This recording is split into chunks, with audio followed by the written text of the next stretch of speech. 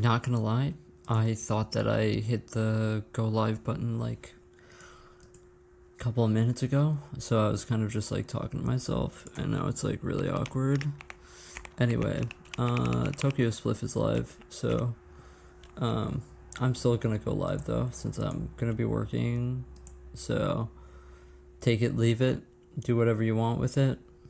Not my problem.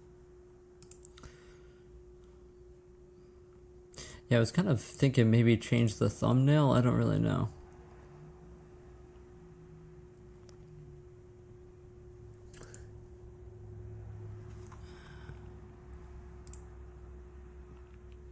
It's kind of awkward to change it.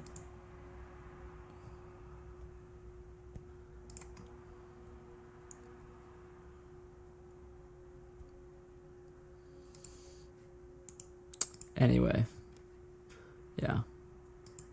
I don't know. I think the thumbnail is like whatever. Like who cares?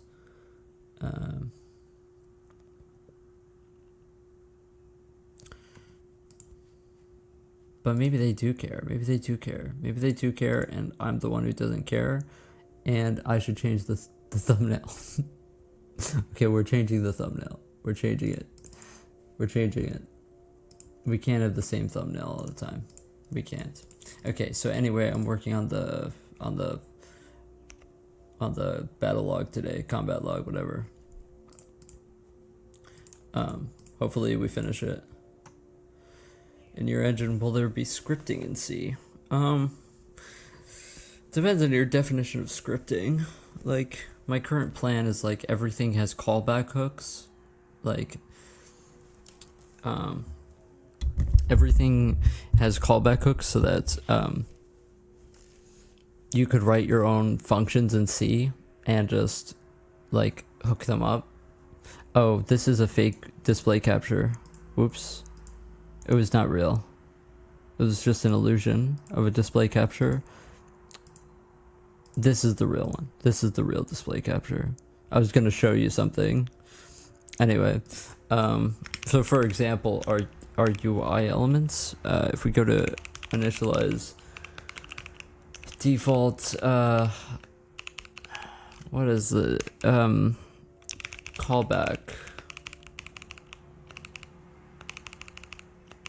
God, this specific part of the file I can never find.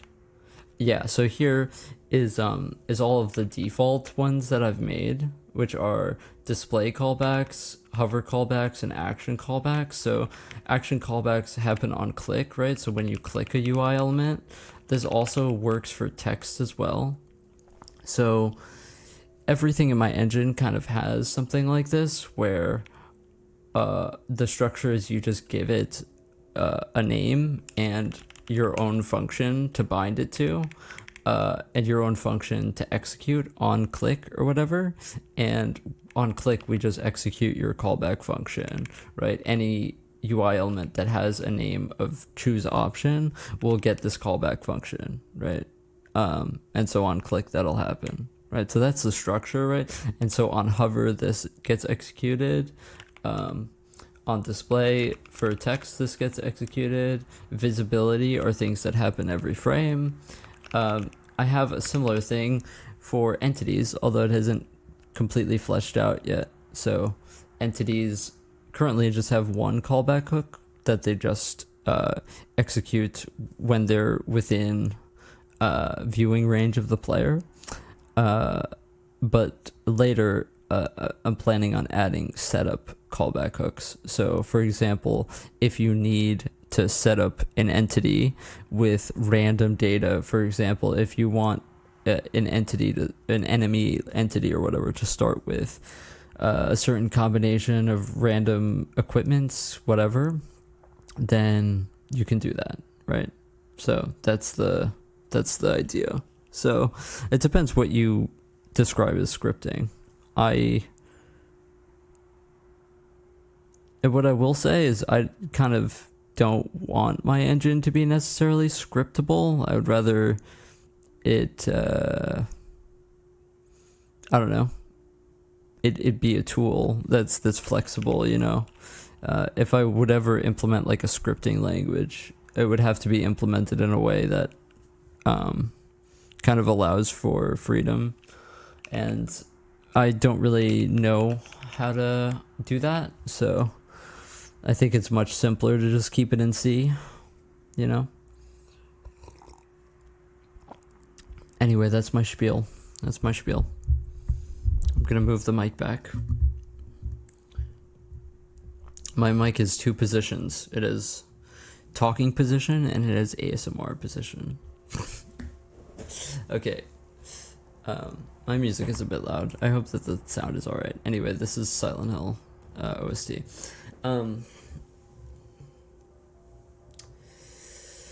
So yeah, I titled this stream Stream Ends When I Finish the Combat Log. So that's what this stream is going to be. And I don't know how long that's going to be. So maybe this is going to be really long. Or maybe it's going to be really short. Who knows? Last we left off, though, we have some really, really difficult bugs to work with, to fix within the UI system. So that's kind of painful. I don't really know what they are per se. They're so confusing that I don't know what they are. If I had to guess, let's just not even worry about this. If I had to guess, it has to do with UIDs, for UI elements and text boxes being reassigned / reused, and that's why some of them are disappearing when they shouldn't be. My understanding of it is that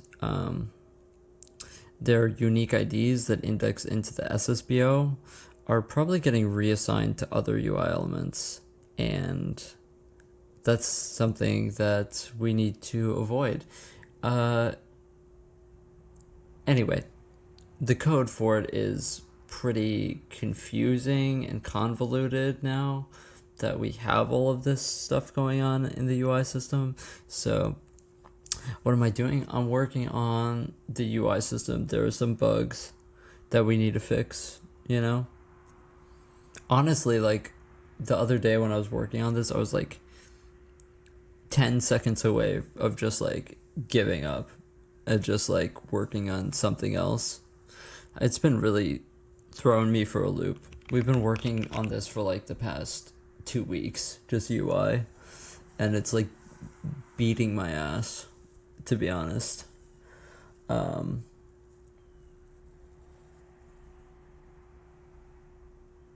thought you said US system and don't give up.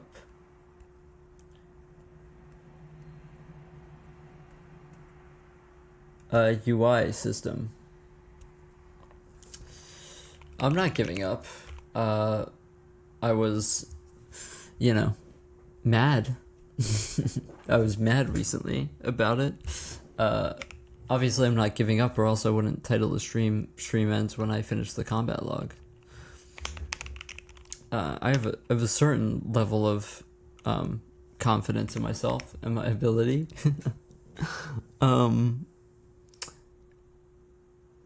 Other than that, we also want to mark down here, create elements needs to go to correct menu, because I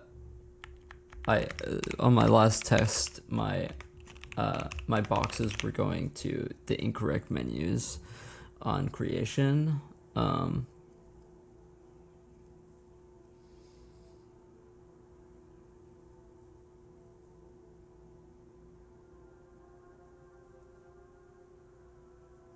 Also, something that's weird is that if we don't click UI change on the at the beginning, we don't load in elements, even though that shouldn't be the behavior. So loading JSON should set up elements, we should not have to force UI change. So investigate load UI.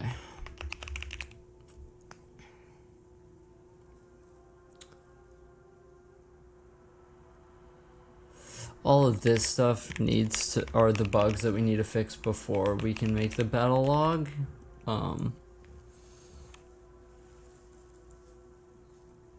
Oh yeah, this is a big one. Move points, select points needs to take into account the transformation matrix for the element. Right now, if you try to move points, it just moves it to an incorrect location since it doesn't take into account the transformation matrix. Basically, every single UI element is actually at 0, 0. We just apply a transformation matrix to it. That was the simplest way to do it with the transformation matrix.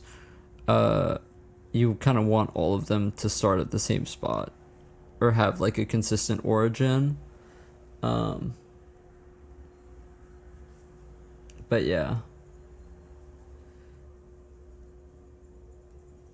Yeah.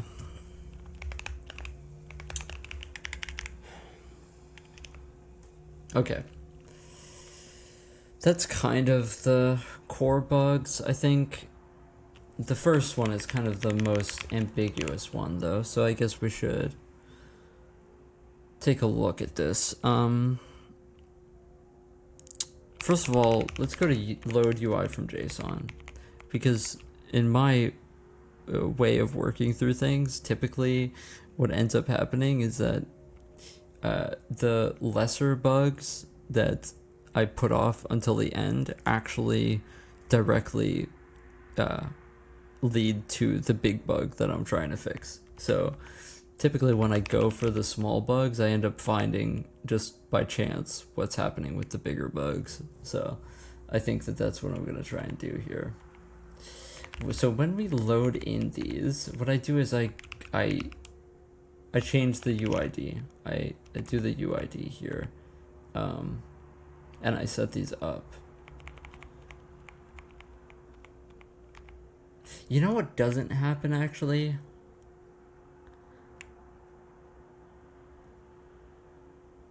Actually, that's so true. I think that we just literally don't call on init UI. Oh, we do call this.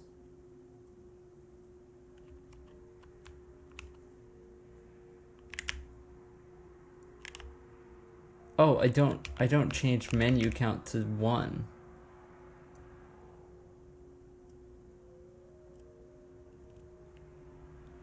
I see.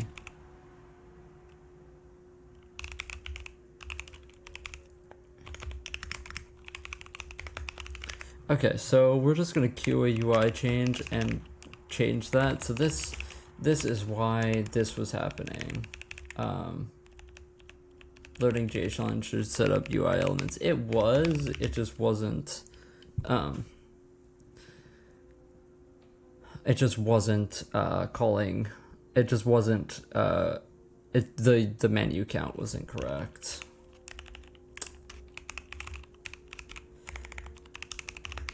Right now, rebuild UI and text raw buffers is such an insane function now.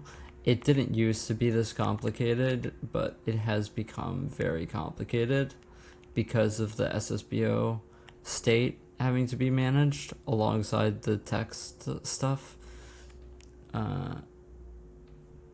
Yeah. Basically, the goal with all of this is to hopefully get to a point with the UI system where we save everything to a file at once, and then we basically don't have to worry about doing any of this during runtime, just to load it in once.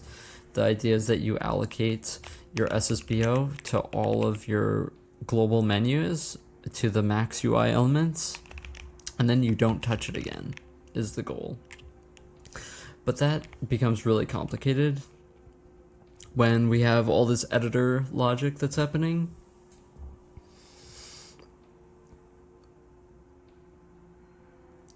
Right now, I'm kind of giving up on drop-downs for the moment. Drop-downs have been giving me so much trouble, and so for the moment, I'm just going to try and avoid that.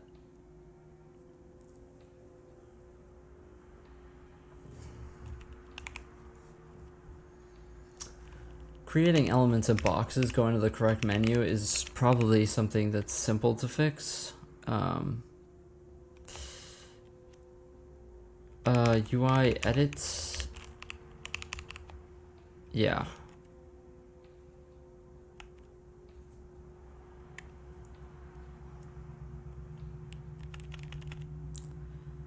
Okay, so move points, we need to change this function. This we already did, that's why transform UI element. Move selected UI points, we're just gonna have to rewrite that function. Create points, honestly, let's just comment this out, dude.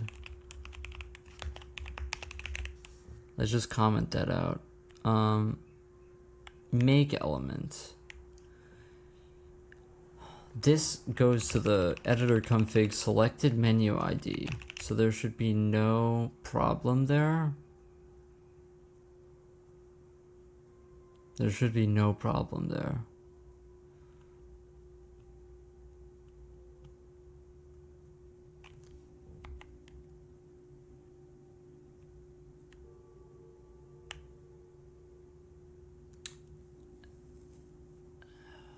Moving text boxes is fine. Create new text box is fine. Add to container. Okay, so this is... Yeah, so, okay, that's what the bug was. I just wasn't going to editor config. That's yeah, I wasn't going to the correct menu. Yeah.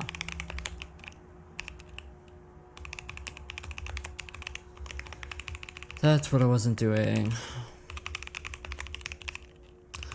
Yeah, also I'm using like new audio and stream settings, so let me know if anything is weird today. I've done kind of extensive testing on it, but I think my ears are just fucked up from so many years of listening to music loud that like it's hard to really test stereo imaged stuff. Also, these earbuds are just super old. Anyway.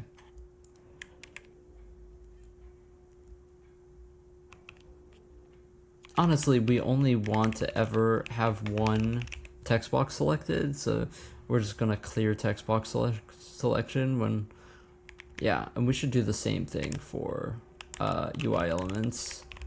We shouldn't have just old selections hanging around. I had this whole idea to have like you be able to select multiple elements at once and transform them, but there's literally no use case for it. So that's why we don't have it. Okay, so two things we need to do is select point from element needs to get, we also want to do this. So we should really never have more than one point selected. There's no point. There's no point. So we're gonna save this to the jump list. Okay, so we need to rewrite this function to take into account the TRS.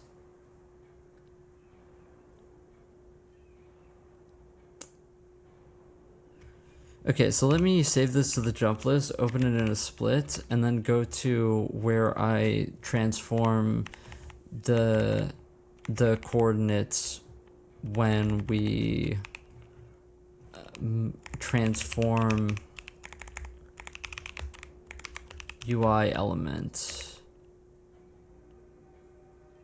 Okay, never mind, it isn't here. When we add UI element to draw buffer, is it here? No. Where is that? Did I do that?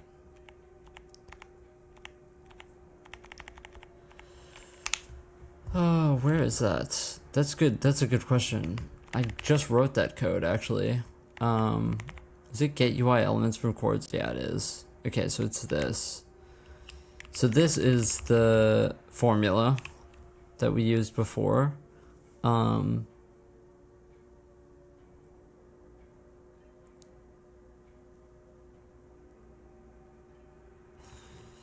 get the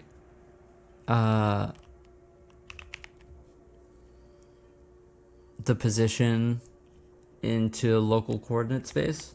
So I think that we're just going to copy and paste that and do that just right at the beginning here.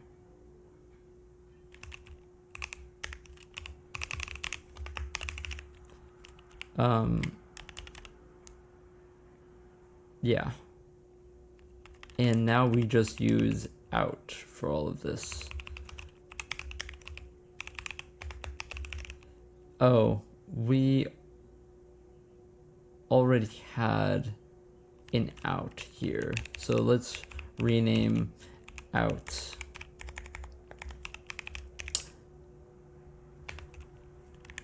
Or, okay, here's what we're actually gonna do is we're gonna rename this to new pause. Or, you know what, let's just call this, yeah, let's call it new pause. Oh gosh. Dude, multiple cursors sometimes messes me up so bad.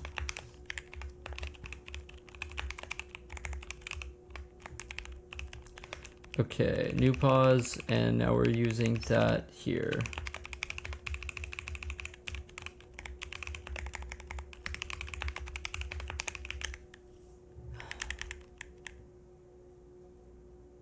Okay, so hopefully that just works. To select the point from element. Now, what we also have to do is move point.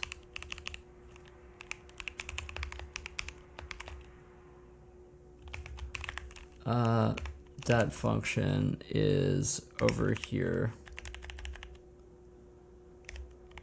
under move point, move selected UI points.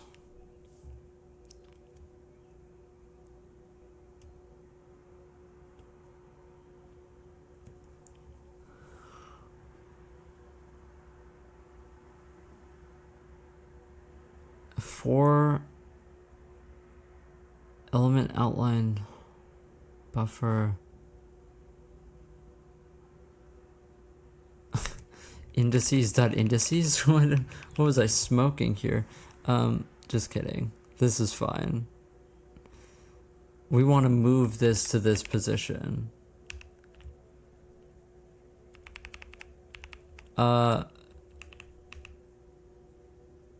Want to move this point to this position.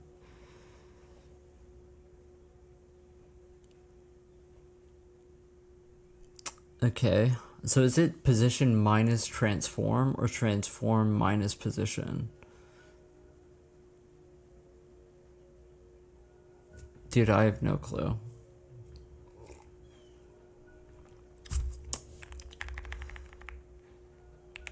It's one of them, and I don't know which one it is, so... Or actually, maybe we have to rotate this into local coordinate space as well, this position. Maybe we should just make this a function.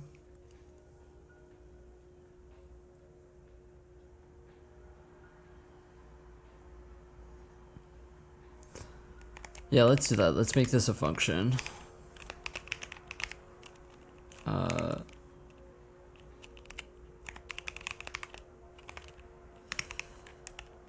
Let me make this a function.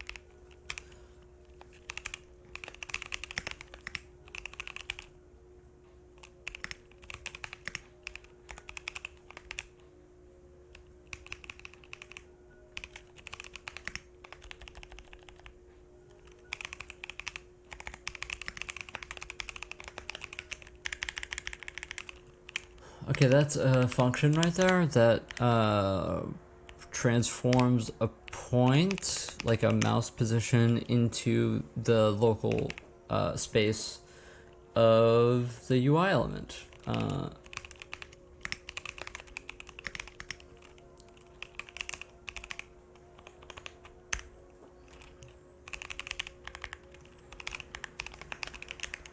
Okay, so that's good for us to have.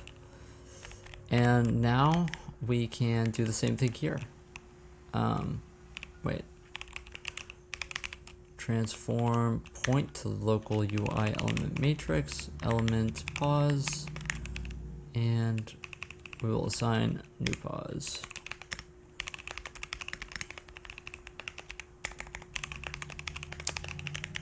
Okay, so that should be that. And now we want to replace this in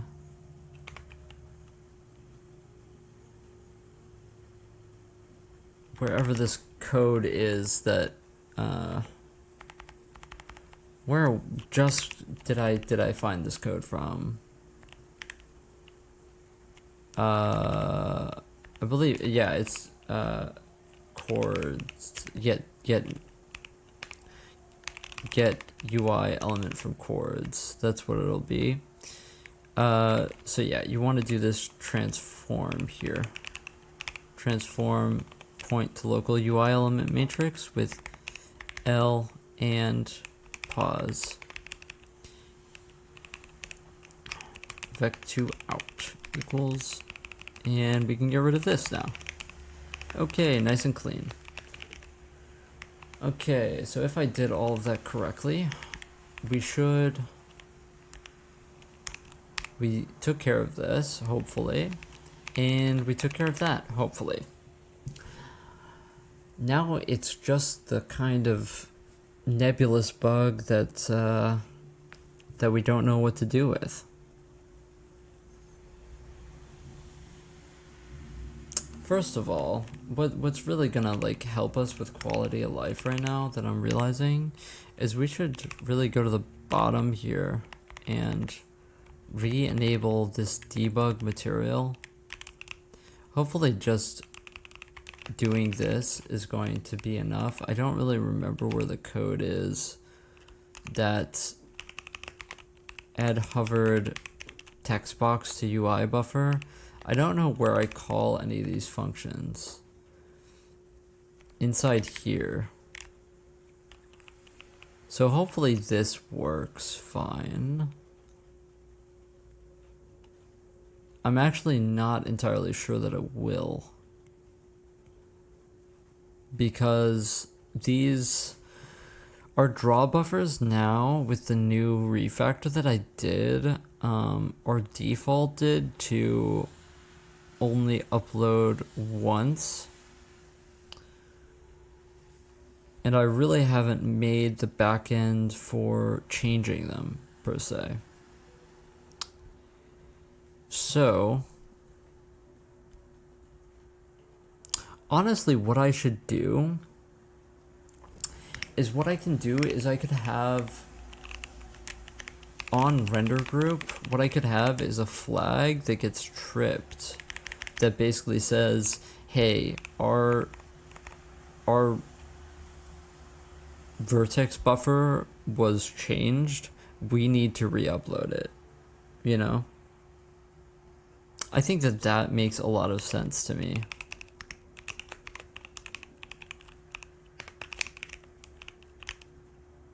I think that makes a lot of sense to me.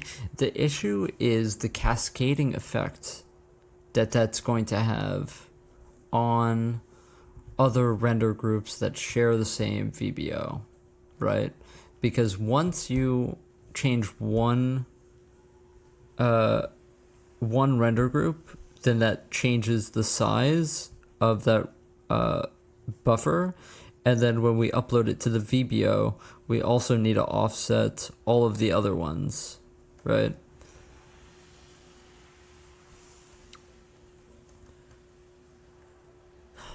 So that's something right there. Now what you could do here is you could make a system that like basically allocates extra space and then just zeroes out the rest of the space, anticipating the render group to expand at some point, right? Just like giving extra memory just in case that render group's portion of the VBO expands. You could do that.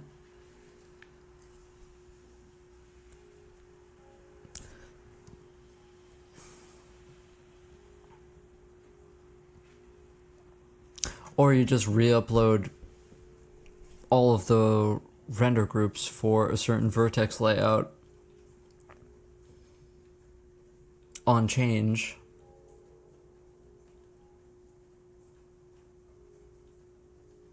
Which might be a lot, to be honest. That would be like for example, with our like entity meshes, that would be like re-uploading every single model.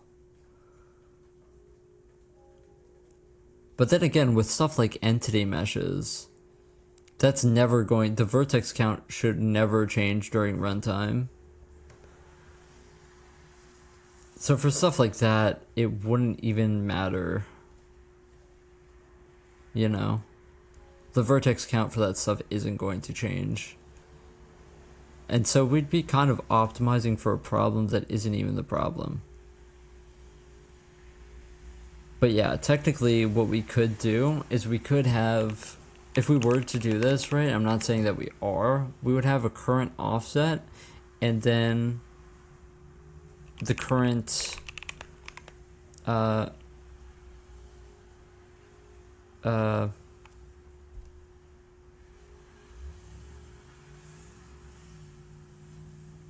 current capacity, I guess you could say.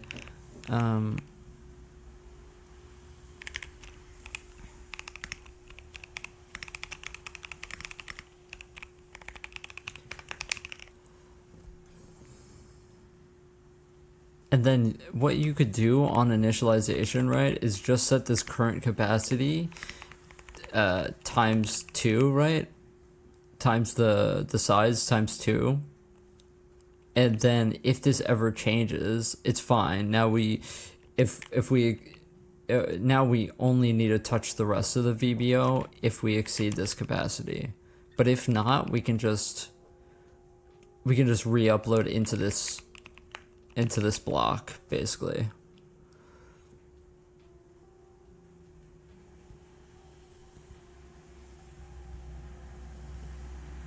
I think that makes sense to me.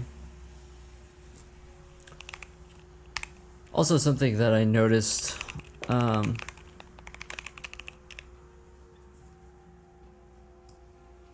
don't know if I should put the music louder or whatever.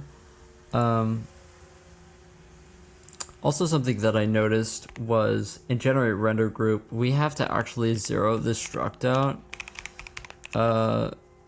We should really make something that that just literally sets it to an initialized 0 thing, but for now I'm just going to put this 0, 0 just to make sure here, because these groups don't start out zeroed, they're realloc. Okay, so let's go to where I do that.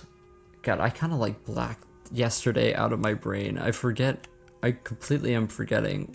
Okay, so we set the current offsets up here when we initialize OpenGL buffer data, right?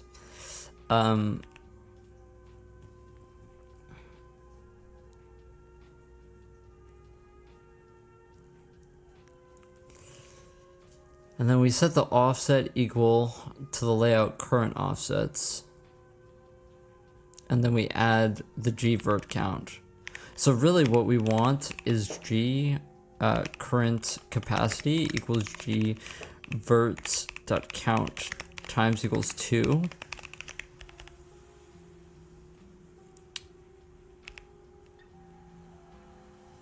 And then just add that instead, g current capacity. Then what you want to do here is you want to subdata the rest, right? So you want to go from the current offsets plus gvert.count, and you want to go to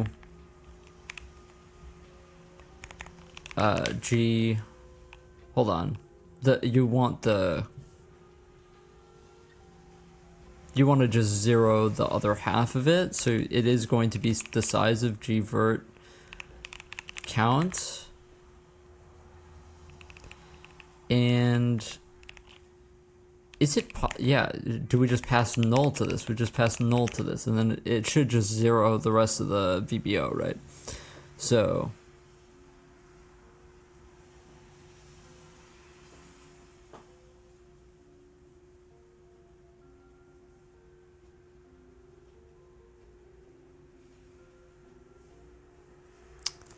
okay.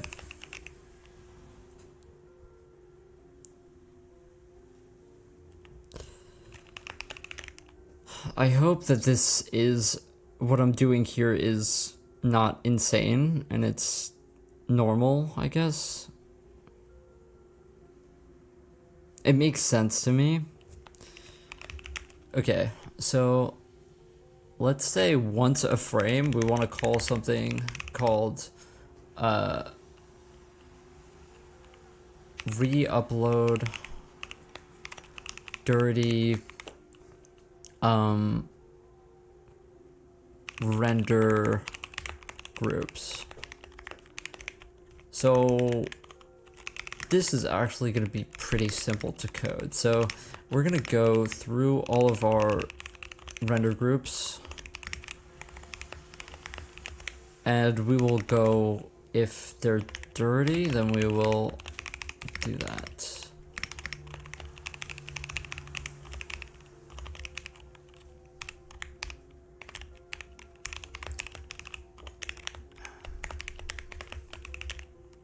So I literally just did this thing where I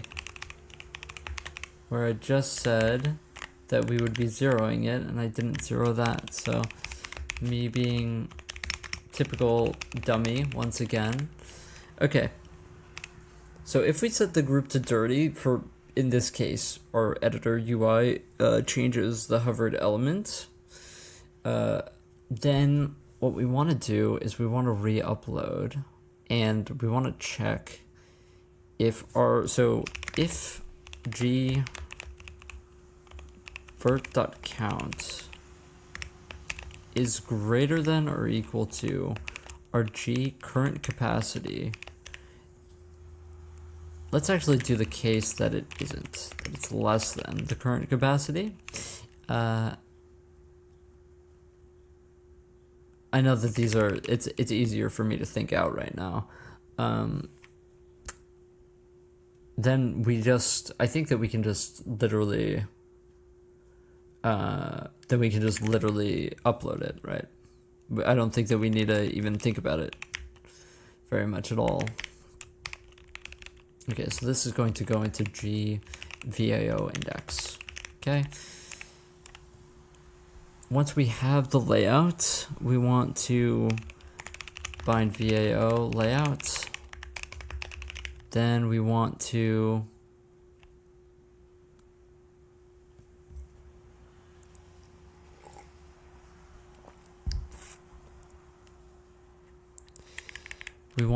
just subdata it.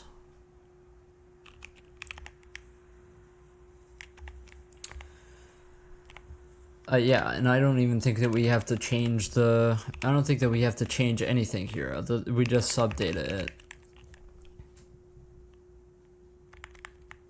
Instead of layout current offset, we want to go to G current offset. Yeah, I think that that's just fine. And if it isn't,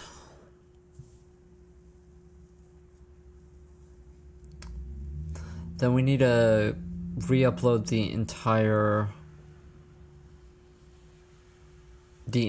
buffer. The entire layouts buffer. So how do I find that without looping through every render group and finding the match on the index?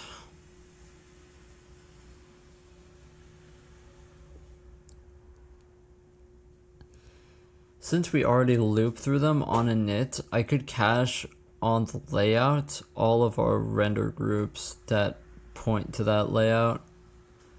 I could do that.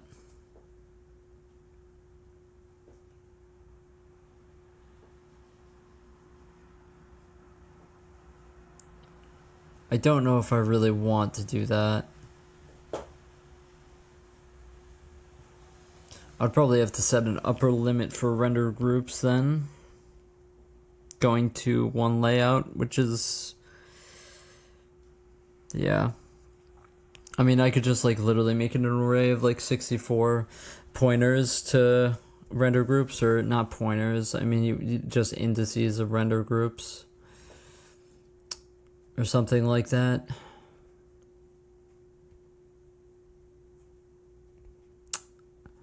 Yeah, you're just gonna end up with issues later on if our render groups numbers change at all.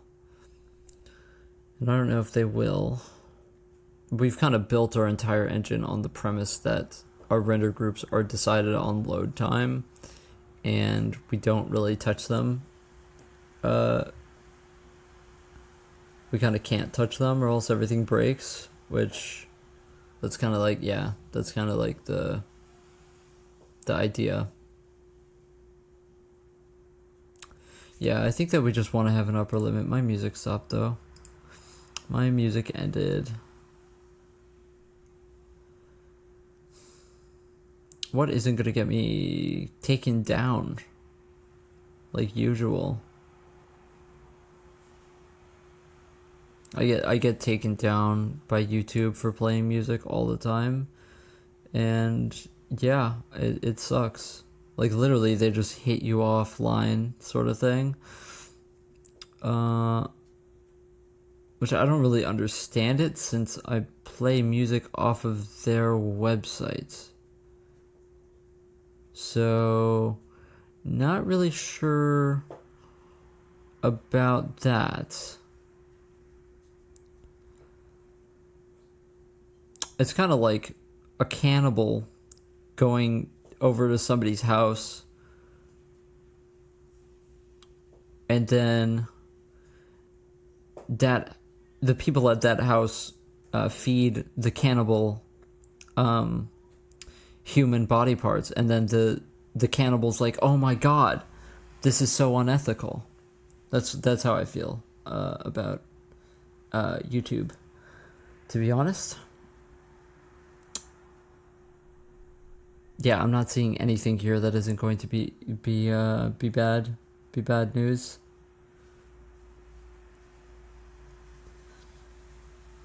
Honestly, the breakcore mixes have actually been kind to me. I might play one of those.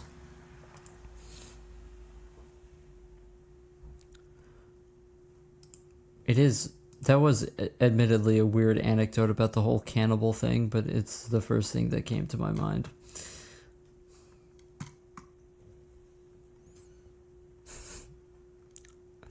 I'm going through my liked videos.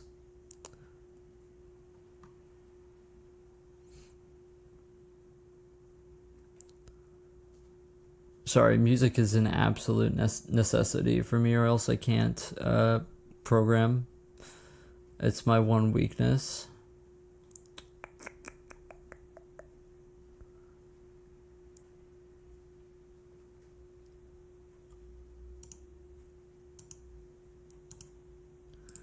This mix is good though. It's hopefully it doesn't get me copyrighted. It might. It might.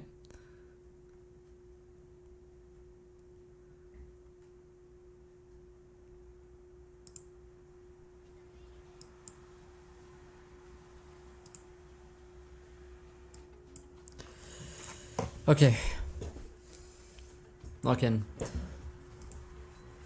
Okay, so this is what we're gonna do. We are going to put that on the struct for vertex layout. We're just going to have a render group pointer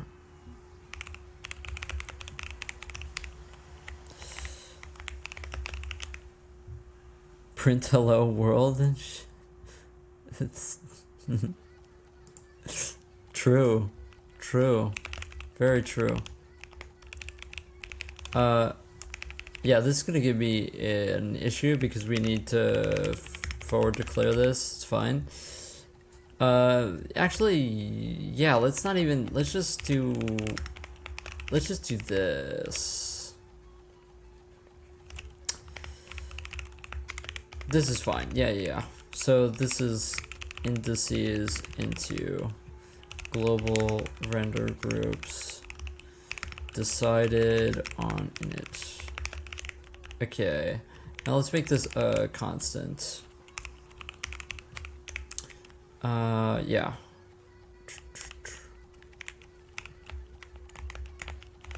So many of these aren't even being used, to be honest, but they still are around for whatever reason. Max.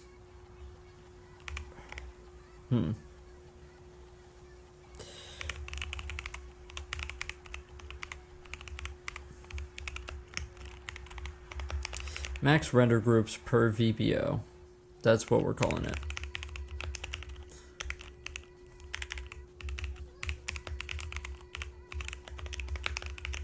Okay, so now we have an upper limit, and that sucks, but oh well. Who cares? So right now, let's just do this side of it. We still need to assign into that list, but let's just loop through. Actually, let's make this a function. Let's call this re-upload.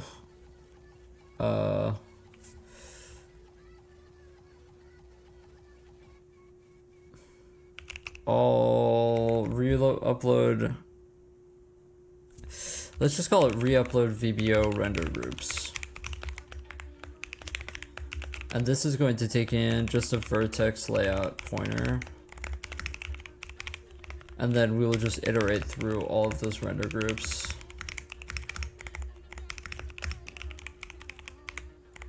We need a counter on that.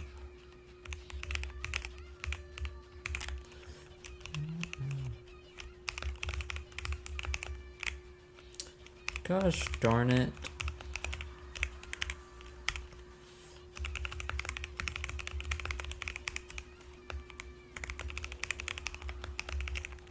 Okay.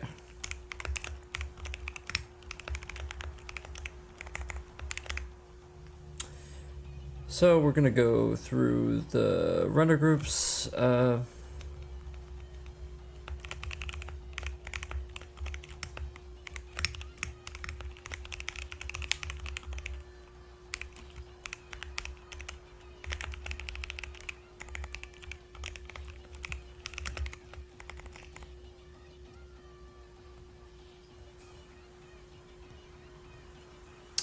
Yeah.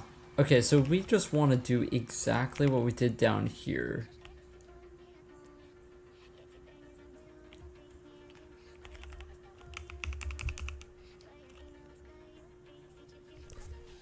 Yeah, so let's do this. Let's do an if here. If our layout buffer usage is GL static draw, then we want to upload just the data that we have stored on it. Otherwise, we want to iterate the groups. if we're in this case, then all we want to do, first of all, we have to bind VAO layout. Over here, what we want to do is we want to just GL buffer data to the buffer override from 0.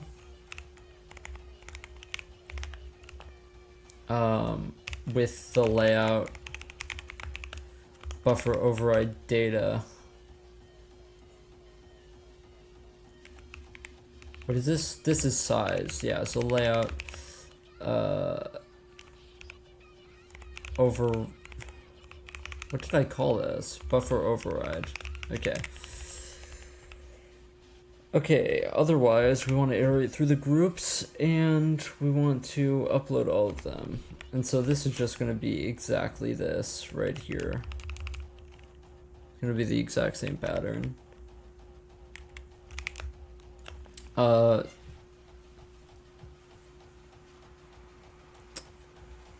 So we're taking the current offset to the count with the buffer, then we set it to the layout current offset. Of course, most important thing here is that we have to reset layout current offset and layout current capacity.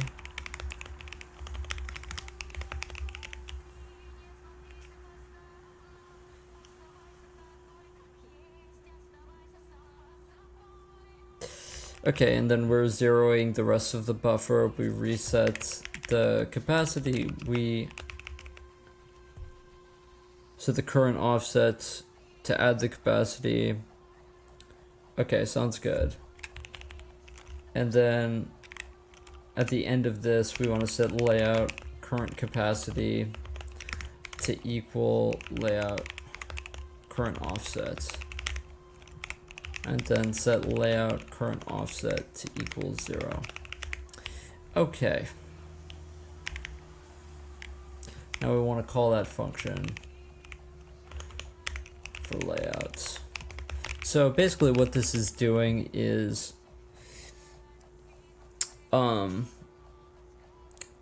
if a render group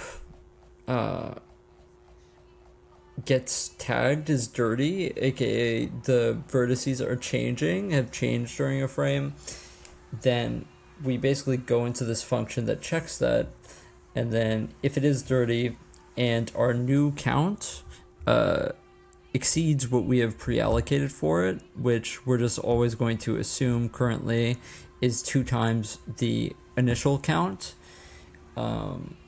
If it exceeds that, then we have to re-upload everything that was in that VBO. Otherwise, we just re-upload it to the VBO like this. Yeah, we could just subdata it in. All right, sounds good to me. These functions are gonna have to go into the header file though.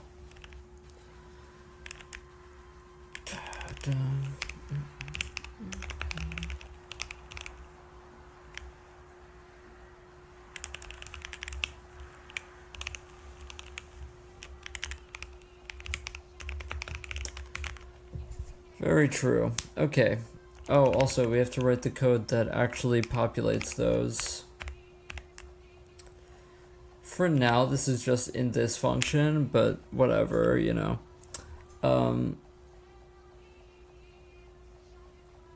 Okay.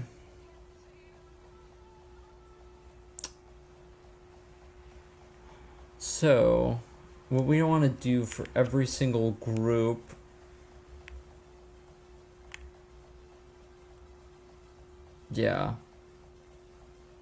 for every group that we get, if we aren't GL static draw, we want to go layout.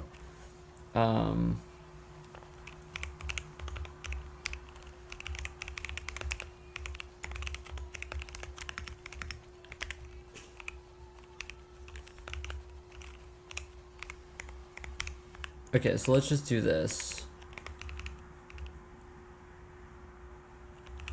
Oh yeah, I forgot to put this. This is this. Okay, so if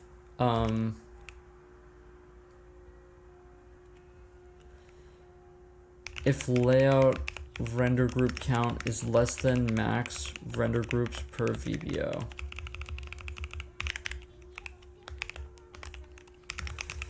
Else we want to print out that max render groups per VBO exceeded. Okay. We also want to do at the beginning of this, we want to always set, since we iterate through our bindings right here, we want to always set layout render group count to equal 0. For example, if we call this again, then we want to make sure that all of our layouts are initialized to 0 and we rebuild the list every time. Okay.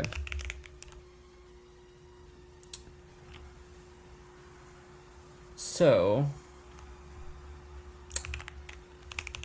now what I want to do is we need to slot that function into render scene new. I think we just do this here.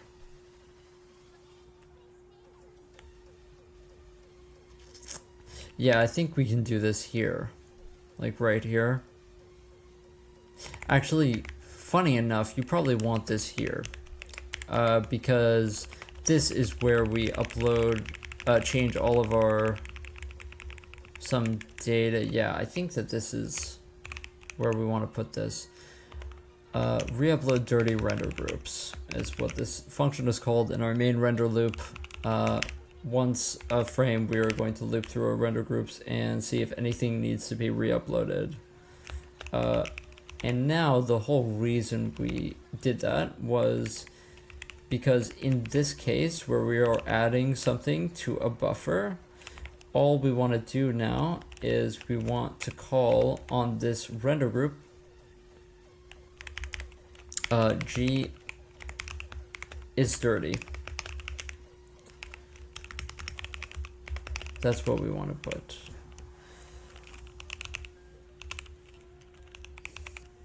And I'm sure that this is going to work without a doubt, and we're gonna have no bugs here.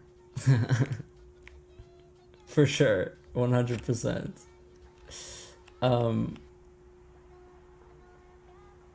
I think add selected UI points to UI buffer also is a part of this.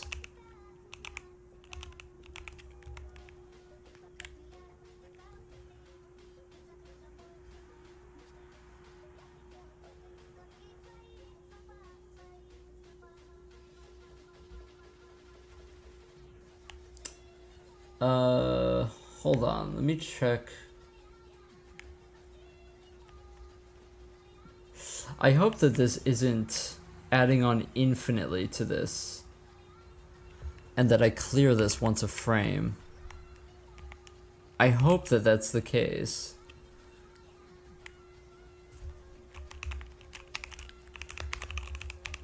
Clear UI debug buffer. Yeah, I do it. I do automatically clear this.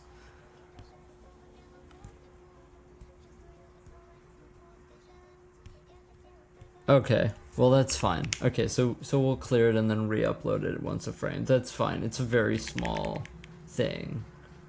I'm trying to figure out add selected UI points to UI buffer. Is that a thing that is in use? I don't think so.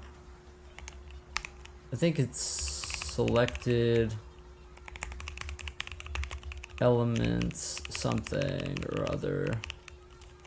I don't know why I'm trying to look for it. I can just find it like literally right here.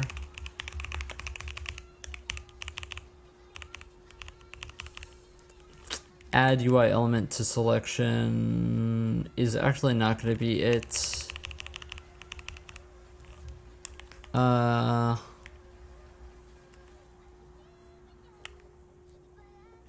I think it's on mouse move that we call it, right? Maybe not. What I'm trying to find right now is I'm trying to find where we write this currently selected UI element or text box to the debug buffer. I would have assumed that it's on selection, but I suppose it's not. Unless it was in that function and I was just completely blind. Add UI element to selection. No, this doesn't do it.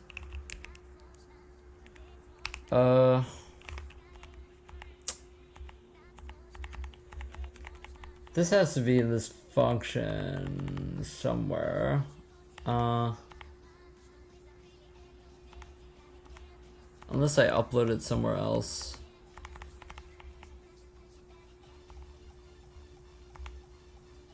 I wrote this function like maybe a week ago.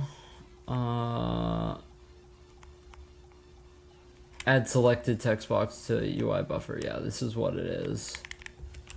So all we need to do is G is dirty equals true on this. And we already have it for add selected UI buffer. Yeah. So it's this as well. And now that should be it. That should be it. I wonder if on clear we want to do something or not.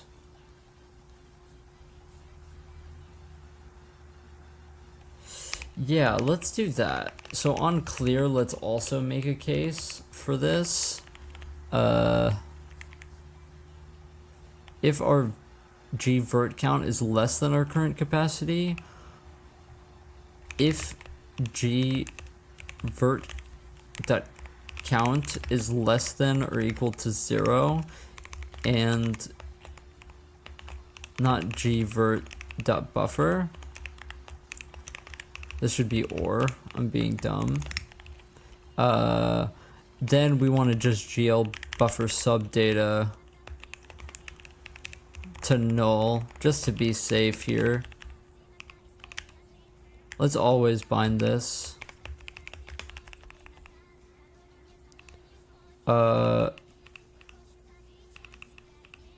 Gvert count.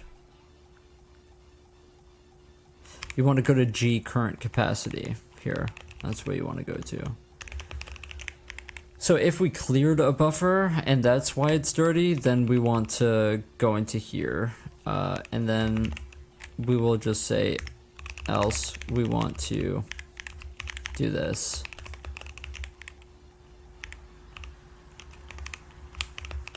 Fantastic. What resources do you recommend for building an engine?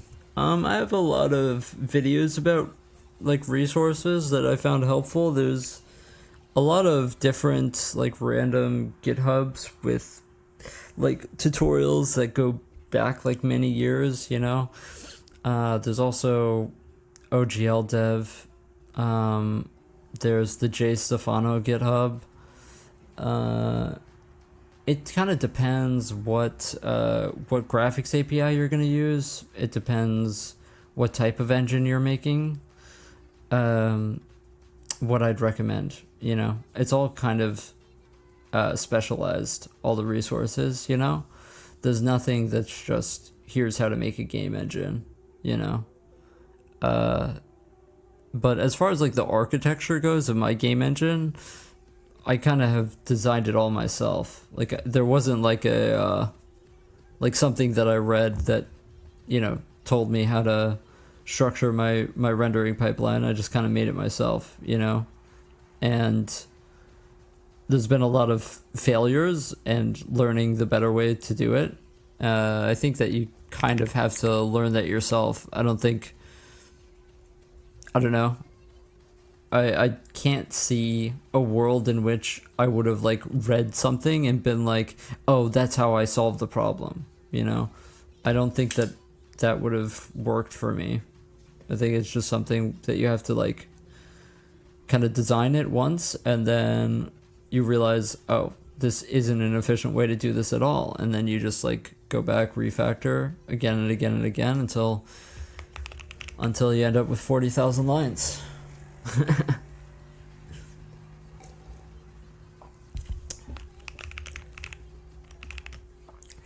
It's not a hobby, it's an obsession, you know.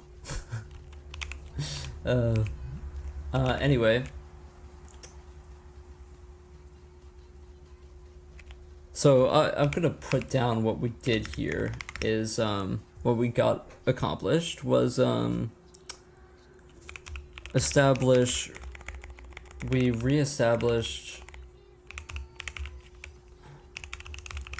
the UI debug buffer and created the functions to upload dirty vertices and manage VBO capacity.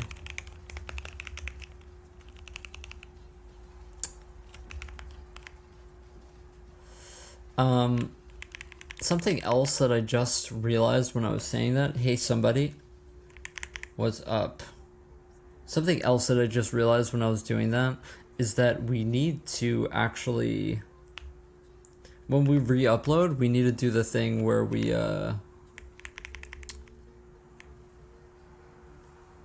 yeah, where we do this.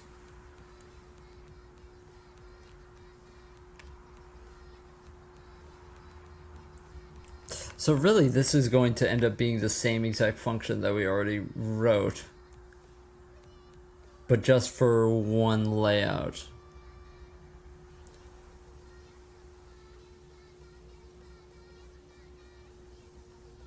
I suppose it's fine, but yeah, so what you have to do over here, for instance, is you have to loop actually through all of the render groups beforehand. Reason being is that you need to know the new capacity that we are allocating for. Also, we have to, I'm realizing, go into here, and our current capacity is going to be this times 2, because that's how we're allocating now. That is how we're doing it now.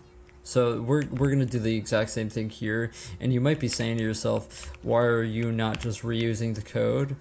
And to that, I'm gonna say the reason why we're not reusing the code is because for one layout, we just want to loop linearly, and it would be inefficient to loop this with that function. It would take longer. So that's the reason.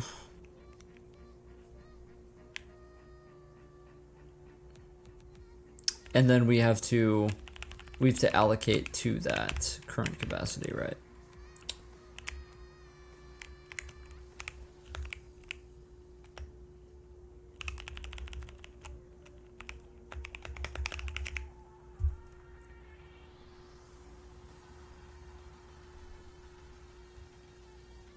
I have a lot to learn, that's what I'm saying right now. To be honest, what I'm doing here isn't very complicated in terms of like, you know, graphics pipeline. It's just kind of coding logic, right? What I'm doing is I have this buffer that we're filling full of things, and so what we have to do is before we fill it with things, we have to find out how many things are going to go in it, right? And allocate extra space just in case we need to change one of those things that's in it, and it changes in size, right? So it's not very complicated. And then we just loop through the things, and then we fill it with data, and then we fill the empty space with empty data that, you know, allows us to resize it later. Okay.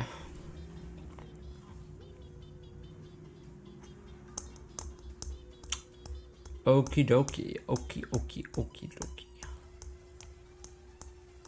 Yeah, when you put it like that, it sounds a lot simpler. Yeah, I mean, to be honest, this is all a game engine is. Like, people think like it's this you know, some like, oh, the graphics API is so complicated. No, it's really just like doing a lot of code. It's just doing a lot of code. You know, it's not that complicated at all. I think it does take a certain person though to write 40,000 lines of C though. A certain level of insanity. Okay.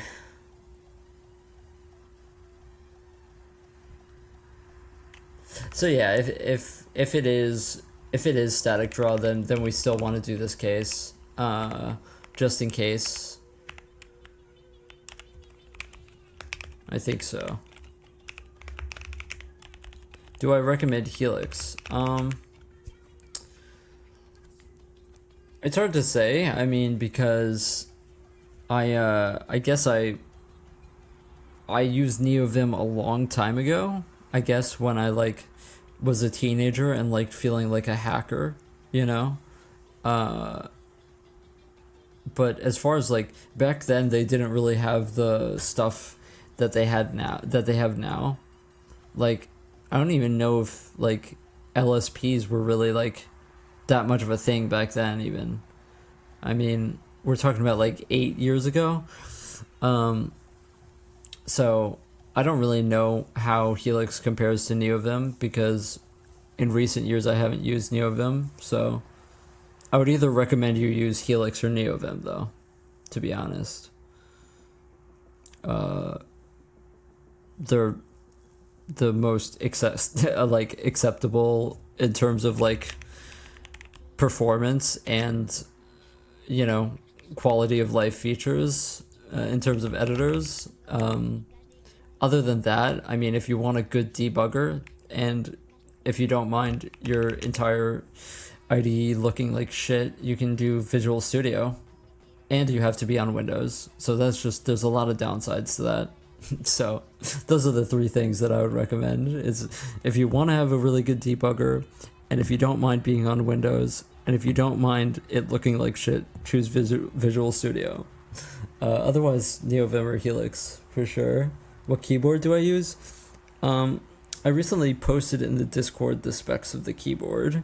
I built it like 4 years ago now or something like that.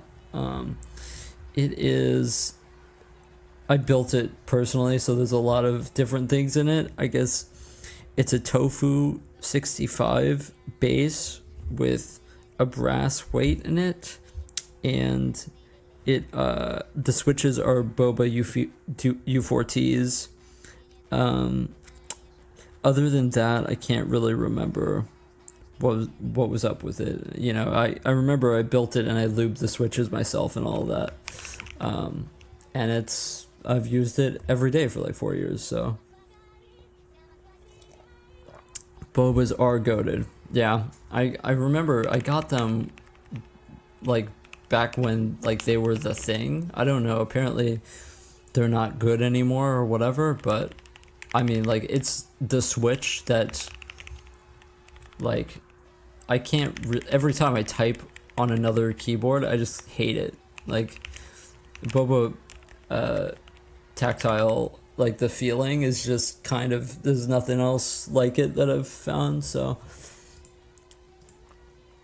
I don't really like clicky keyboards and I really hate linear switches, so it's kind of like the best compromise.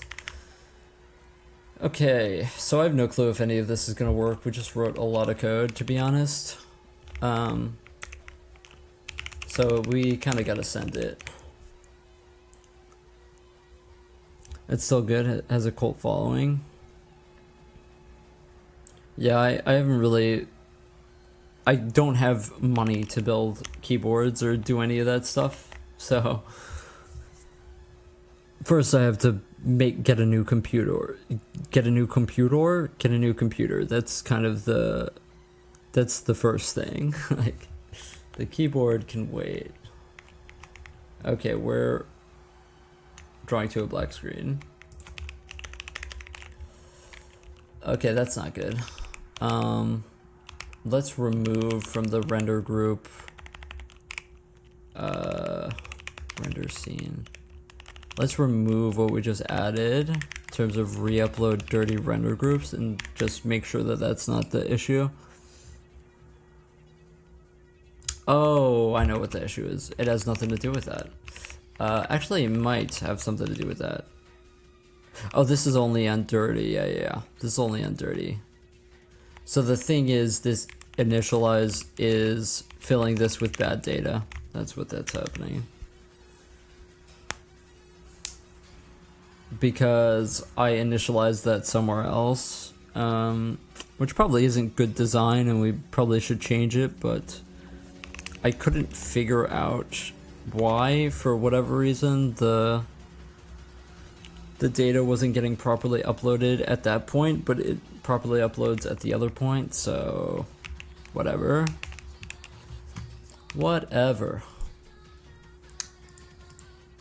Okay, so now if I go to menu toggle, okay, so we still have to click UI change for whatever reason. You hate to see it, Okay, let's just try to test the things that we changed. We also have to make it upload this color too. Okay, but let's just test this, test out the point thing. First of all, let's just try selecting point. We selected the wrong point. Also, our UI debug is not rendering in terms of the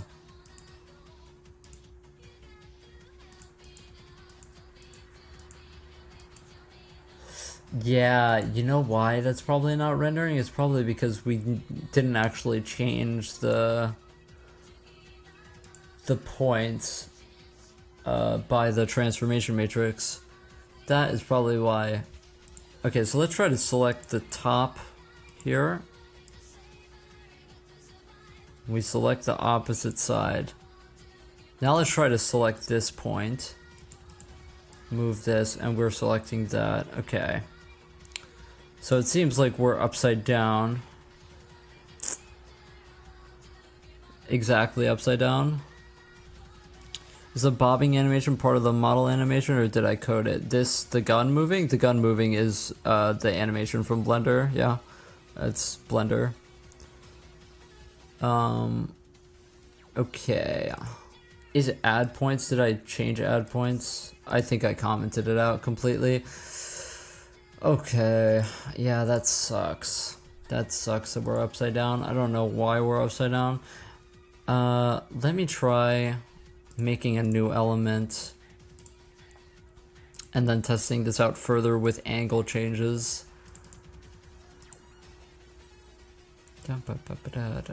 And scaling it up. And let's see if we are still exactly upside down. So select points, move point. Interesting. So that went to there. So it's completely, our orientation is upside down.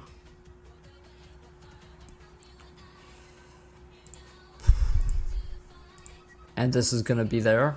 Yeah. Shit. Okay. But as far as moving it, it makes sense.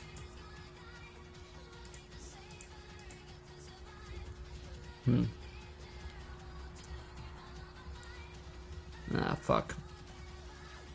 This is the problem with having a mustache, is you get like hair in your mouth all the time.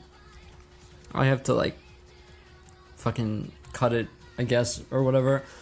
Okay,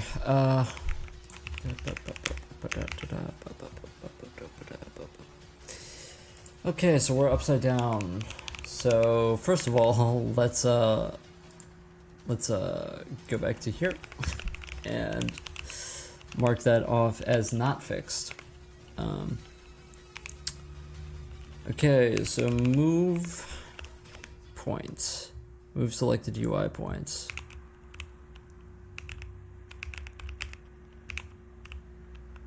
The thing is that this function transforms point to local UI element matrix, right? This is the same thing that we use when we are moving our elements or grabbing. Oh. You know what? We're probably just upside down in general. We're probably just upside down in general because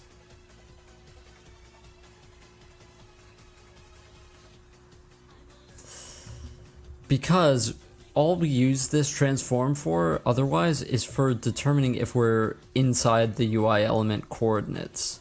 So that doesn't matter if we're upside down because either way we'd be inside of the outline. So it's probably always been a bug, actually.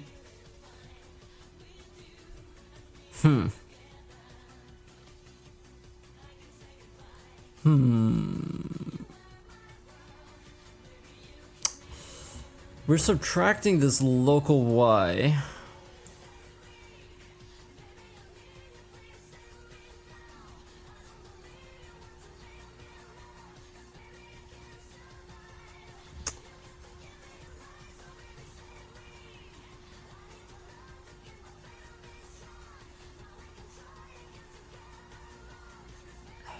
Yeah, this is hard.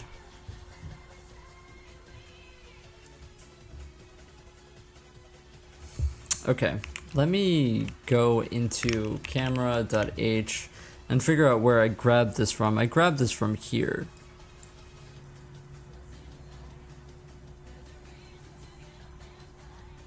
This is how we compose the matrix to transform the elements in the first place.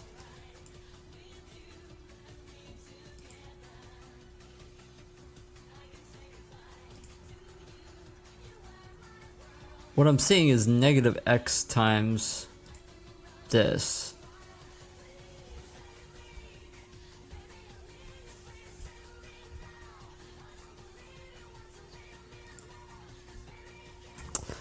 Let me try that.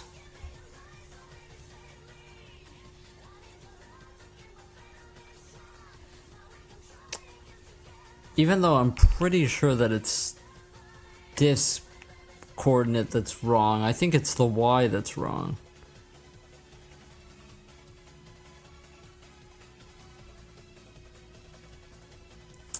Yeah, I don't really know how I'm going to figure this out without like literally just trying it. And so we're just going to try it like that.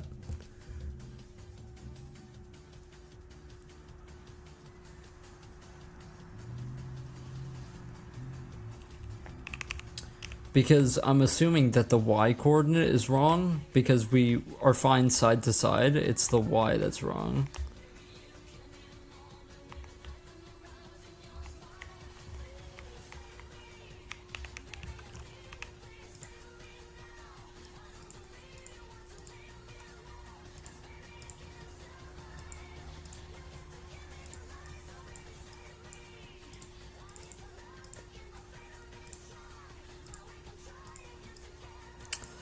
Holy shit, dude.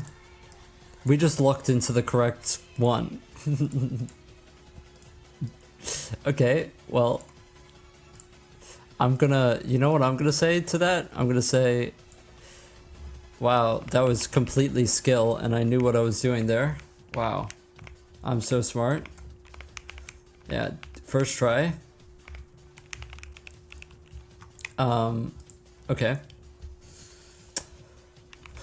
So I'm gonna mark that off the list now. Okay, there was a little bit of intuition behind it, but still, I think we really got lucky there, to be honest. So I'm gonna mark this off of our list. Yeah, so this isn't working. This isn't working either. This isn't working either.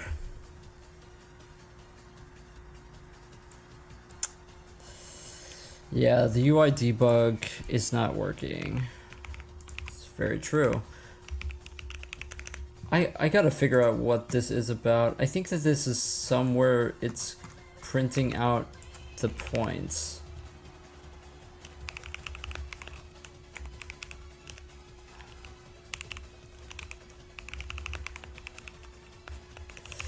maybe it's in add UI element to draw buffer.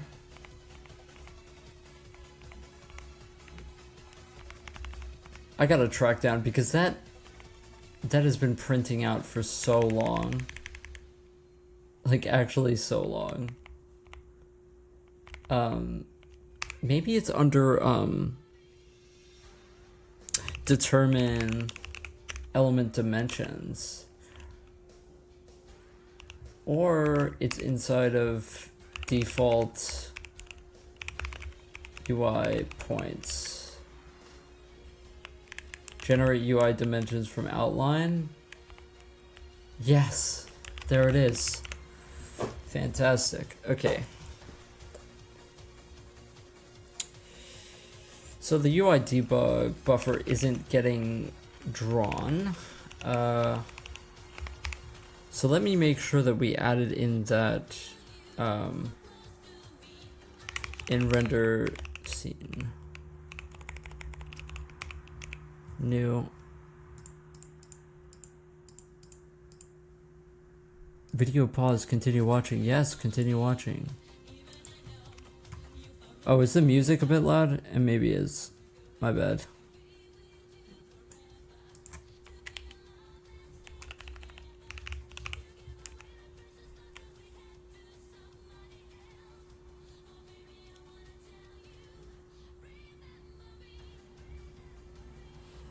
Yeah, so we are calling it.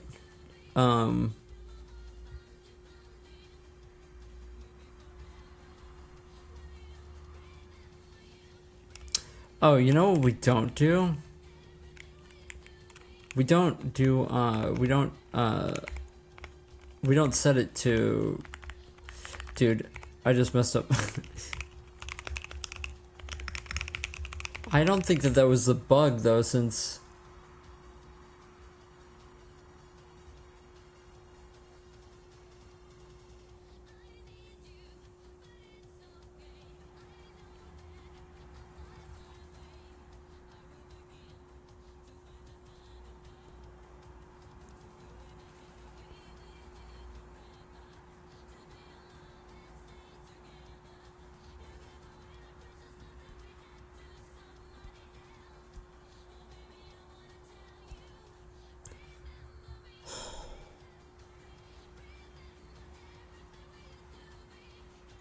See, I'm thinking, what I'm thinking here is that this is always going to be less than the current capacity, or this is never going to be less than the current capacity because we don't get a current capacity for our buffers that aren't initialized to anything. And so in that case, we would re-upload VBO render groups. So we would be calling this and layout current capacity, layout render group count. We have to make sure that we're getting the correct render group count and the correct render groups pushed into the array. We set it here if it isn't static draw.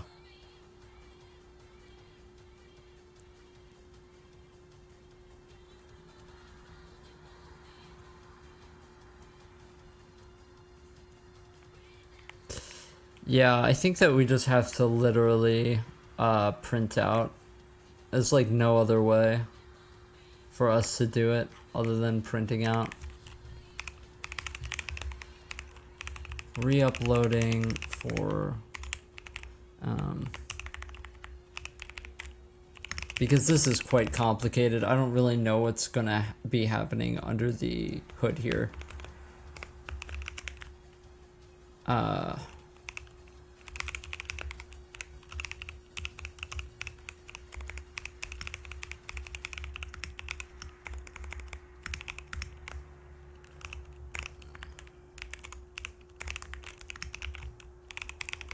And I just want to see what the current capacity is.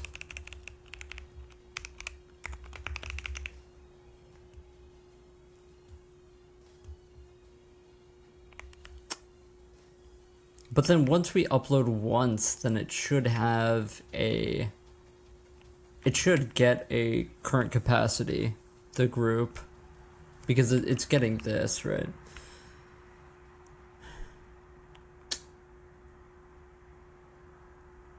Okay.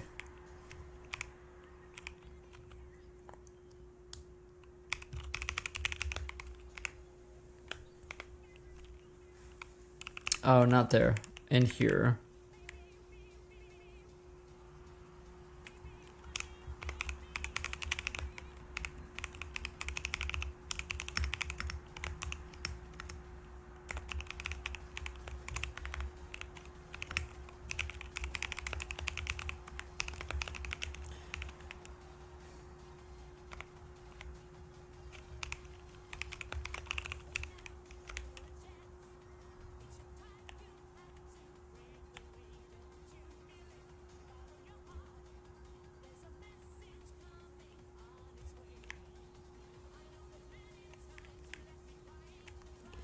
And I did re-enable the thing, right? I did.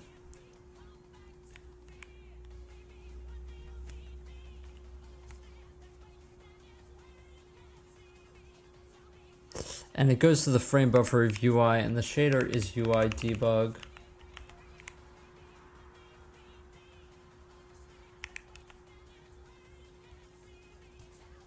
V visible equals EU visible. I really don't think that we should be doing that.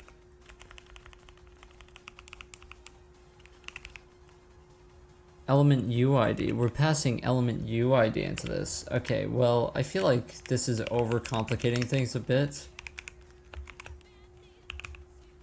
I feel like this is completely unnecessary. Let's just try just drawing. How about that? Oh, because we wanted the U model.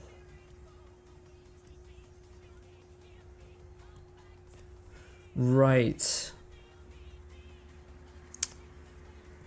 Oh, there is a reason for this, actually. Right, because we need to apply the U model.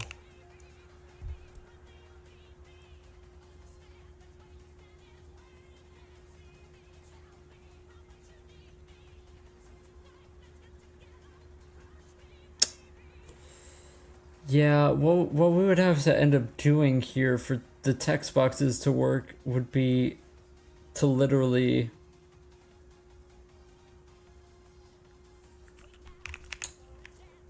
do a different material. But I mean, it's not even text boxes that aren't working, it's just in general. So yeah.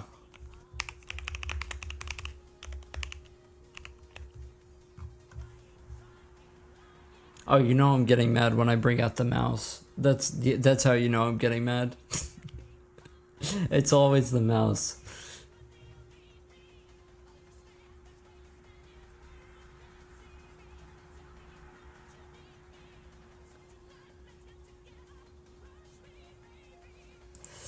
Okay, let's try to ignore the V visible flag though still. Let's try that.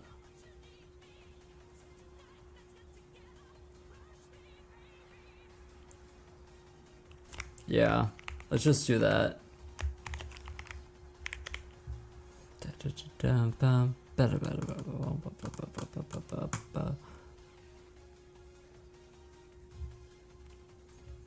I hope that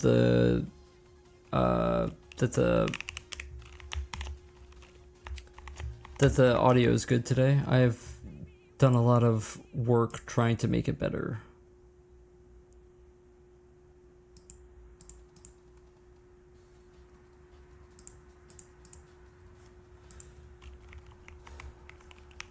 Okie dokie.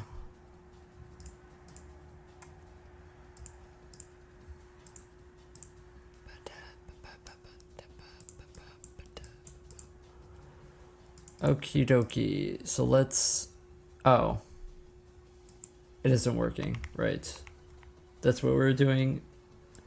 Successful re-upload to 0. Re-uploading for UI debug. 0, 0, 0, 0, 0.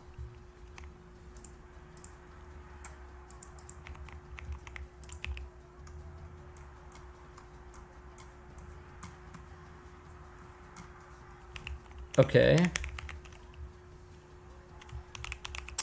Okay, so we aren't uploading.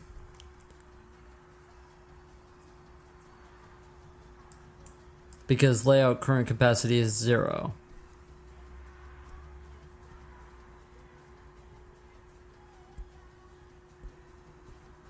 Which means that layout render group count is 0.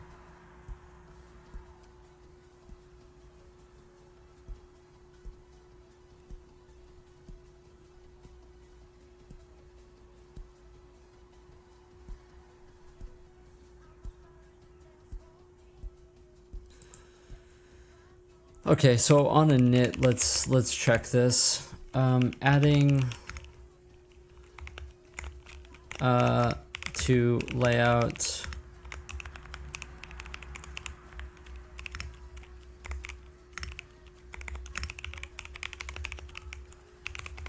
I need to see this so that we can determine if it's even getting added, because I'm pretty sure what's happening here is that the UI debug layout doesn't have a render group attached to it on a init.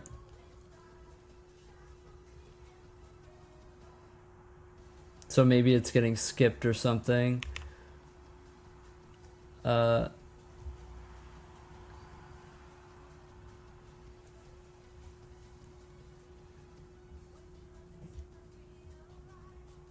Adding 17.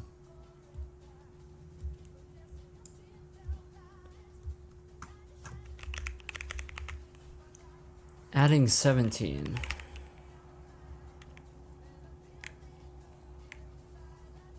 So we do actually.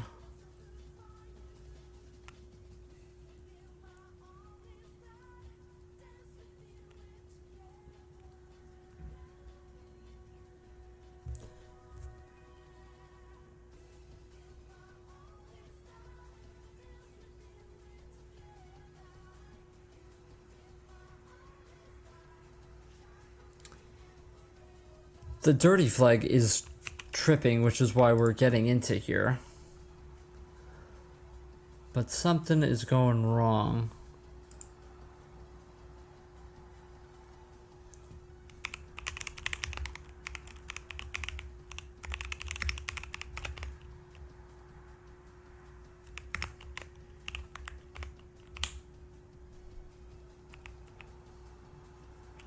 Oh, I'm stupid. That's what I'm... Yeah, I was just being dumb. My bad.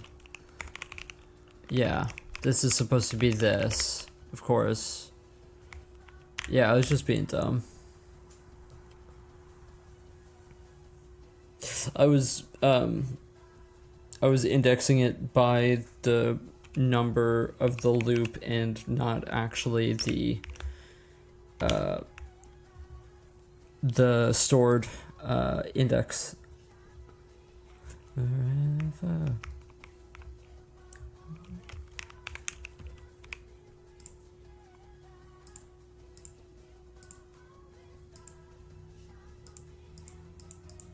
Okay. Now we are getting successful uploads, but we aren't.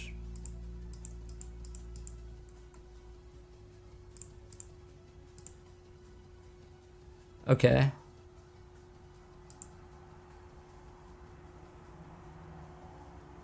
Interesting.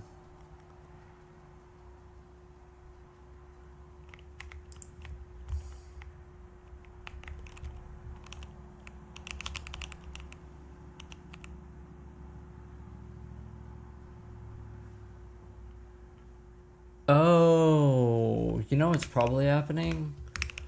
I probably don't bind the SSBO. I feel like that should still work though. I feel like that should still work. Let's make sure that it's actually the same.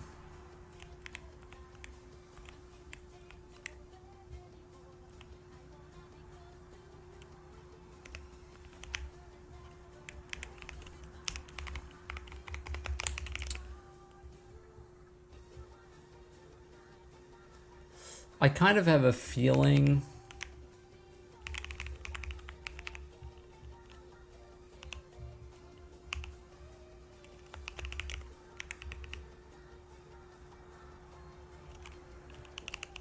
that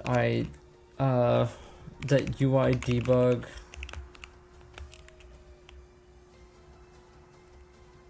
has the wrong stride.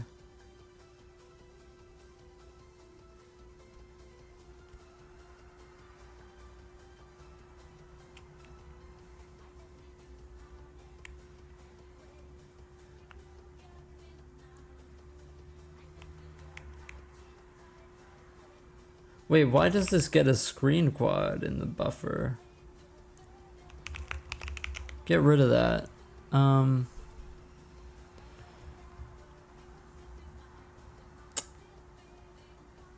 offset 3.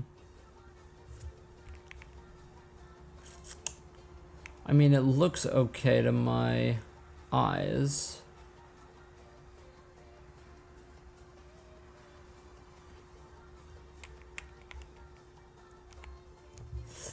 Unless GL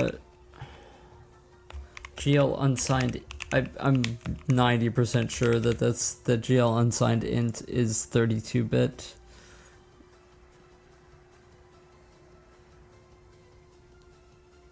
Yeah. Yeah, it is.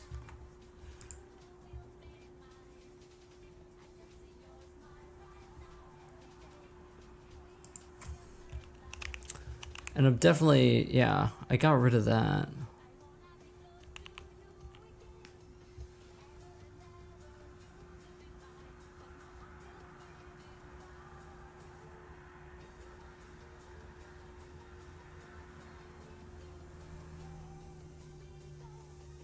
The thing is, this is guaranteed to draw after. Oh, that's why. Wait, but this is still binding 0.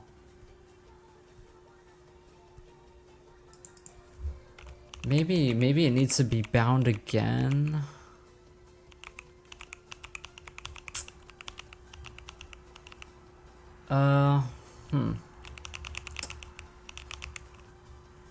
Does the SSBO need to be bound twice, or can I just use it 2 times once it's bound for a frame? I feel like you should be able to use it twice, no?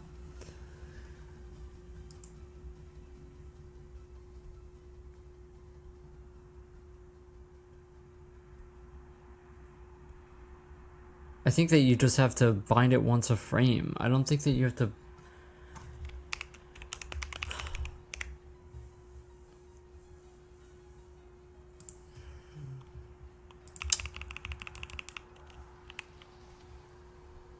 Let's just try this. Let me try this.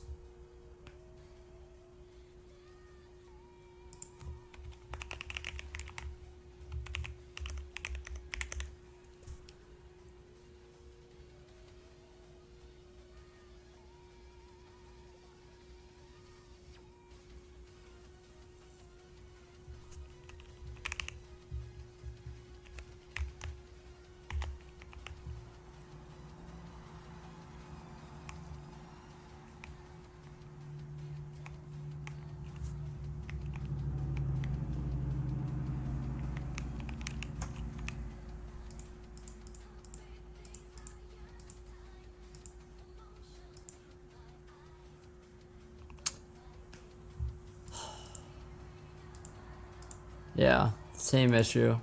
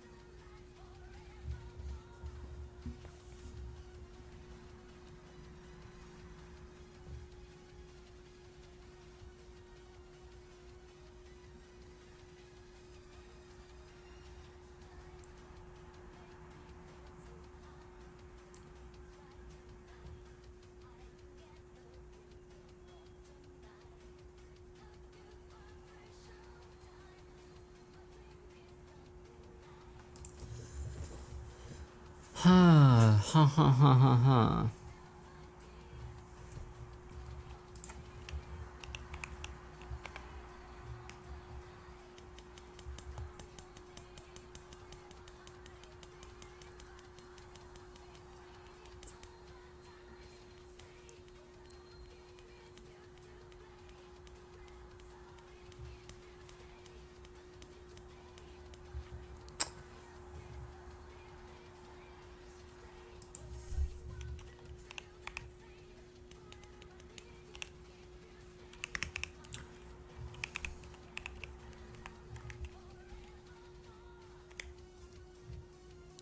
What am I missing?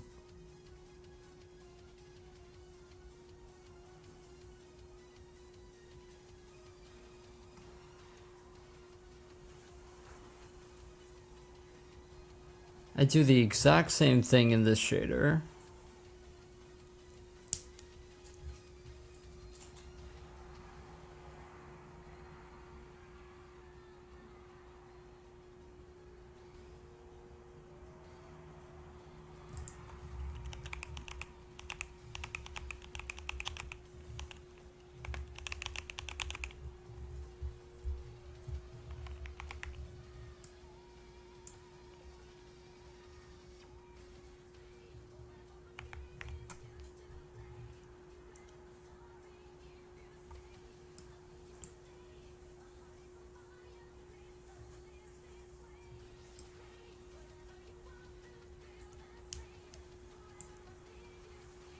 Let's make sure that I wrote this correctly.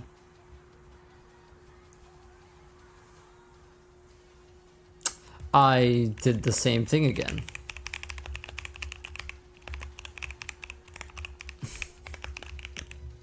Yeah. Yeah. Yeah.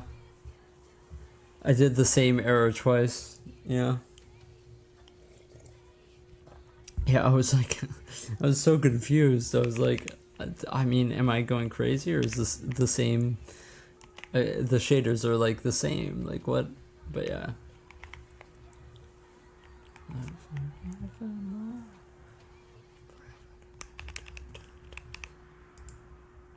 Okie dokie. So menu change.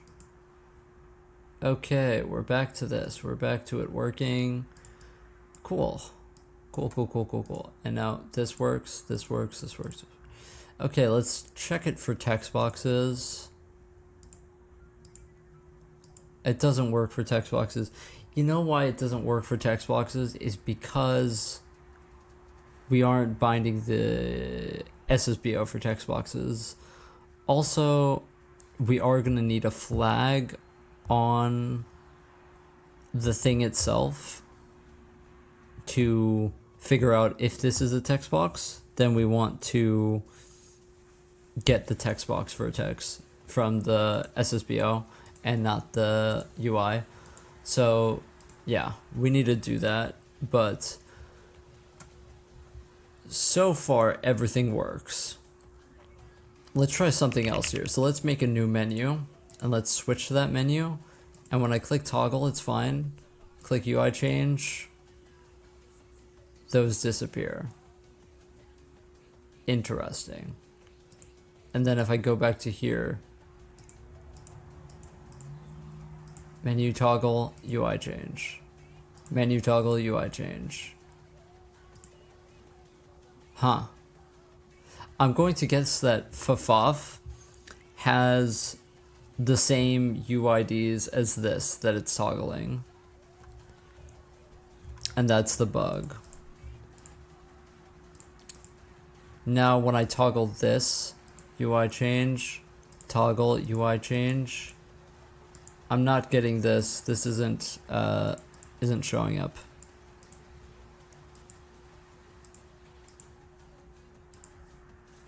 Okay. Yeah, what I'm gonna assume here is that this new FFOF menu is sharing UIDs with this. That's why those toggle. Late to the party here, but always fun to watch developers making APIs and engines. Hey, awesome. That's what I'm here for. Yeah, so everything with the UI is working now. We just have that bug to figure out with this element on ffof. Where is it? Now it doesn't even show up.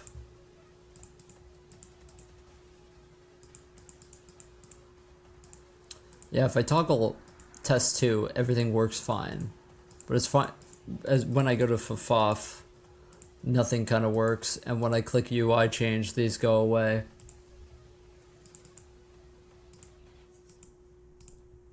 Yeah.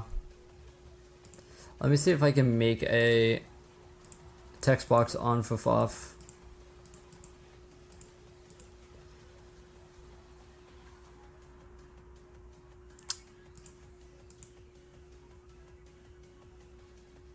It says that it is on ffof actually.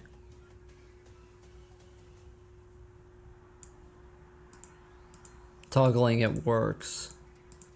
Okay, so maybe it's specifically UI elements then, because this works fine.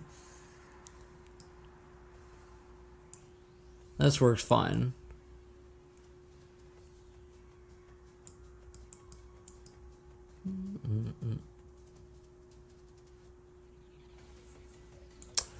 Yeah, I dev with C all the time. I was shocked someone else was using C for their engine. Thought I was the only one. Yeah, not the only one. C is awesome. Okie dokie. So, okay, we can get rid of this debug now.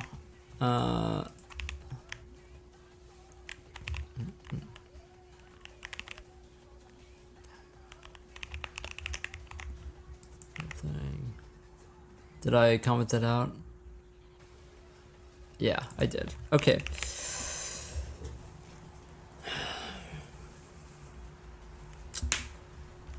Let's go to our list and go to this. Let's put an X there. X here. Or actually, no, this is still an active bug, sort of. Okay, so create elements / boxes needs to go to correct menu. It's really just elements right now aren't going to the correct menu when we make a new one. So let's go to create menu.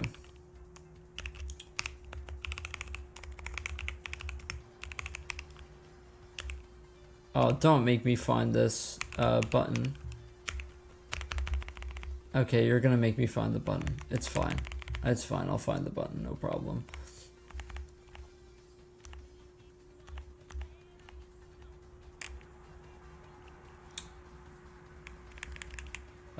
Make menu, that's what I called it. Okay. For menu count is less than max menus, and we have a menu, then we increase menu count.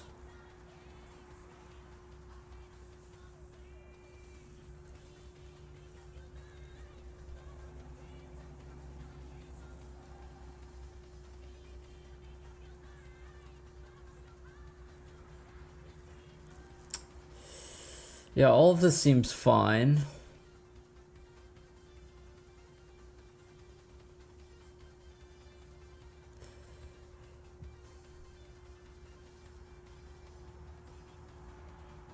All of it seems fine.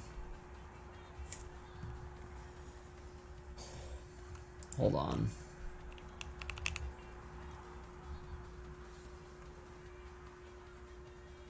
Make element.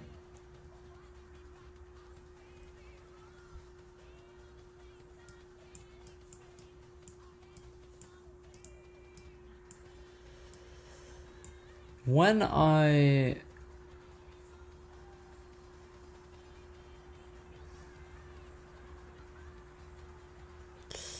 let's make sure that my editor config selected menu ID gets changed when we when we select one in the drop down.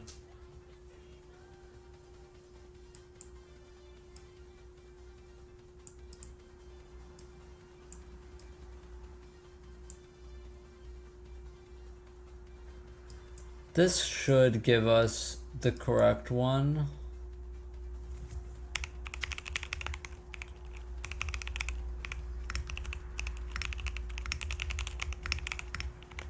That should. Got a favor to ask. When you get a chance, can you put all your videos in a playlist in order? Yeah, sure. It's a lot of streams. Yeah, I haven't really kept up with putting all the streams in a playlist. There's gotta be like 50 of them at least at this point. But yeah, I'll do that for sure. I do have a playlist with all my like devlogs, but I haven't made one in a while.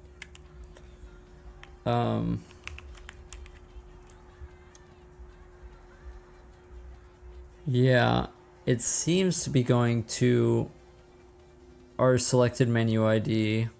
We get the new element, but yeah.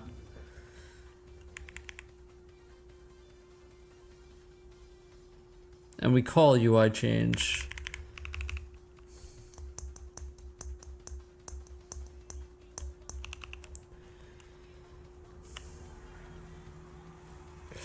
There's no way that we get a free slot there, I think.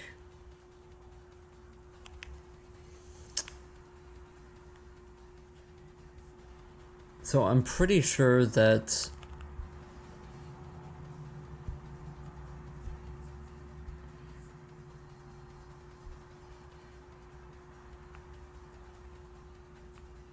we go to 0. And then we do global's UI UID count.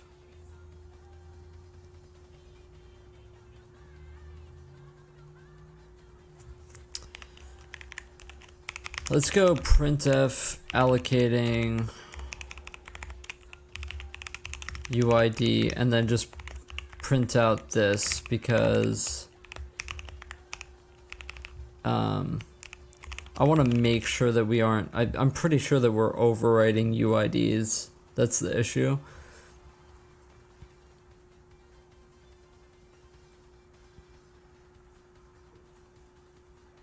I'm pretty sure that's what's going on. Got lost when you try to watch a couple. All right, I'll make sure to look at that.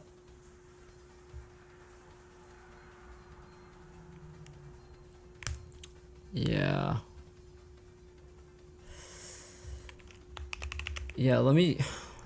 Yeah, I'm trying to think where global's UI UID count could be going to 0. I wonder. I was testing that out, but I doubt that I reset it anywhere else. I don't think I do.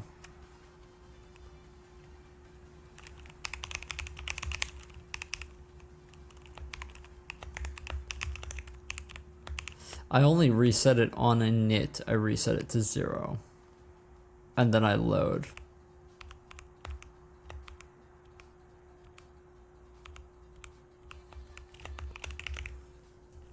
Yeah.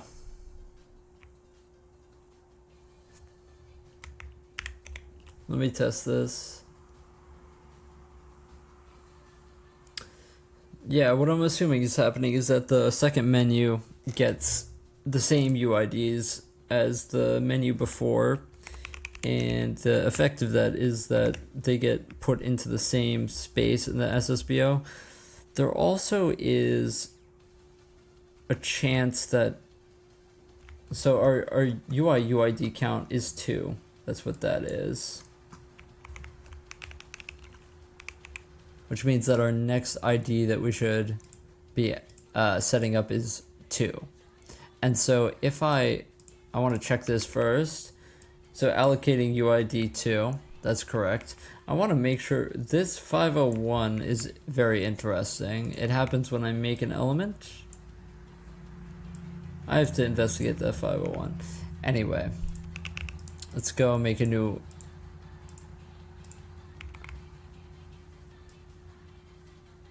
editor cell menu, allocating UID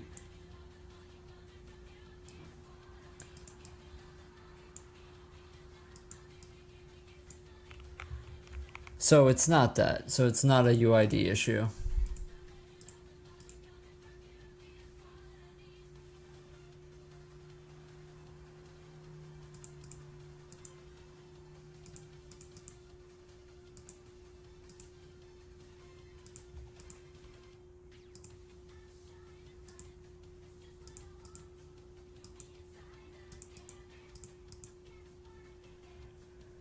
I'm so confused.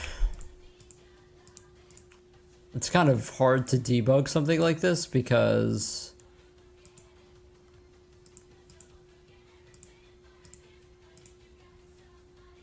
yeah, this one was here. Yeah, it's invisible.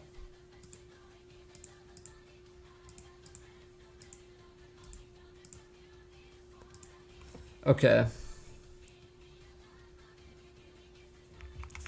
But it does have a UID. It does have a UID.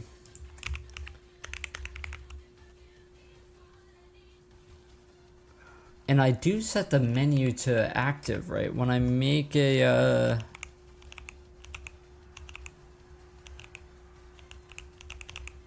I do set it to active, right? When I make a new,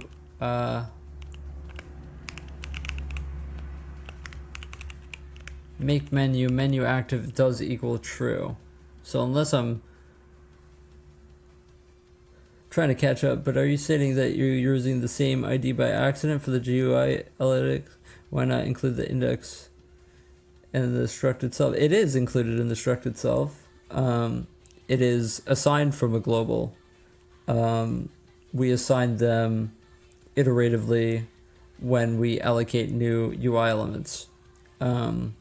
The reason why we do it that way is because we need to keep track of how much space is in our SSBO, since that's what they're used for, is to index into the SSBO, so that we can transform them on the GPU.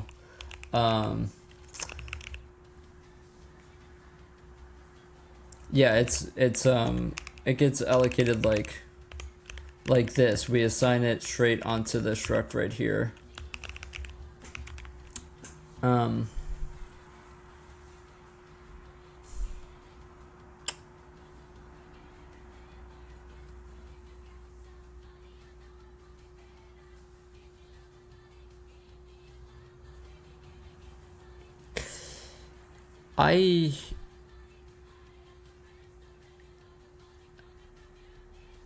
Okay, here's what I'm wondering.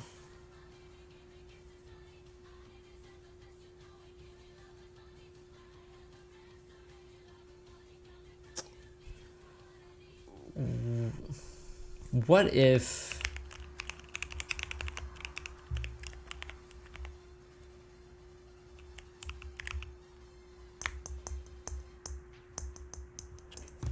our global's menu count being 1 makes sense here? It makes complete sense here.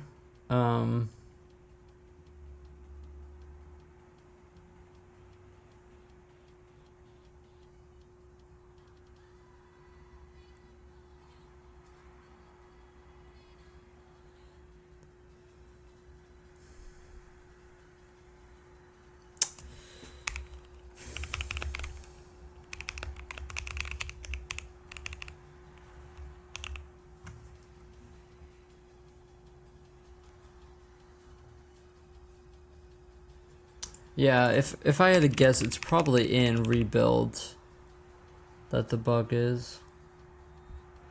So we free here, we free all of our buffers, which is true. We should be doing that.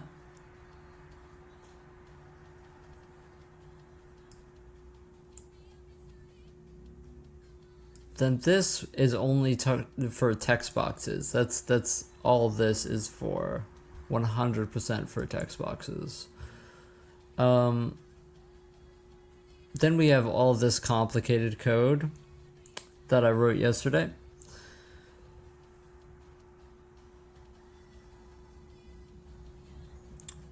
Yeah, this is quite complicated.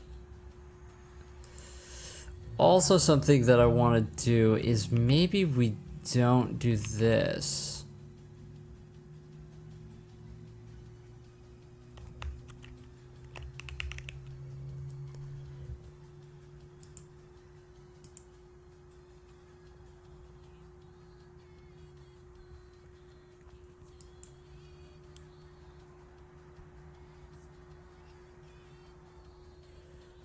Oh, yeah. That's probably what it is. Hold on. When I create new UI element, oh no, I do assign this. I do assign this.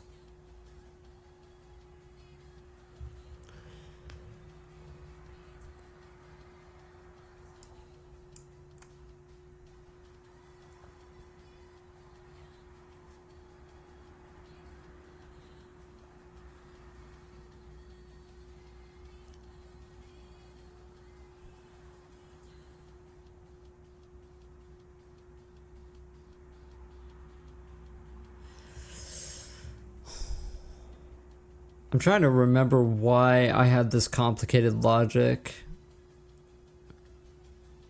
Because I think what I wanted to do was upload it all at once.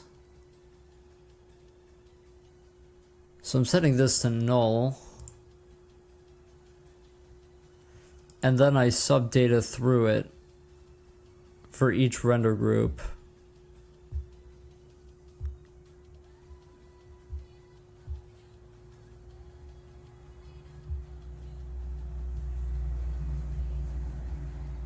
To be honest, what I should just be doing now is just deferring this until later. I don't think I need to be doing this at all, to be honest. Basically, what this was doing was kind of doing what my current code does for detecting dirty VBOs. So I think what I just want to do is what this group is dirty equals true. Yeah.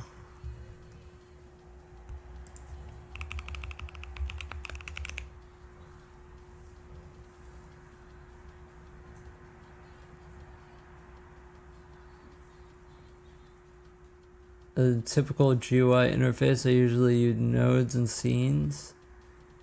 Nodes are set up as different aspects. Yeah, I mean, I use nodes in my skeletal animation system, but I don't think that they're necessary for a UI. Anyway,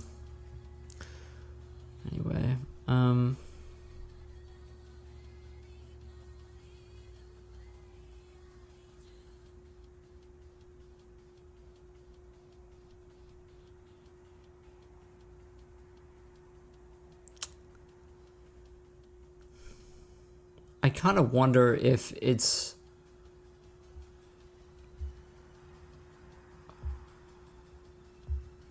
uninitialized data that's kind of getting us.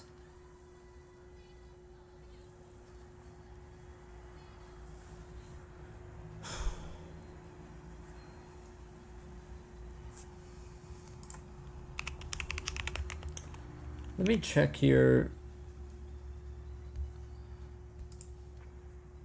Maybe what I should do here is make sure to zero all of the menus. Because if we don't zero it, we're probably just going to get bad data, to be honest.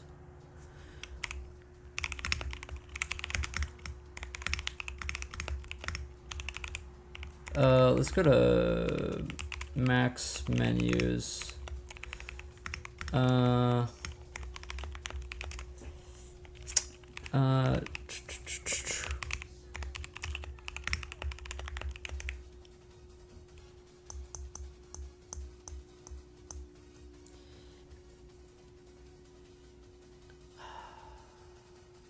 Yeah, so let's just do this.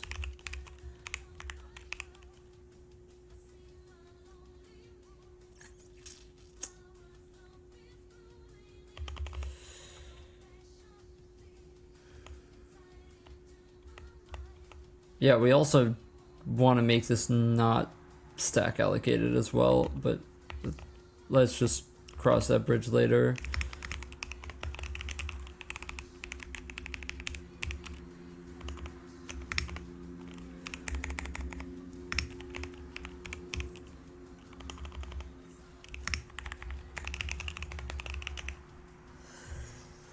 The thing is, this is what we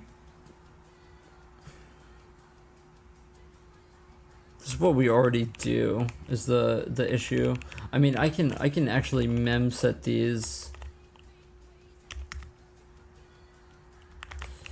I could mem set this if this is not allowed. Yeah, I can mem set it. It's fine.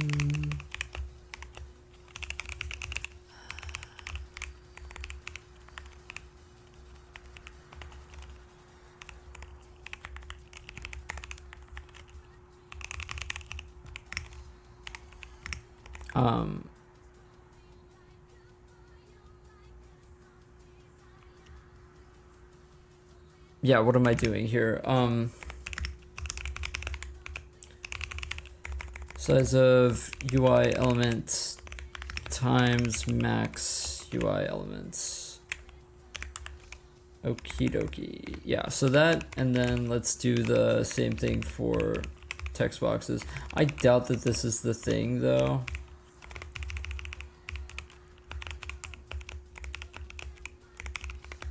Now that I'm looking at it, it probably isn't the issue.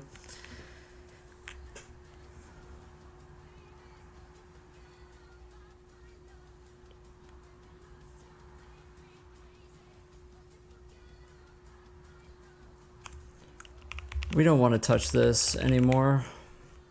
We can just set the group to is dirty, and so it has to re-upload to the buffer. And we should be able to deal with that automatically now. I just want to make absolutely sure that all of this looks correct.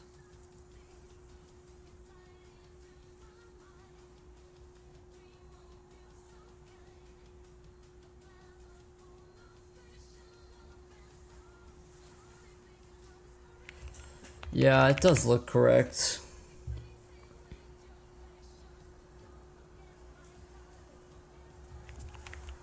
Yeah, I wonder if for some reason when we yeah,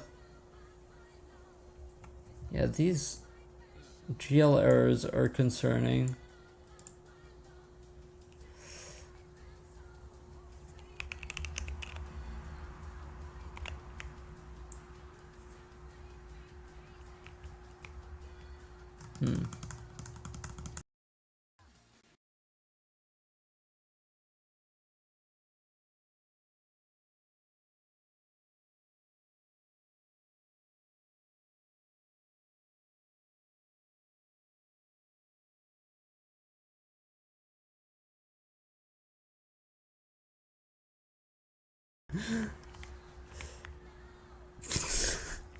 That was crazy.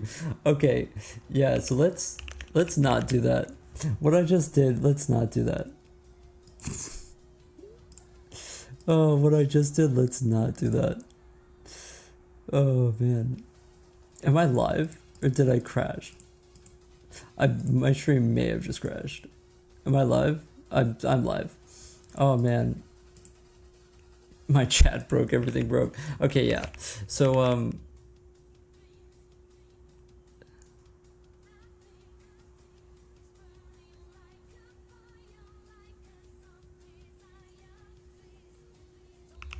okay, so this is definitely not something we should be doing. Is global's menus not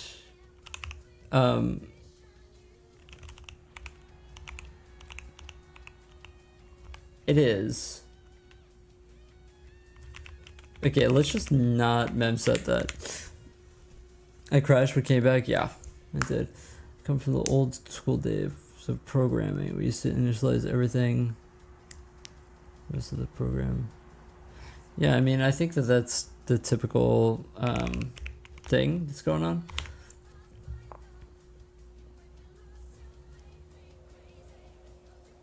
Yeah, I mean, maybe that isn't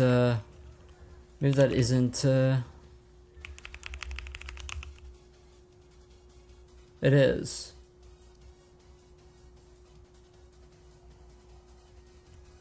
Yeah, maybe I'm just not thinking about it right. Okay. So now make a menu.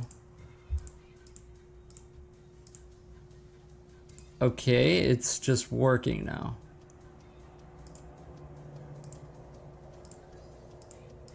Okay, so I guess it was just literally the active flag for the menu, just breaking it. Okay, I'm just going to consider that fixed, I guess. If we make this text box, it's going to be on AF, correct? And we can, I want to try changing it. Menu change to test 2. And now it moves to test 2. This is cut off, but yeah. So if I change this, toggle doesn't change it. I have to click UI change, and that's a seg fault. This is double free. Okay.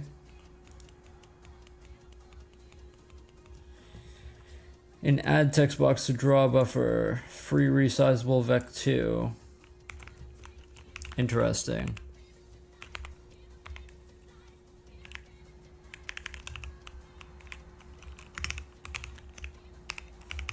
Add text box to draw buffer. What are we freeing here? We free the outline, assuming that the outline exists.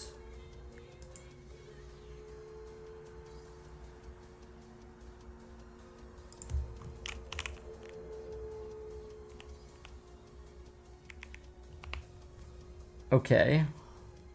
Interesting.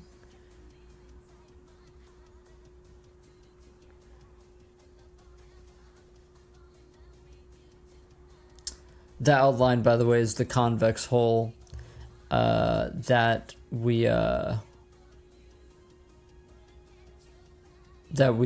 click into. But yeah, it seems like it's uninitialized data there, so yeah, that makes sense. You know what we should be doing, actually?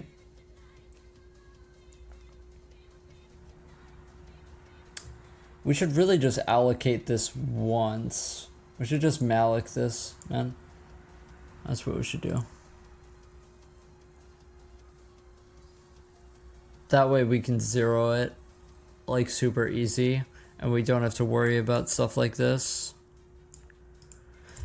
Because I'm pretty sure that this checks. Yeah.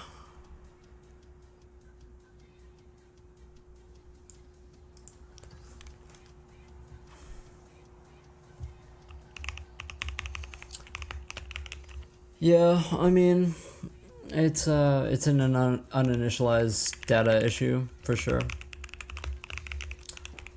Okay.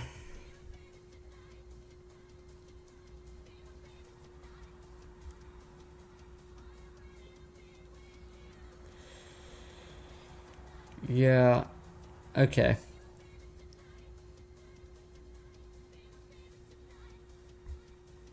The idea is to avoid reallocation as much as possible, but I think in this case it's pretty fair for us to do it.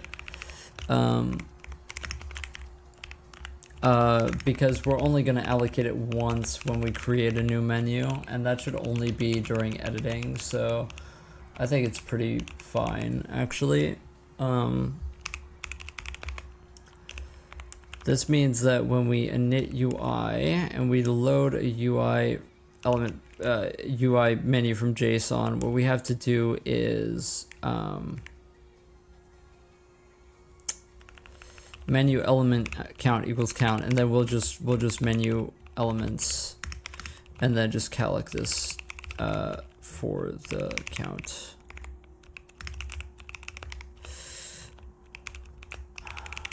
Yeah.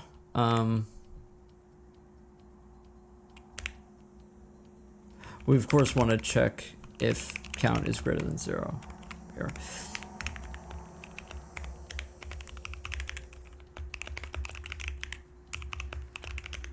Okay.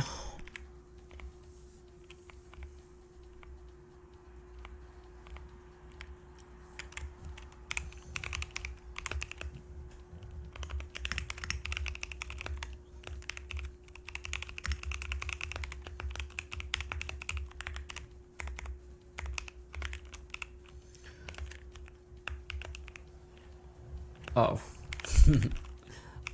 If count is greater than 0, then that. Else, we set it to null is the way we do things around here. And we're going to do the same thing for the elements.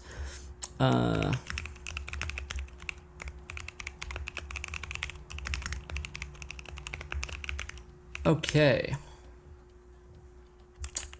So that's that. I think it's still fine for us to have a maximum. I mean, menus are fine for us to have on a stack array. It's much simpler for us to just have max menus be the thing. But now when we create a new menu, when we go into make menu on the editor side, we of course have to we want to set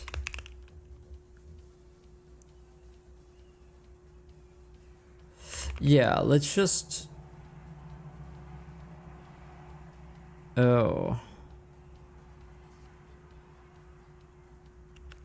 yeah, okay, so let's do that then. Let's just calc to max every time.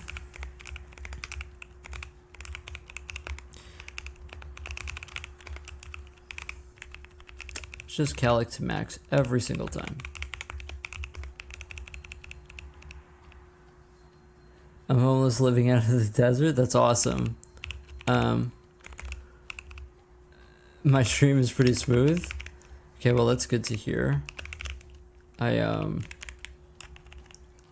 typically hate on my ISP, so that's good to hear that it's smooth. When I load UI from JSON, we want to not calc to count. We want to always calc to max. So that we don't have to resize during runtime ever.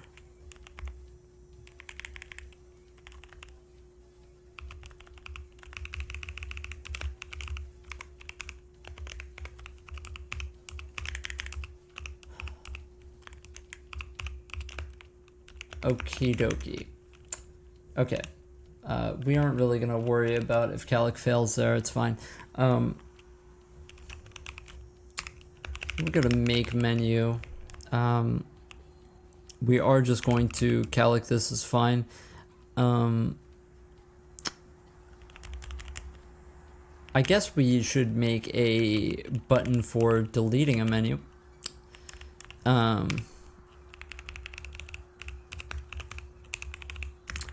We are just gonna swap pointers for all of that. Let's put it underneath the combo box here. That's where it should be going. So we're going to get the menu and then we'll zero out the menu struct. And then what we'll do is take the count and then do the swapping thing. Yeah, why not max? It's not like you don't have enough RAM. I mean, yeah, it's at this point, the reason why we just calc to max is because if we didn't and we wanted to resize our arrays during runtime, it just, you know, it's much less efficient than if we just go to max, you know. Yeah.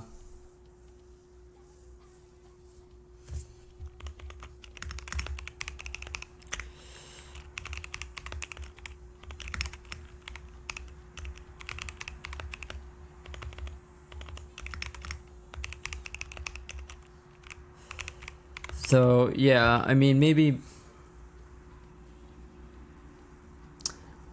you don't want to in the end, but I'm like I'm not really sure. I think, yeah, I mean,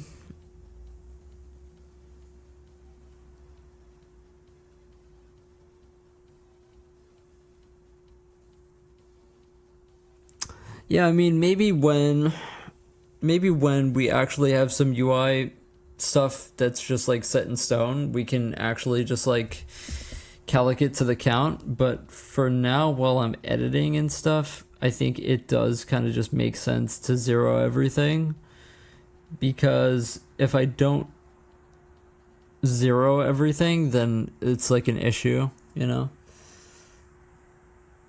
As an API developer, I'm well aware.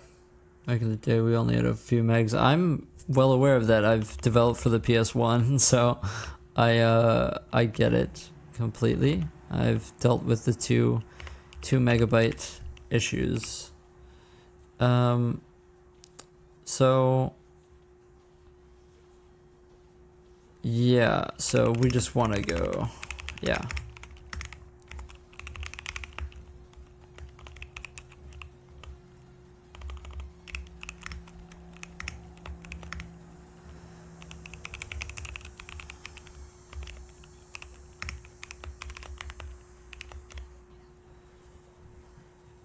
So we just want to swap pointers.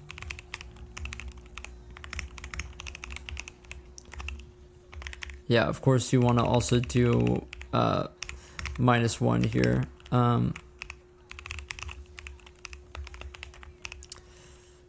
And then what we want to do is,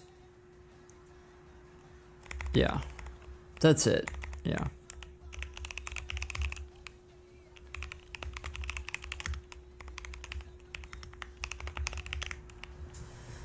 Okay.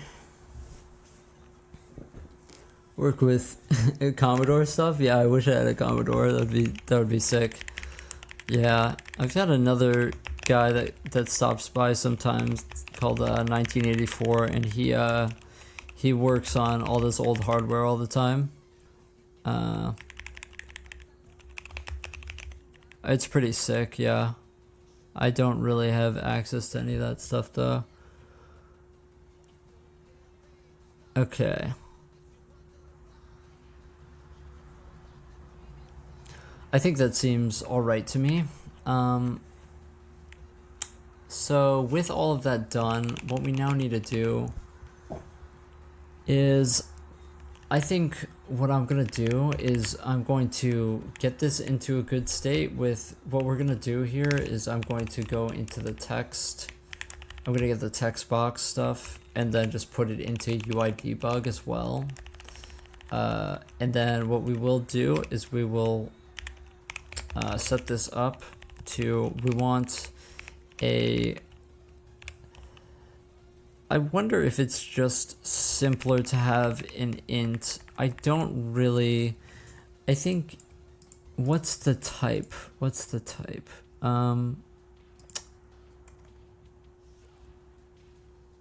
GL unsigned byte. What is this in GLSL?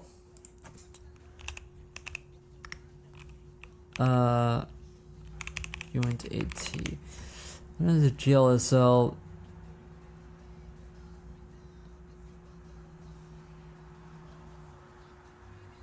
Okay, so it's just a uint. Okay, fine. That's fine with me. We're gonna call this simply is text. Let's just call it a element. And then let's just write a comment here that says this toggle for element or text box vertex. This is because we need to know which SSBO we're indexing into.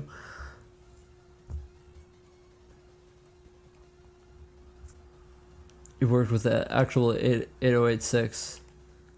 That's awesome. Yeah, I mean, I don't really, unfortunately, have access to any of that stuff. I'm kind of, I guess, younger, and I wonder if that stuff is expensive. Maybe not even.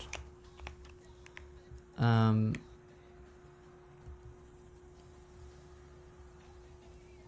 I going to advance opengl to using 4.5 now? I think I'm sticking with 4.3. There's a few things with like modern 4.6 that I don't necessarily like. My whole thing is my computer sucks, and so my whole thing with this engine was making an engine that can run on anything, and so I feel like I'd be kind of betraying that if I ended up going to 4.6. Even working with compute shaders, I've tested on NVIDIA 470, and yeah, it did not work. So I've already kind of modernized it to the point where it has much less overhead, but at like you have to get to the point. Your computer has to be at the point where driver overhead actually matters. You know, like I don't think my computer will ever get to the point, or I mean, any computer that I'm making this engine for, where driver 4.5 is on most computers nowadays, but my computer is much older, and so my idea was I wanted to develop a retro engine that's actually a retro engine in the way that, you know, you don't have to buy a new computer to play it. You know, I definitely disagree with the concept that that engines or like computers are something that are like cars, you know, that they have like some end of life thing where you have to like replace them every few years. I think my computer is from, it isn't even necessarily that old, but it's definitely lost driver support 100% to the point where yeah, it struggles with anything 1080p. And so my goal with this engine was making things, you know, that can run on potatoes.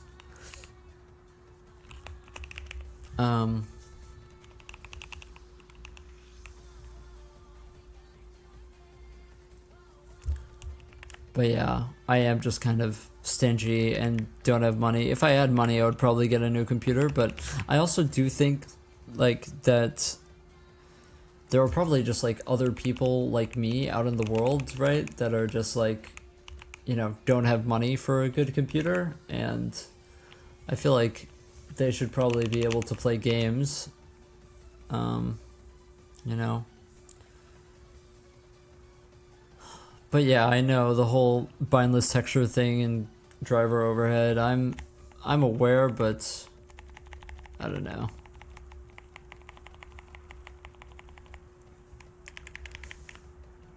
Don't know.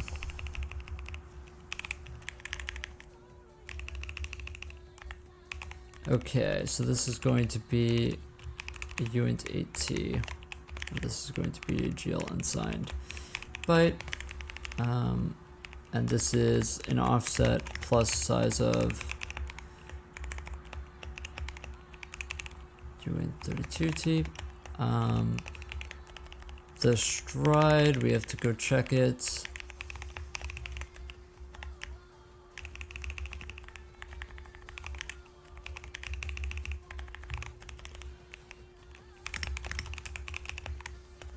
Yeah, let's just straight up make this much simpler if we do that. And then we also need to go here.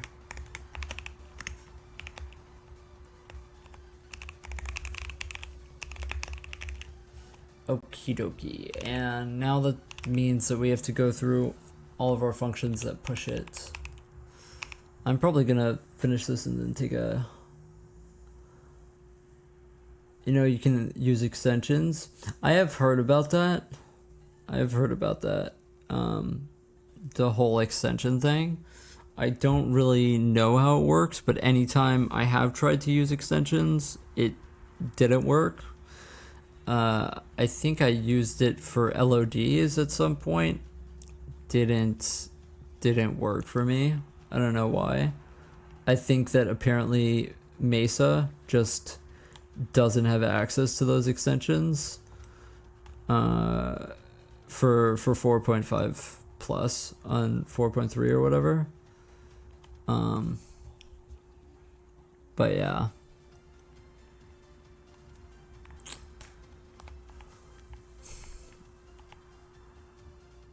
Okay, so add UI, add hovered. So this is just going to be a toggle. I kind of wish, yeah, what we can do here is we can get rid of this and then go straight down. Fantastic. This is going to be a 0.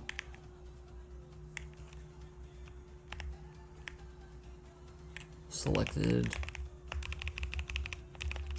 0.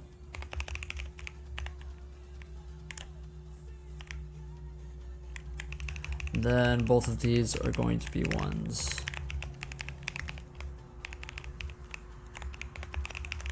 Add hovered. I don't know why this is in a different place in the file. It's kind of annoying. 1, 1. Okay, and now all we need to do is we need to go in here and just switch on this.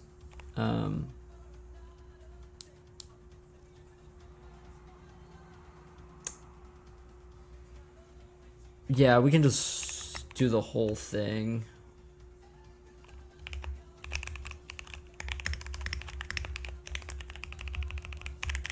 Because the type needs to change is why.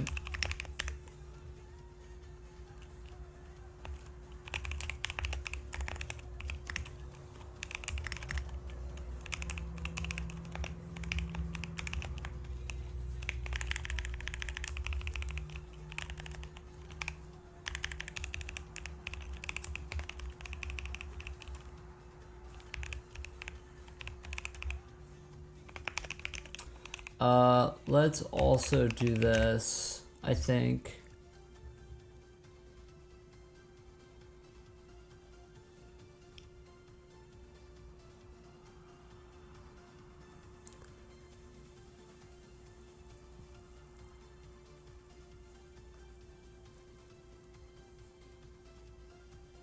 I mean, Mesa on Linux has access. I mean, I genuinely did try, but maybe it does, but yeah, I couldn't get it working for whatever reason. But maybe it does, it's possible.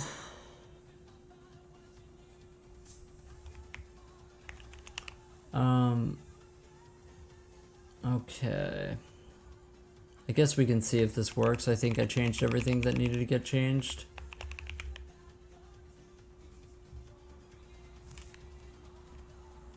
Hopefully.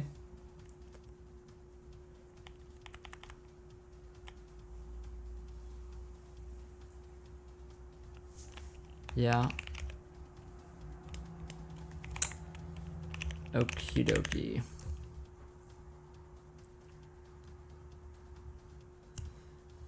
So now all that stuff should be calced when we make a new... Oh, what am I doing? I'm so stupid. Yeah, I talked... Me talking out loud. I just discovered a bug in my code.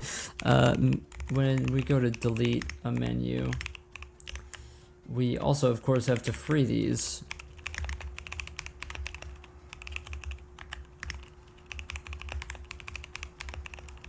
Now that these are allocated, yeah. I just had a moment there.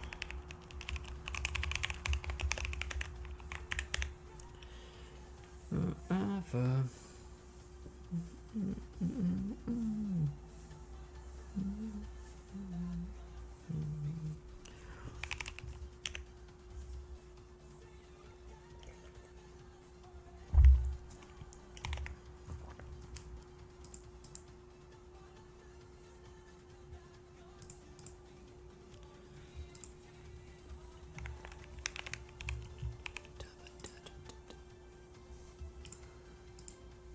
Okay, now we make another menu called A.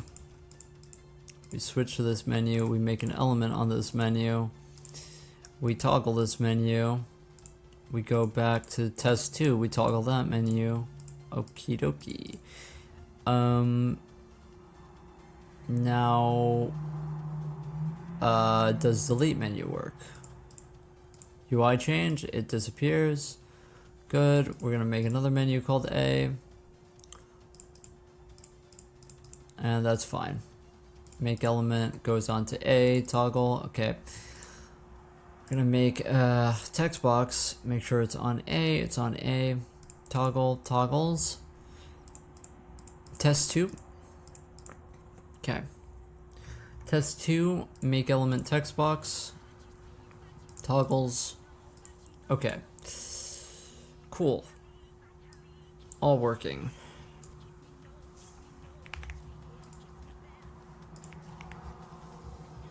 Memory leak, yeah. Yeah, we don't want those. Okay, I think that all the bugs are fixed. I think so. So I'm in a good position to PCO, and there we go.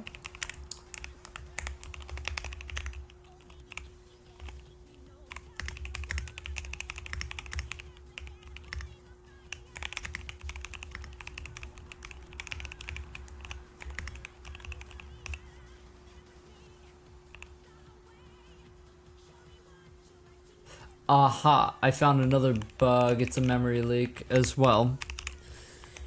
Yeah, this is why I like typing stuff out, because once I type out like what I've done, then I automatically find stuff like this. So yeah, we have another memory leak because I'm not actually freeing the text boxes and the UI elements inside.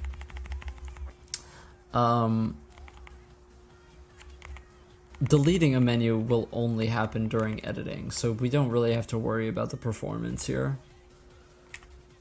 But yeah, of course we have to iterate through all of the boxes.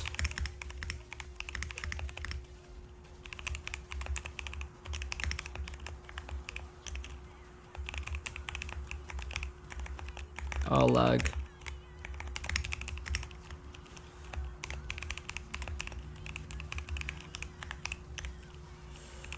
We want to go to box, what is, oh. What do we have in here that is allocated? Honestly, what we should call is, we have a function for this. We have destroy text box.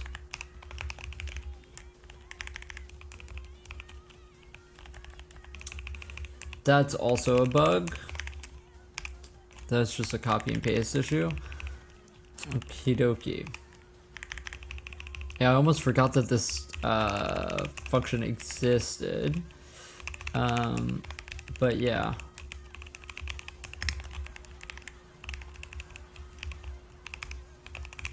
Why is the resolution so low? Because I have a bad computer. That's why. Apologies.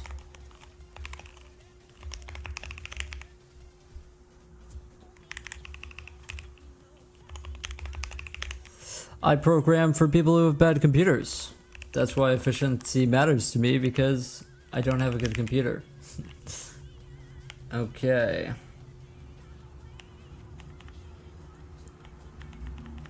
We really live in a society when I can run my game engine that's coded by one person, but I can't stream at 1080p.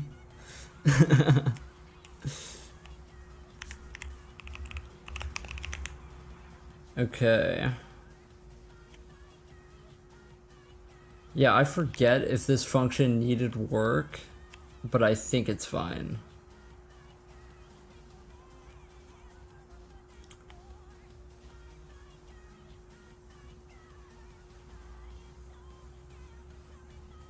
Yeah, this function is pretty complicated because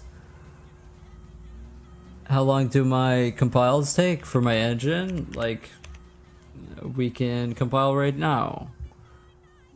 That's 5, 6, 7, 8, 9, 10, 10. 10 seconds.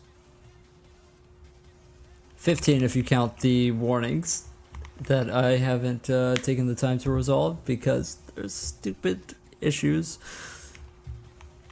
with strings. There are always strings that give me warnings. Yeah.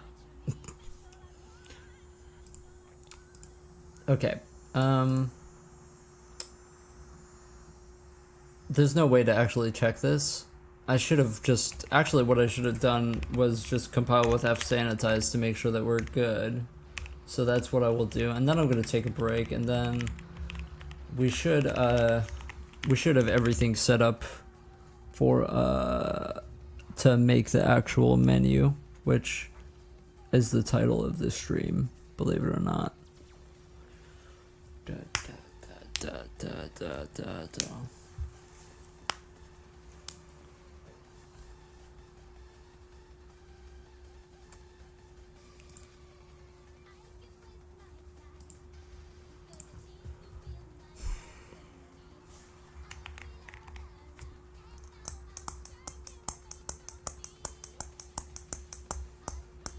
Yeah, I hope that the destroy element, the destroy drop down, free called on point E with non-zero offset. Oh, yeah, that's gonna get us. I don't know if we actually use this function though. Yeah, we don't use this function. Okay, so let's just comment this out then.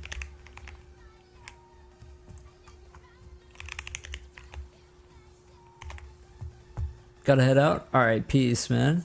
Thanks for stopping by. Yeah, I'll make sure to set up that playlist for sure.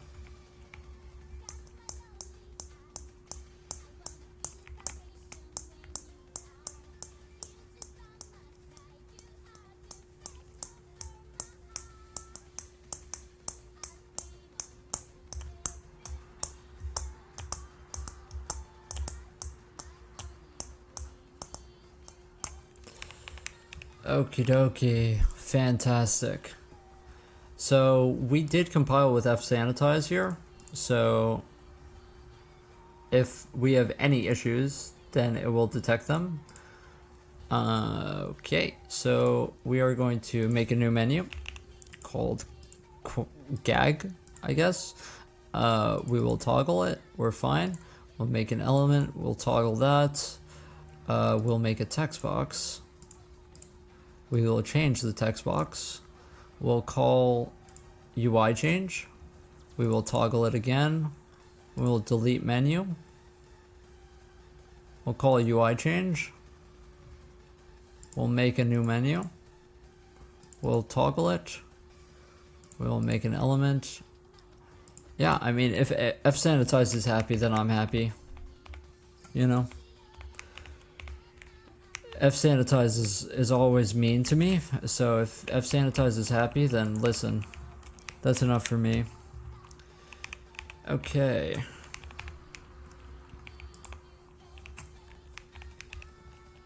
So yeah, I think that we're in a good spot, to be honest, to make a menu. I still don't know. You know what we haven't chested in a long time is saving menus.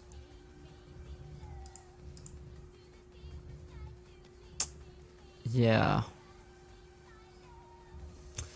Okay, so let's make a menu called combat just to test.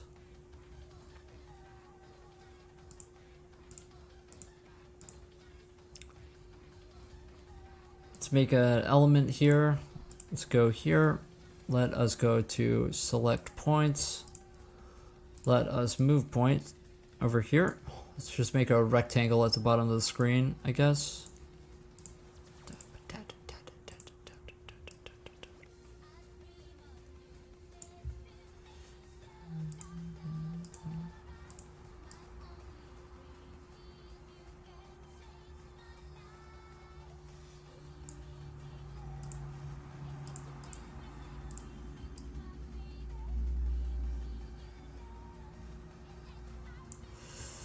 Okie dokie.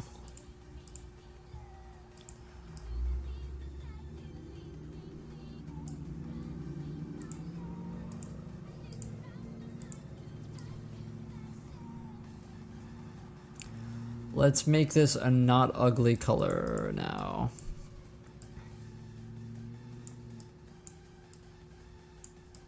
How do we feel about blue? I feel good about blue. Okay. Now let's try and save it. Okay, I've sanitized is happy. I'm happy. So what we want to do, oh.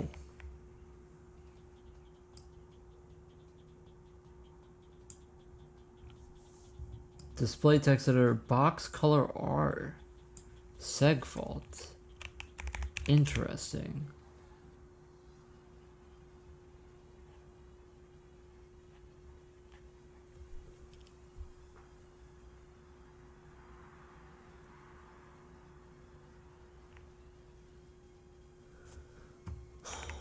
Okay.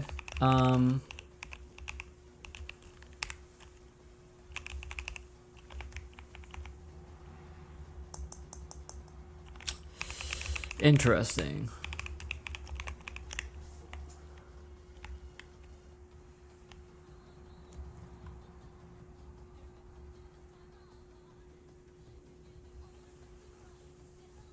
Where did I learn how to do all this stuff? How long have I been doing it for?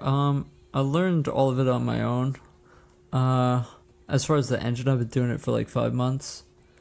Yeah, I took AP Computer Science when I was 16, and then I just kept coding off and on since. But yeah, I mean,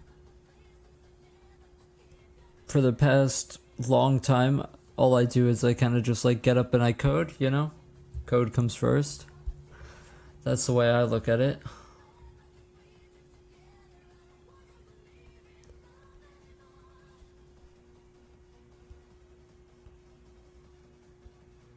So we had a dangling pointer. That's why. Okay, so that makes sense actually. Because when we delete menu, we obviously need to clear our selection. I'm going to do clear text box selection and clear UI element selection. We should do this, to be honest, when we destroy elements in general. Actually, yeah, let's do that as well. So let's go to destroy. Whenever we destroy a text box, we want to make sure that we set the pointer to null. So if selected, if editor config dot selected text box count is greater than 0, and editor config dot selected text boxes, what we want to do is iterate through them if possible,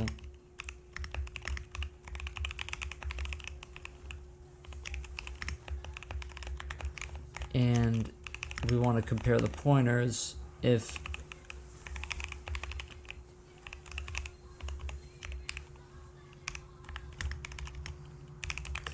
the pointers equal this. Why are we mad? Oh yeah, that's why we're mad, because I'm dumb. Okay, so if our pointers are the same, then we want to editor config.selected text boxes. Honestly, just call clear text box selection in that case.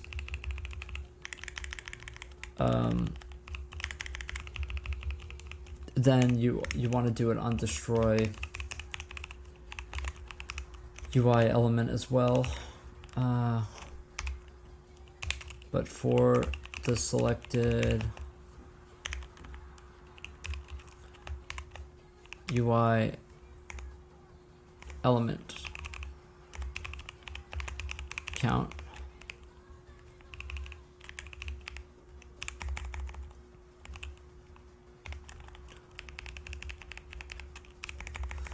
elements I dot element equals L clear UI element selection. Okay, there we go. Fantastic. So we will not have that segfault again. I've got the Baus in my liked videos. Shout out Baus, bro. He's like the funniest dude. One of the funniest dudes on the internet.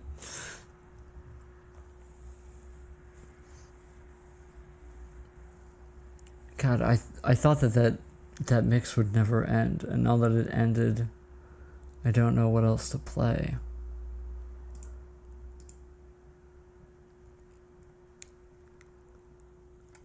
YouTube, give me something good. Give me something good that's not gonna get me copyrighted, so that I can get monetized. That would be sick. Yeah, YouTube doesn't like it when I play music that they have on their website on my stream. For some reason, it's okay for it to be uploaded on their website, but if I play it up, you're gonna get taken down. Makes no sense. Makes absolutely no sense. It's just absurd to me. But it is what it is.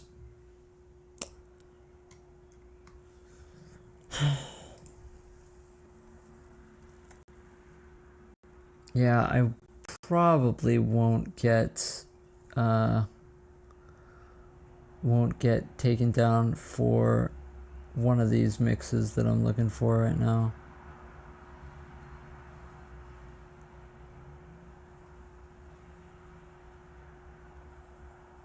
I'm sorry, I am lagging pretty bad. Trying to go through my my liked videos right now. Maybe I already passed this.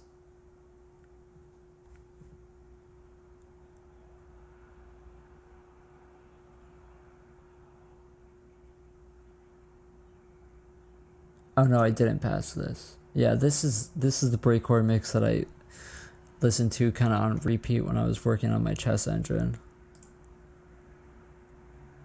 Baus mentioned on C stream, yeah. I believe it or not, I mean, I don't play League. I haven't played League in many years, but I still watch like professional League like religiously. I mean, not like all the time, but like I like watch all of Worlds, you know? That's just something that I've done since I was like a teenager, you know? Gosh, yeah, I wonder why my browser is so laggy. I wonder if Firefox has one of these funny little whatchamacallits, memory leaks. That would be incredible.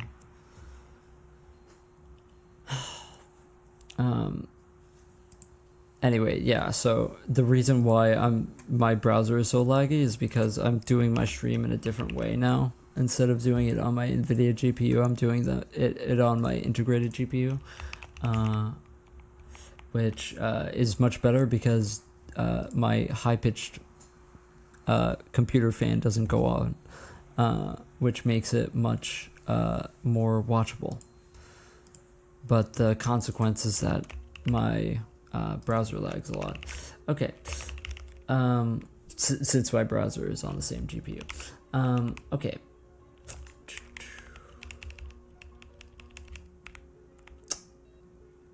Okay, so we got all of this done today.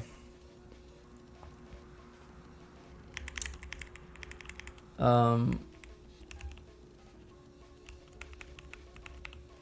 gonna put an X on this.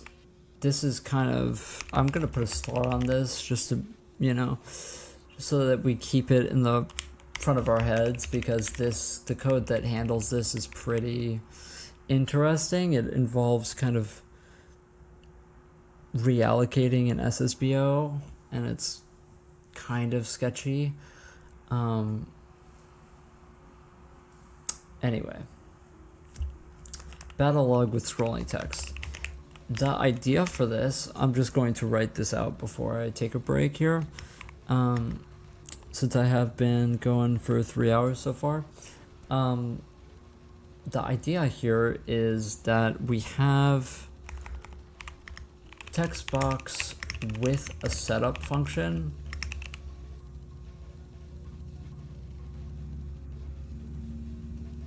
that spawns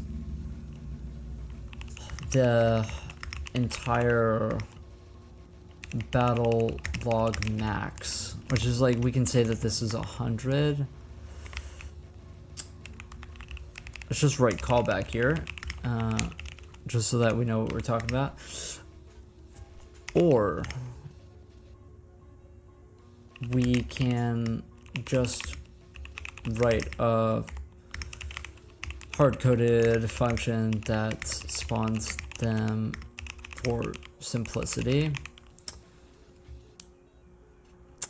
To be honest, I know I'm kind of leaning towards this, because this is just so complicated. What we would need to do for this is we would have to iterate through every text box.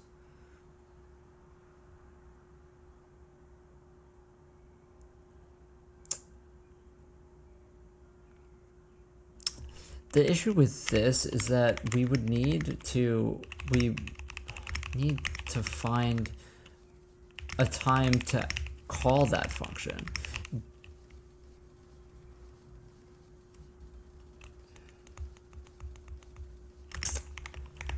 Probably when we load the JSON. That kind of makes sense to me.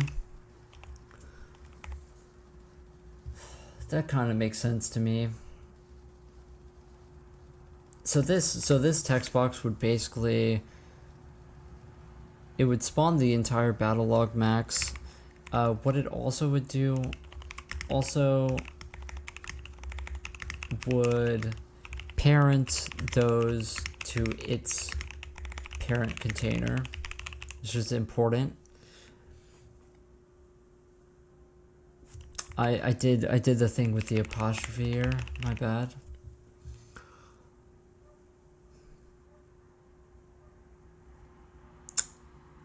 Yeah, I think that we're gonna actually go with this because it's more in line with our own system, and not hard coding things is cool. Hard coding things is for plebs, you know. I'm too good to hard code things, you know me. So do we have a setup function here? We have a definition callback, which is, I believe, a setup function and a destroy function, exactly.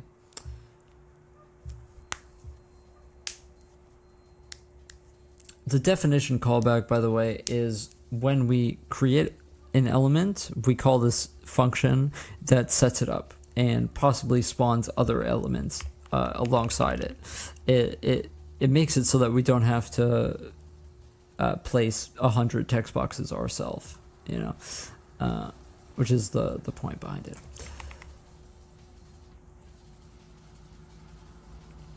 Okay.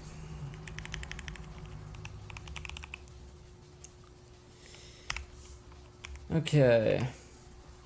What else does this need?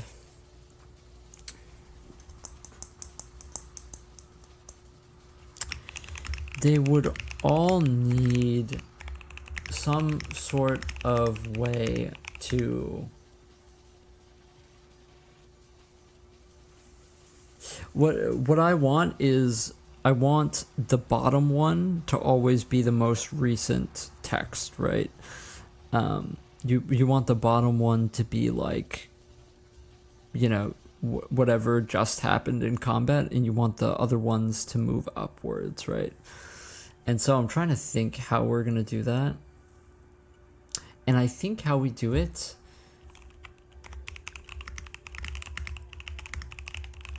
I think how we're gonna do it is,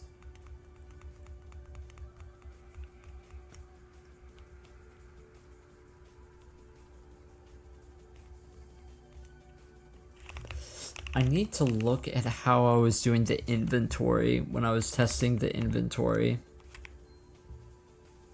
Because I think these also, on the inventory, I think these also had some hook into, maybe it didn't.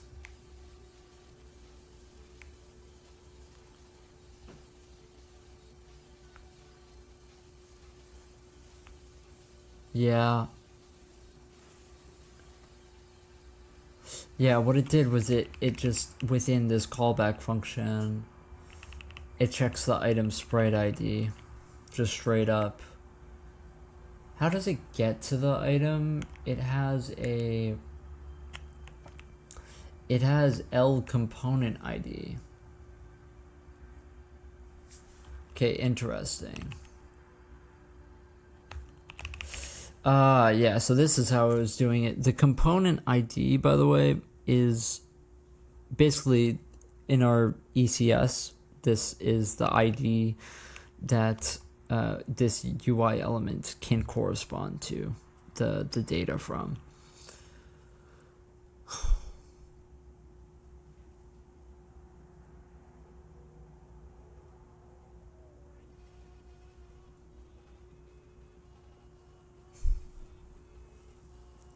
So we could make a component that's just a bunch of strings and live somewhere in memory, I guess. What do we think about that?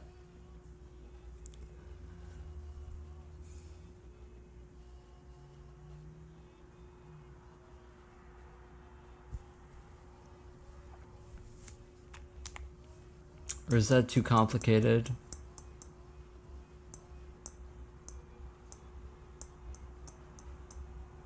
It definitely needs to live somewhere, you know? It can't just live nowhere.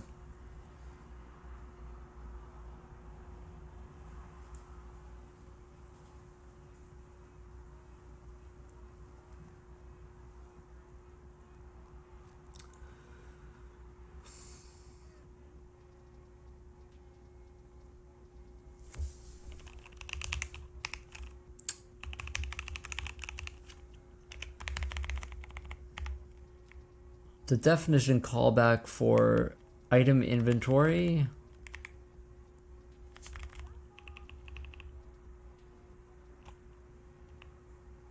Iterate item inventory. L component ID.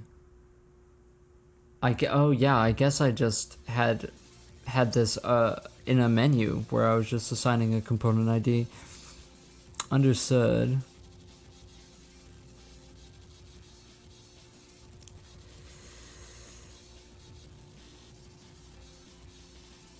Yeah.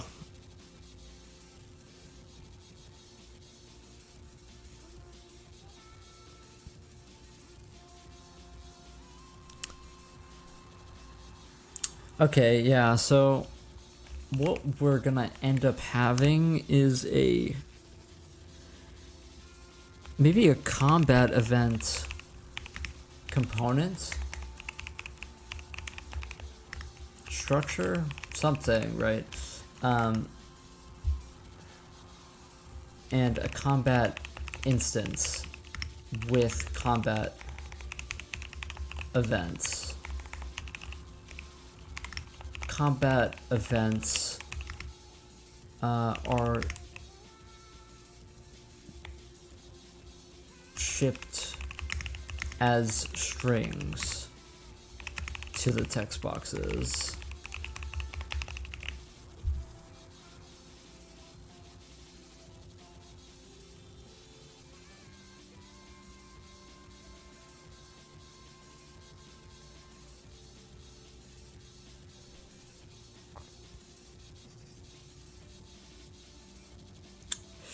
So how does the battle log get to the combat instance, though?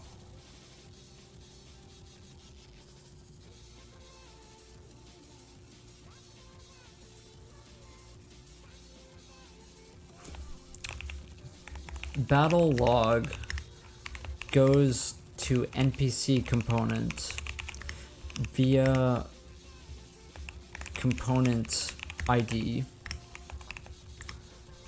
NPC component has a pointer to the current combat instance.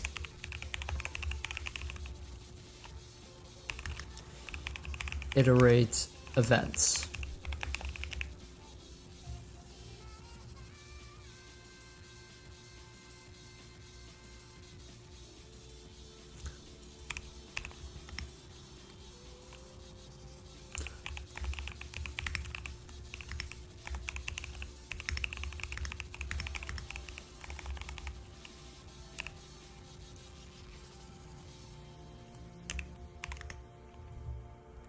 Sorry, I'm just planning this out. I don't know if this is very thrilling to watch, but yeah.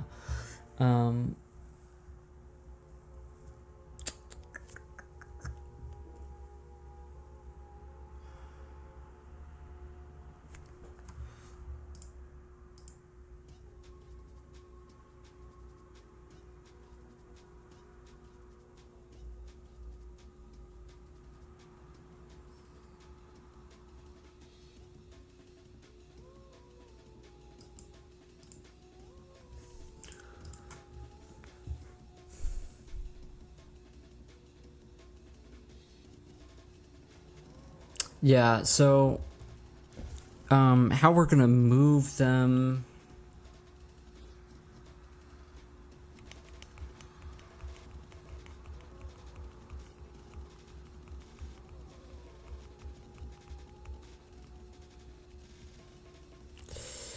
Okay, how do I do this?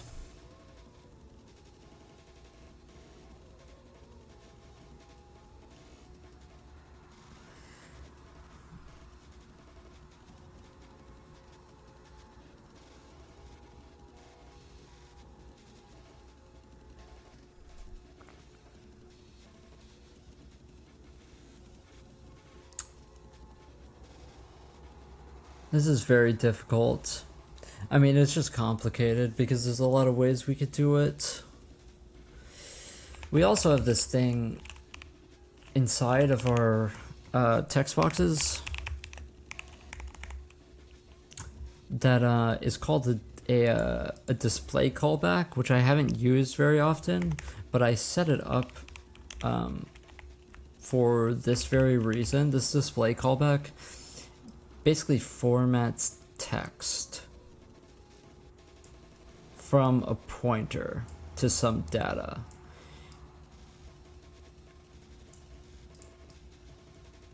So technically, right, we could have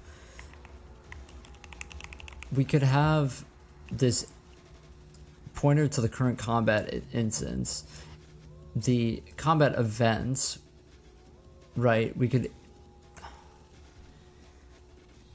have on the combat instance 100 strings.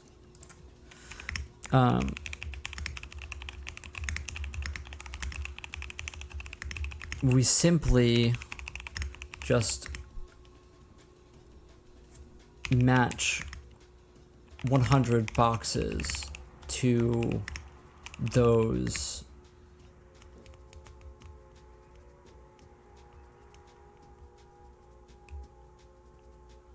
using display callback.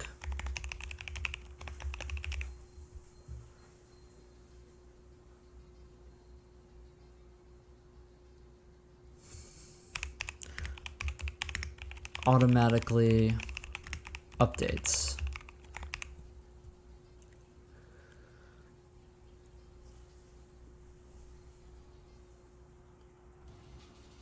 The issue is moving them into place based on the newest one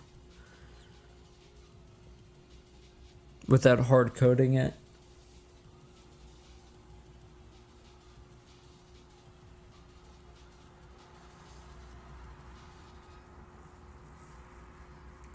Yeah, it's kind of hard to do this without designing the combat stuff, without designing combat instance and combat events. It's kind of impossible to do this, huh?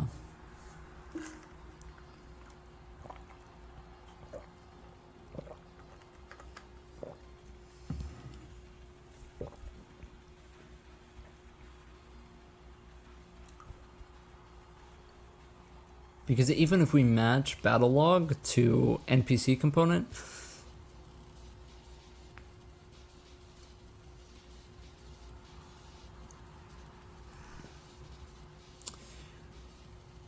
we don't have a way to move it.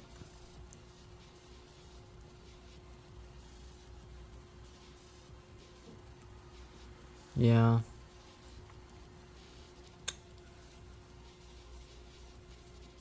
This might just be one of these things that you can just hard code. It's so much easier if we hard code.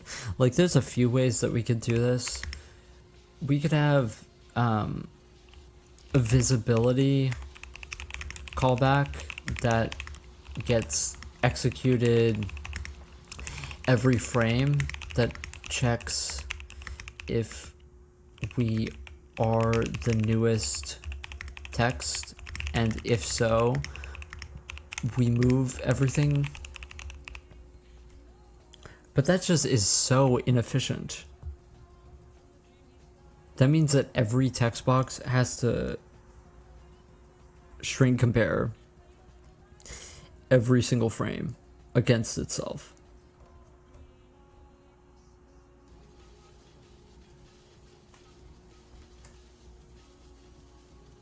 I guess it is just 100 strings at the end of the day. It's not like the biggest issue, but also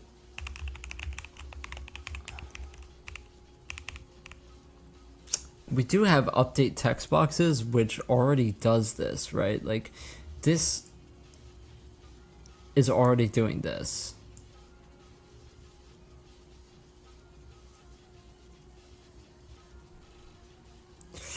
Honestly, the craziest thing would be if we detect a change in our text, in our current text, right?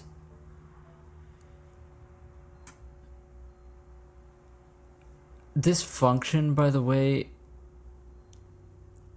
this display function grabs the text from somewhere. I don't really remember how that works, but you can also have, we could also make a UI val type string where it just straight up gets the string and Sir copies it, which is what we should do. And then if we detect a change,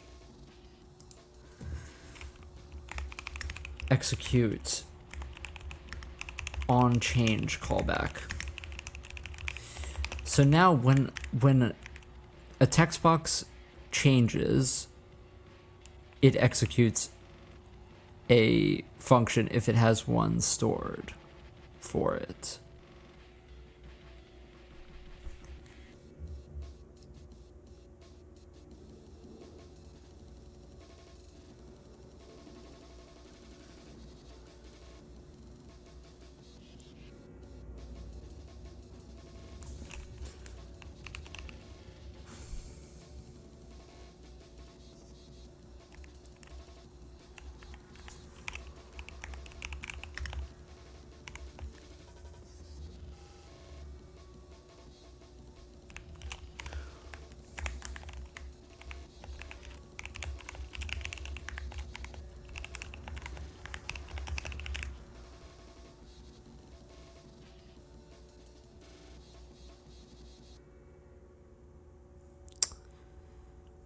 So when a text box changes, it now has a callback that gets executed when we detect the change in the text.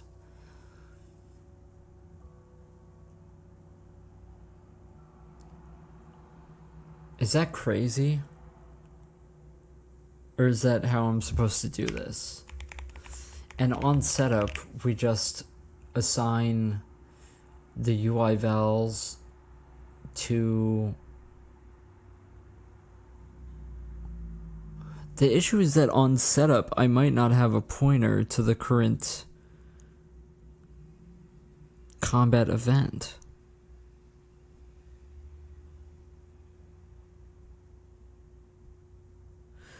So what I would have to do is have just one combat event. So that's what it comes down to, right? So if we have inside of here like a combat event, right? You could just have one combat event. I don't really see a world in which you'd have more than one combat event happening at once. That's not possible, right? Since it is single player, you know.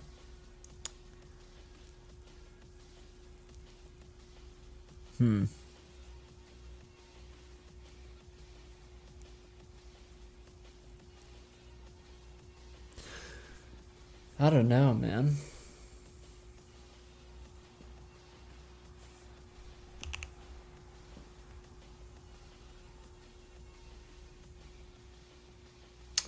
Okay, I'm going to take a break for like 10 minutes here.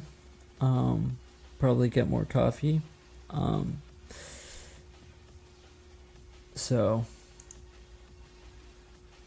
I'm gonna put the text on the screen for that. Thanks for watching. I'll be right back.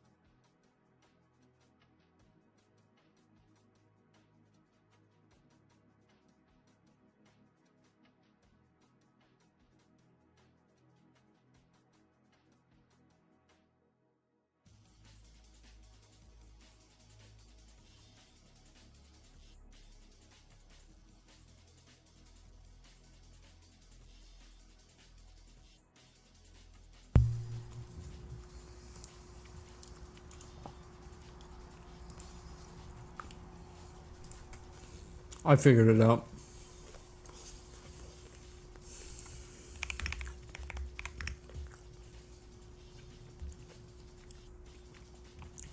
Instead of all of this, what we can have is a either a text box group, or this can go inside of UI container. We want to have a function called push to text box group that pushes a string, executes a callback when we push a string.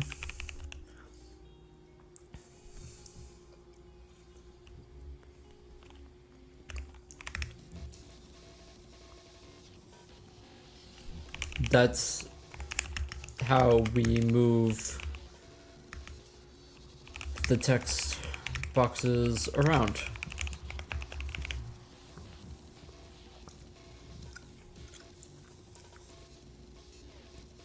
So really, we don't need to design any of this combat stuff or whatever. What we can do instead is just do this. Now the only question that I have here is,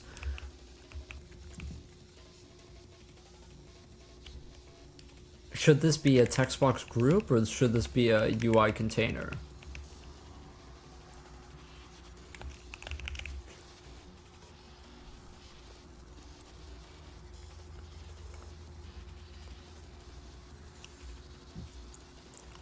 Also, how do we get this text box group? We can search via ID, actually. Like a text box group can just have an ID. I'm kind of reluctant to make this a UI container thing. I feel like it should be separate. So I'm probably going to make it separate. Text box group, by the way, is just going to be the group of 100 text boxes that are going to comprise the menu or whatever.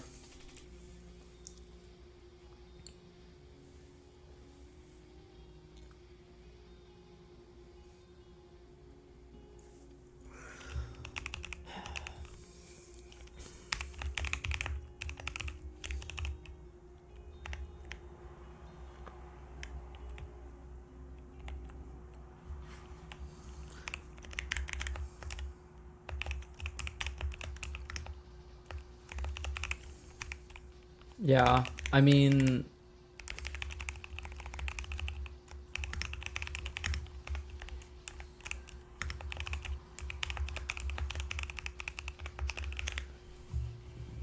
I don't know.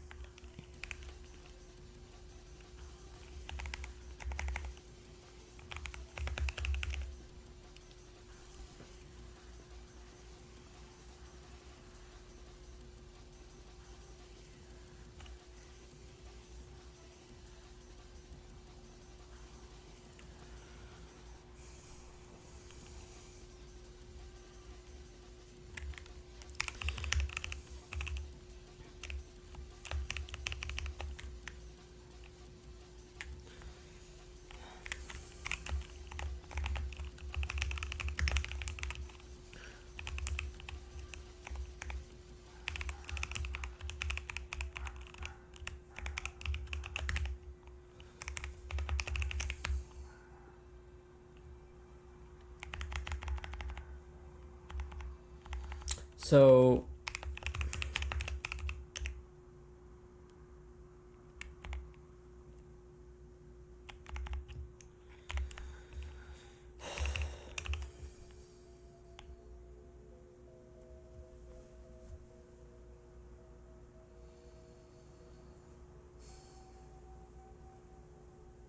we have a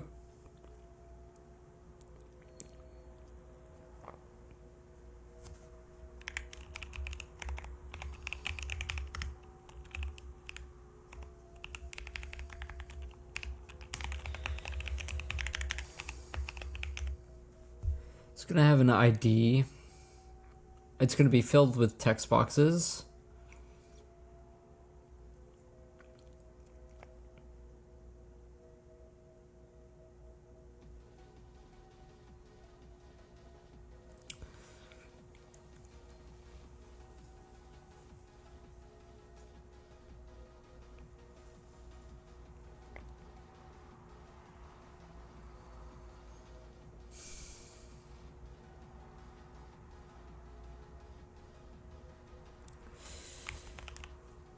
Okay. We need to make a callback for this.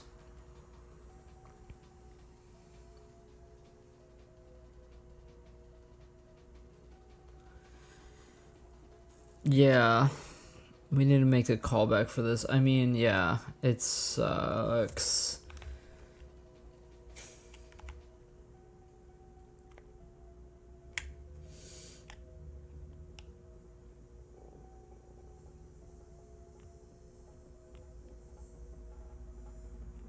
Yeah, and this should be like a different type of callback too.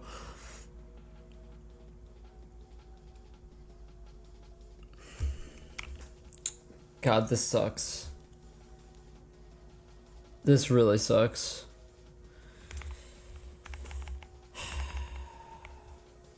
This is so complicated, actually. Okay, fine. So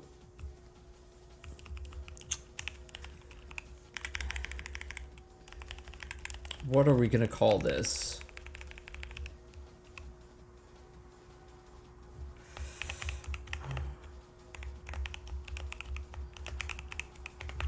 Textbox group callback? You know what? Actually,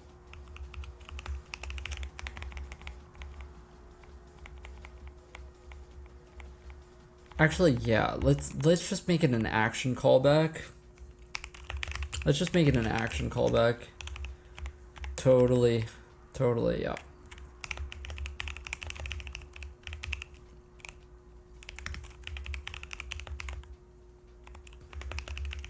Yeah. And we can just copy and paste these as well.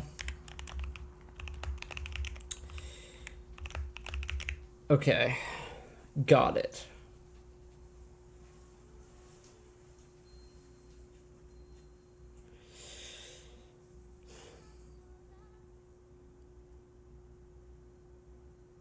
So text box is going to have a text box group is going to have pointers to 100 text boxes that it owns.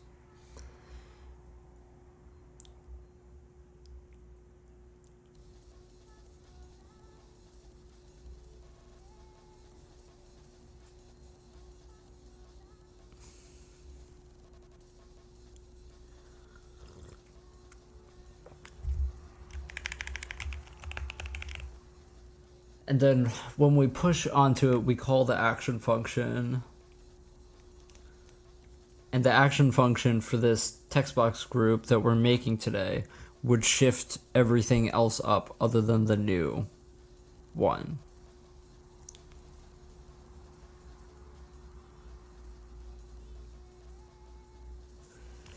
What does action callback take? It just takes in void pointer. Okay, fine.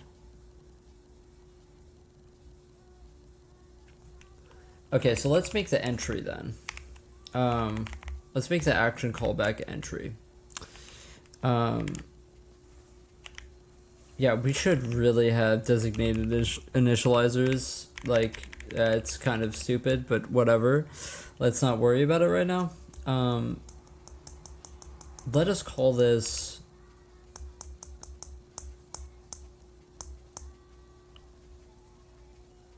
let's just call it battle log.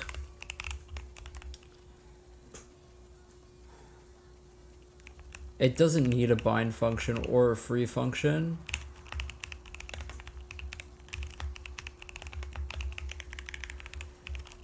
Or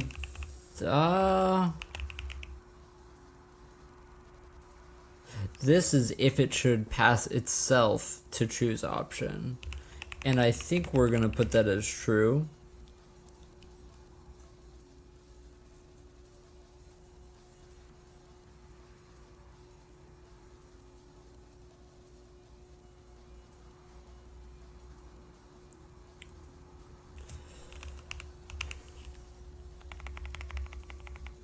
Let's keep on text box group. It is like a specific thing, but let's keep on here. I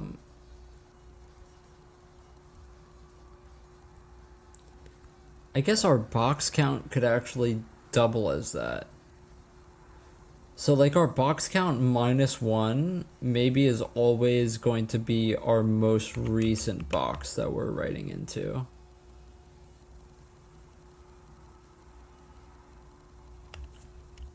Okay, let's also use max text box group boxes for this.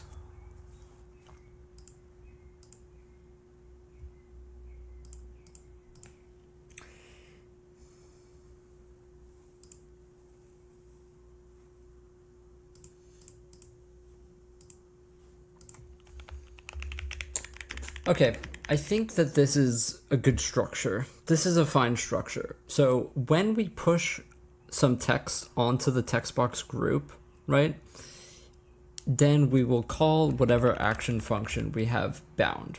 Okay.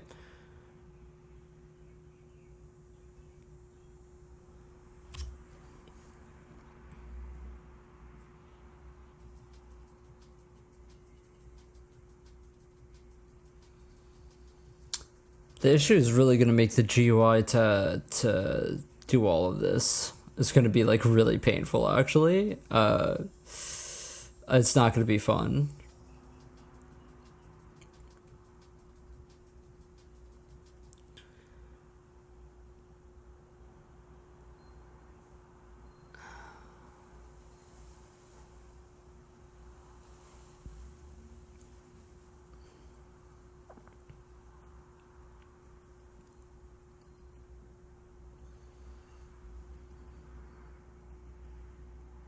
Actually,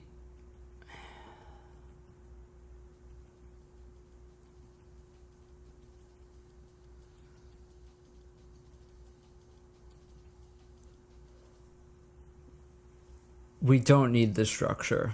We don't. We can just use UI container. Because UI container has an action callback. It has an array of text boxes. It has an ID to match on. It has all of this. It has all of this, actually.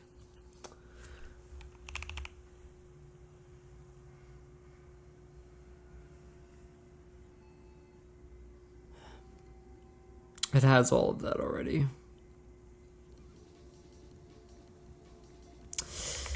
Okay, so what we need is a definition callback for when we set up a container for the battle log.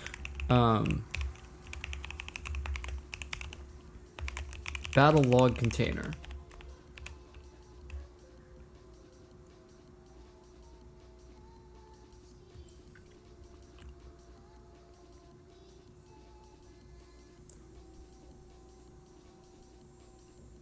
Okay.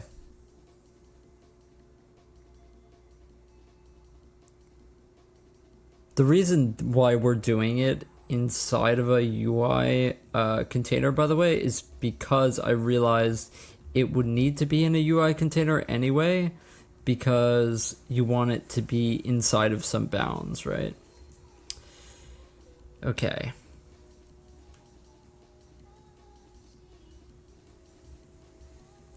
So when we set up, we want to create 100 text boxes.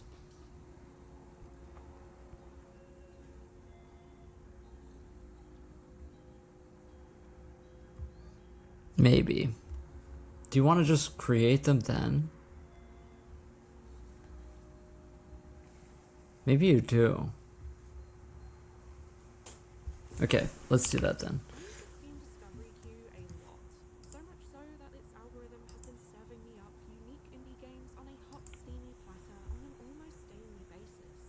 We looped my my liked videos. That's a good video, by the way.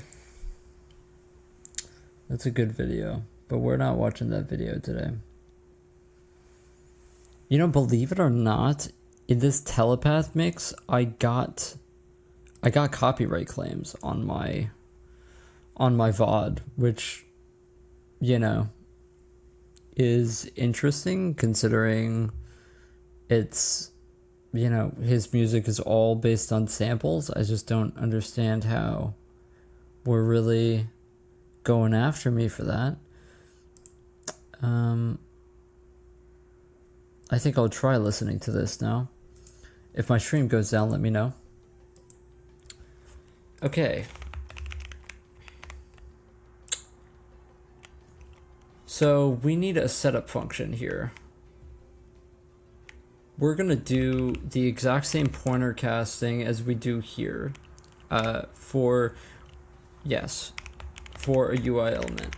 This is going to be the container for setup battle log container. Okay, so we're gonna make sure that. Oh, I just had like a moment where I was like, what am I listening to right now? This is not the music that I put on. And I realized that it was just a YouTube ad. By the way, I think apparently YouTube now has this thing where they're not counting the views of people that have ad block on, or at least that's what I heard, which is very interesting. That's very interesting. So if L container, if we aren't a container, and L and not L is container,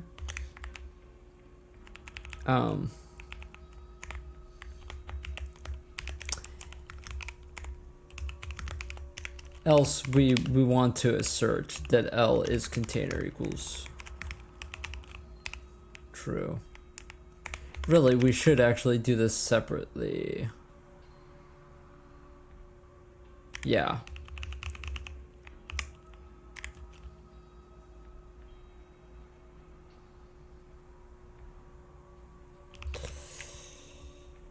Yeah, I'm having a moment here. Okay, just do this. Just do this.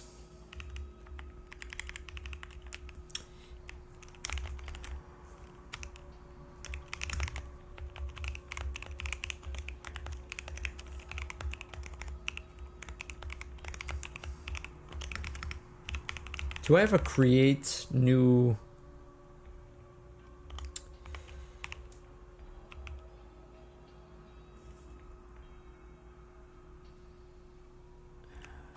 How do I make a new UI container? I definitely have a function that does that.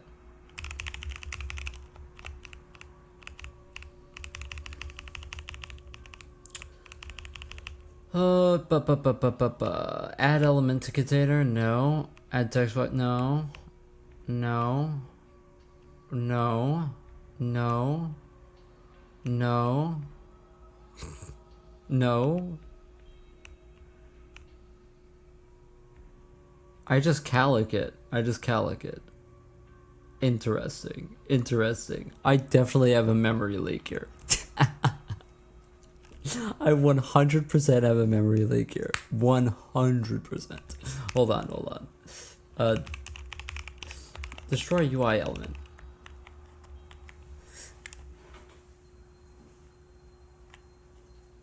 Oh no, I don't. Okay.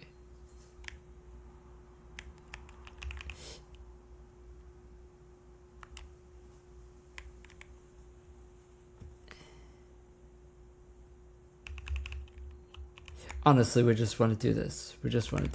Okay. Okay, fantastic. Okay, we don't have a memory leak here. I was just being dumb. Don't worry about it. Okay.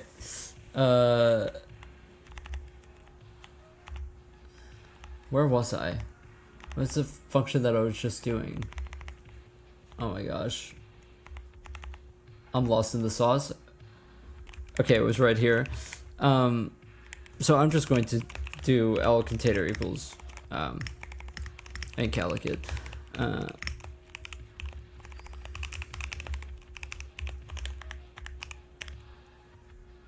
Okay.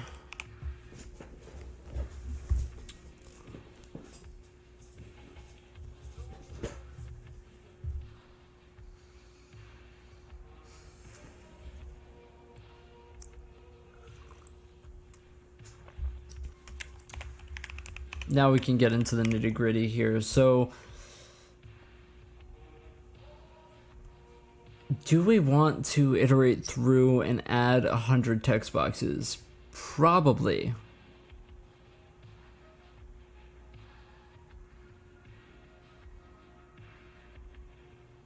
I think it makes more sense to do that, yeah.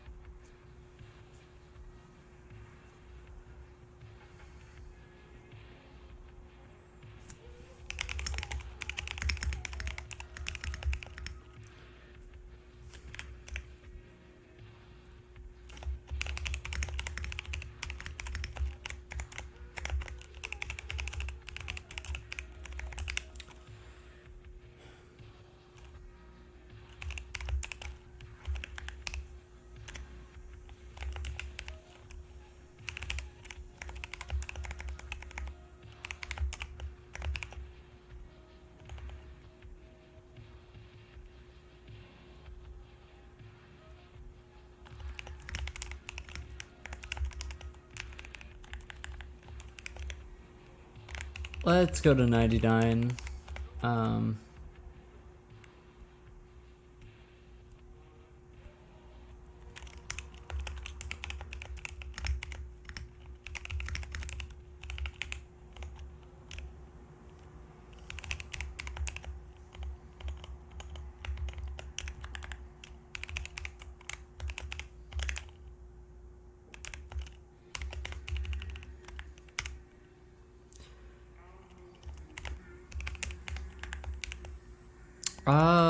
We can just make it at L translation, I suppose, and not really worry about it.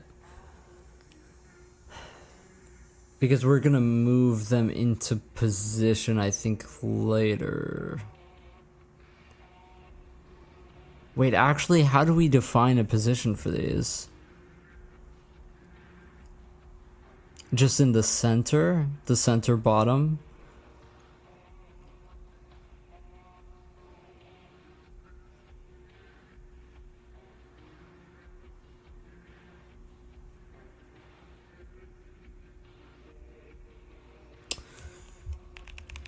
This is quite This is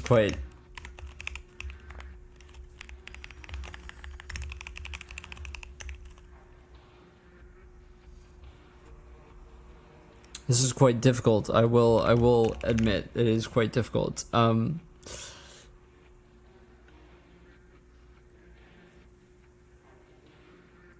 So first of all, our box.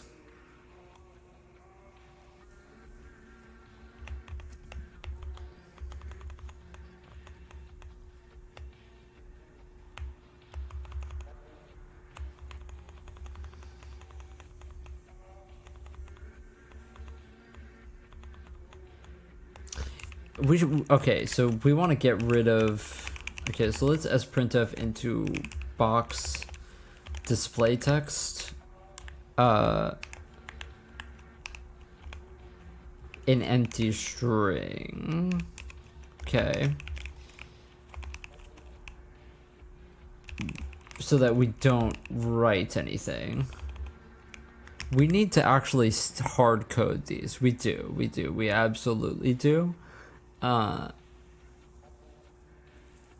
Because we only have text box styles as a part of UI dropdown, not UI container, which is how it should be. It's completely fine for this to happen because this is a callback anyway.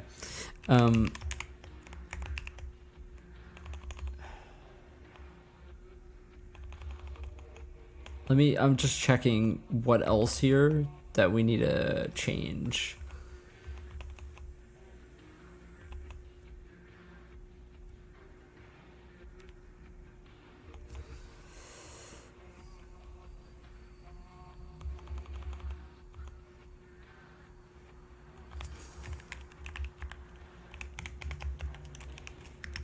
I'm pretty sure that our menu index gets changed automatically by this function. Could be wrong though.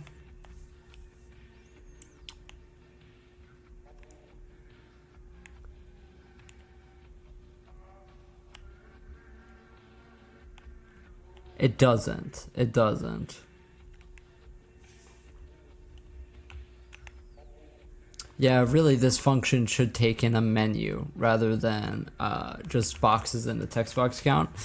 That's what it should do, but we're not going to worry about it. We're going to go into box menu ID and just store copy the menu name into it, and then box menu index is going to equal the parent menu index. Okay.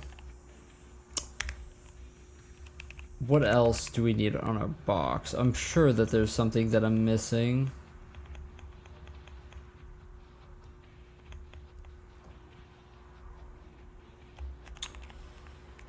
I kind of want save to equal false, right? Save is what determines if we're gonna save something to JSON if we press save.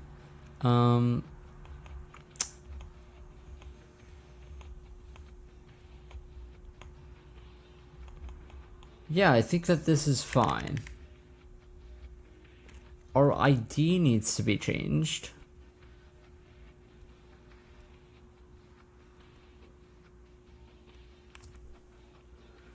I wonder if copy text, copy box data. I think I made this, yeah.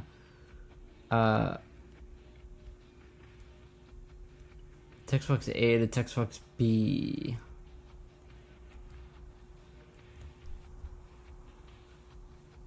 This is a good one to do, but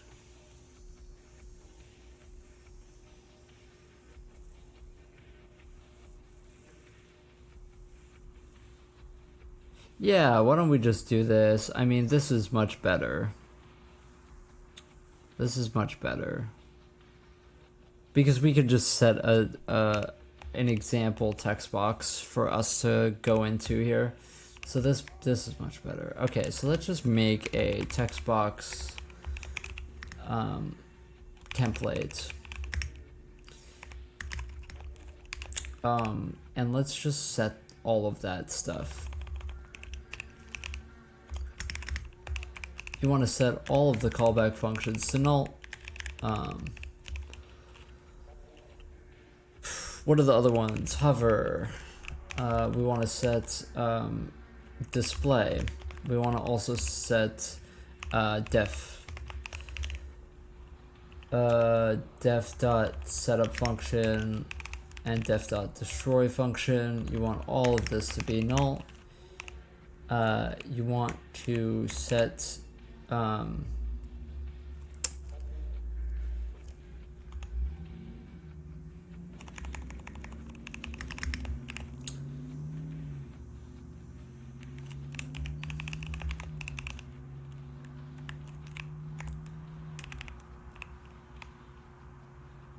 I think so. Yeah, that. What else do I need to change here?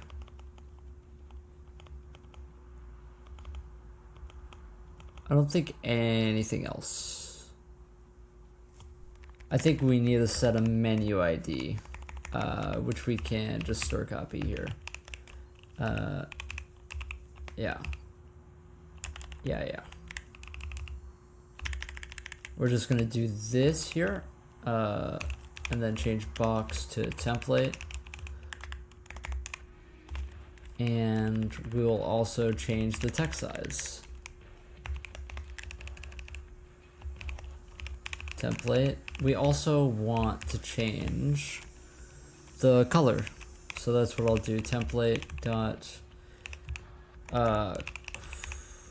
color equals RGBA 1 1 1 1. Okay. Fantastic.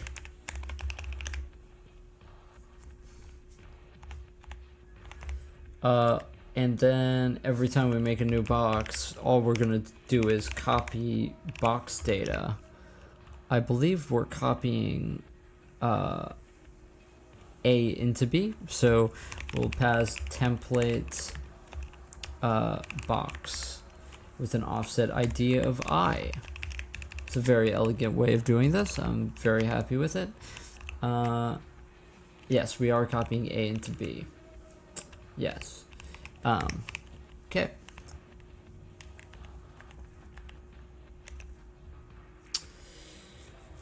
Okay. And once we do this, we want our container. We want to get our UI container.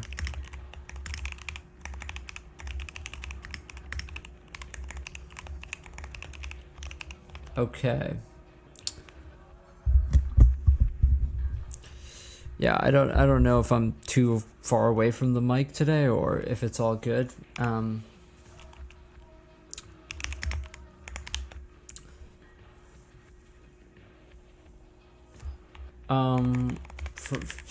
So container box.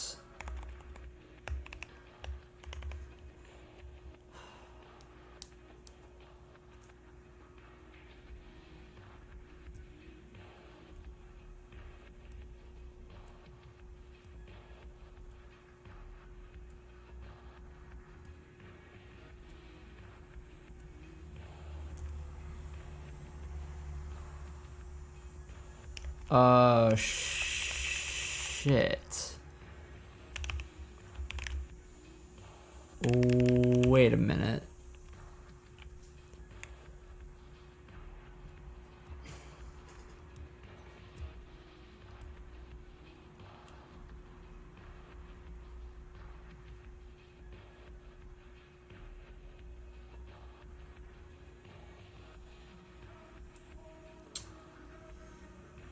I didn't make these static arrays, which I thought I did.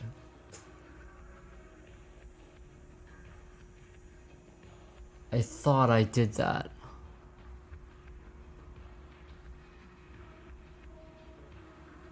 Ah, shit, that's so annoying. Okay, well, we have to work on this first then. Unfortunate. Yeah, it's unfortunate, I know.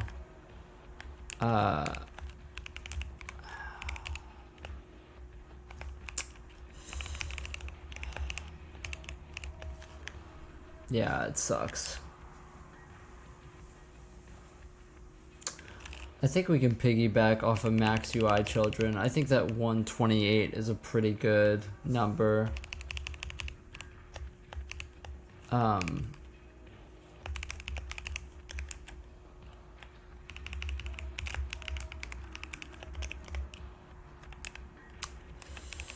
Yeah, it just sucks. It does suck.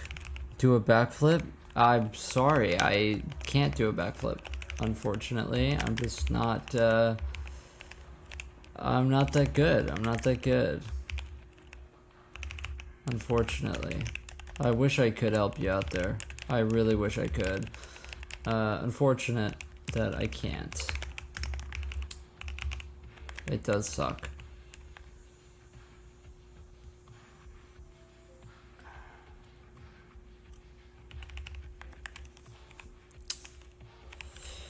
Yeah, I mean, you kind of want to do this plus this because it's technically possible that you can have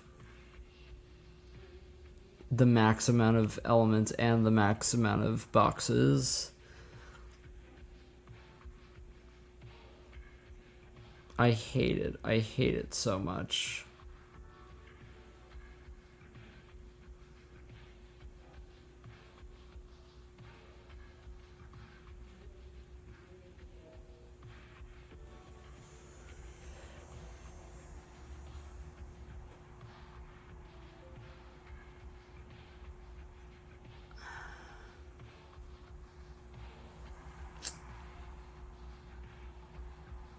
Wait, am I being dumb? Doesn't this go like this? You kind of think of it the other way though.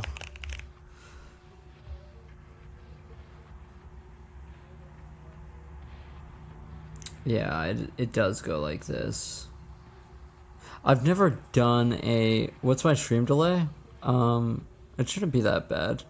I'm just kind of focused, so I don't really look over at chat. There hasn't been anybody in chat, so it's kind of a dead stream today, so I just haven't been looking over very often.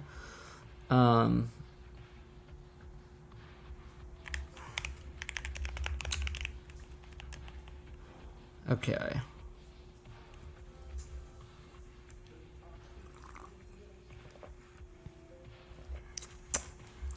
Yeah, I think that this is fine.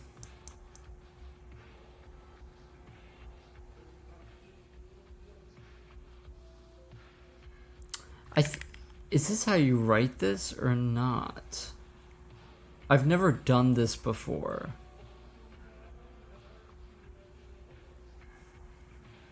What keyboard? I have a, I built it myself. I dropped the specs recently in the Discord. It's a, I don't really remember the whole thing about it. It's a Tofu 65 with a brass base, with Boba U4Ts. Other than that, I don't really remember. The lube is Crytox. Don't remember the rest. I made it like 4 years ago or something.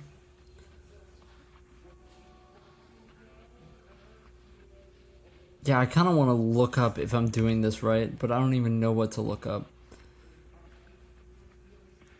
Yeah, I mean, I think I'm ready to send it, but yeah.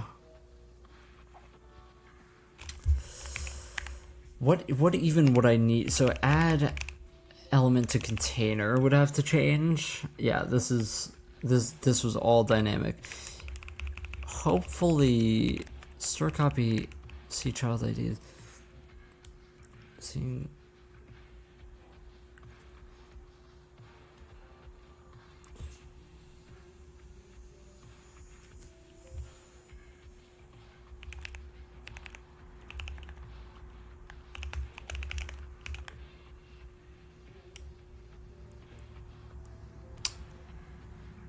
Hopefully that's fine. I think that that's fine.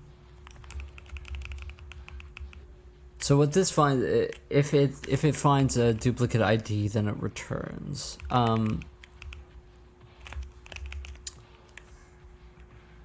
So hopefully this is still fine. We do need to check also if so early out if C ID count is greater than or equal to the max UI children plus max UI children would be our upper. We also want to early out if C child count max UI children.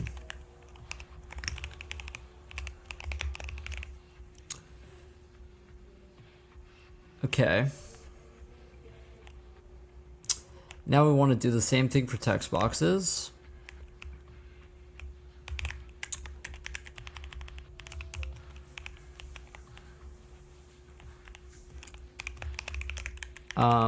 Except this is box count. Okay. Now we have 20 more errors in here to go through. So that's unfortunate, but it did have to happen. So we are only going to, of course, go into ID count here, and we are no longer going to malloc. We will just go up to ID count. Okay. We will not set that to null. We'll set the child count to this and the box count to that.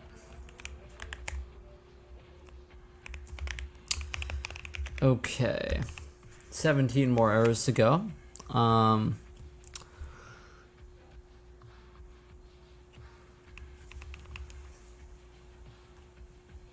So we, instead of doing any of that, what we want to do is if container child count is greater than or is less than the max UI children, then we push it. Okay. Next error. The same thing.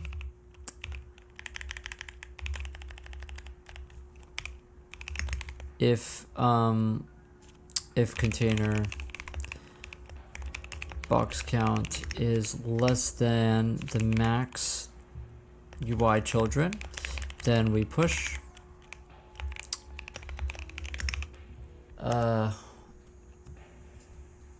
Here we don't have to do any of this. I think that all of this we get rid of this.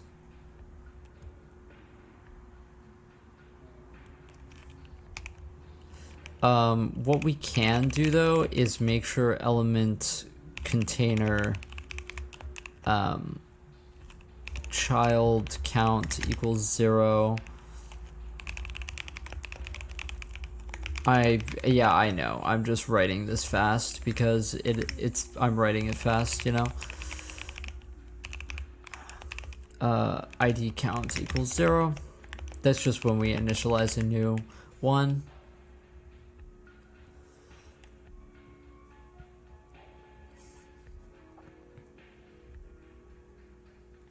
Hold on a second. Oh yeah, we still want to calc the container, of course.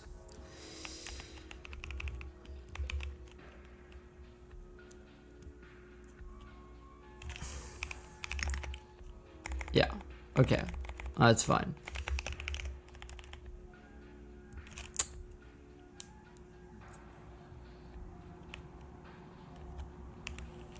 Okay, now a couple more here. Same thing here.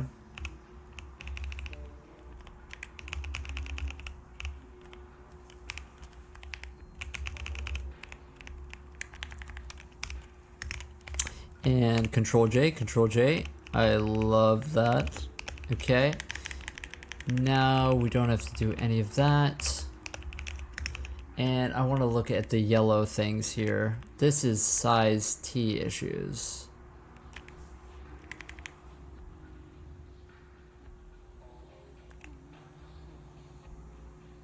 I think that's why I kept those ints. I think I'm just gonna run that back then. And now we got rid of all of the errors and warnings. Okay.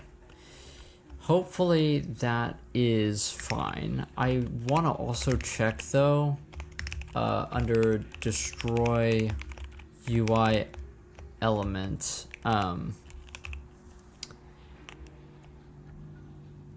what else could be happening? If we're a container, we can't free child IDs. I don't know why that didn't show up as a thing. That should have showed up as a thing.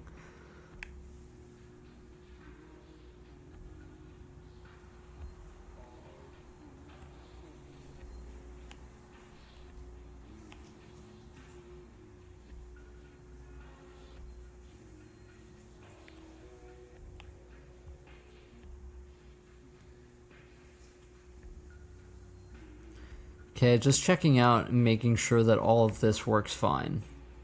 Still, with non-dynamic arrays for all of this. I think it looks fine.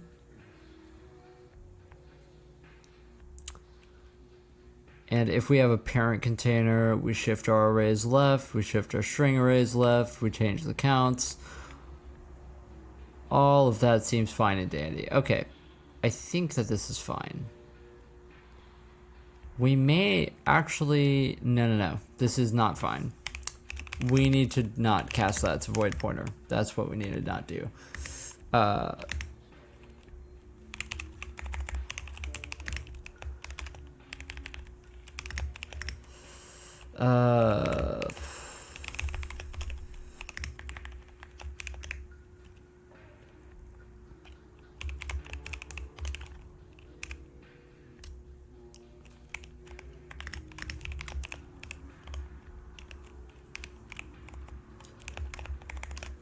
We need to make sure that we avoid that, of course.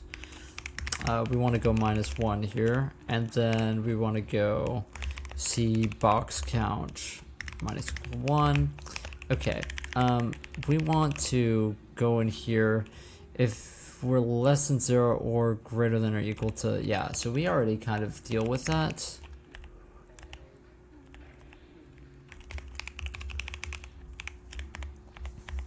We're gonna need to do the same thing for UI elements actually. So yeah, so if index is less than 0 or index is greater than or equal to C box count,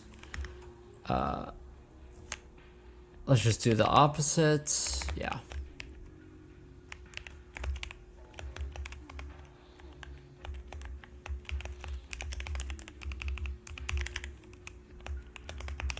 Okay.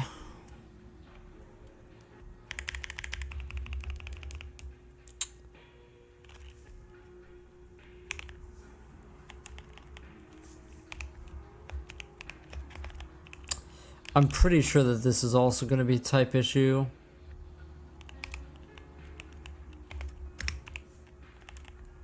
If I know anything about anything, I'm pretty sure that's going to be an issue. Maybe not. I'd rather just do it in line, to be honest, just to be absolutely sure, because I've had problems with this before, actually. Oh, actually... Wait, what?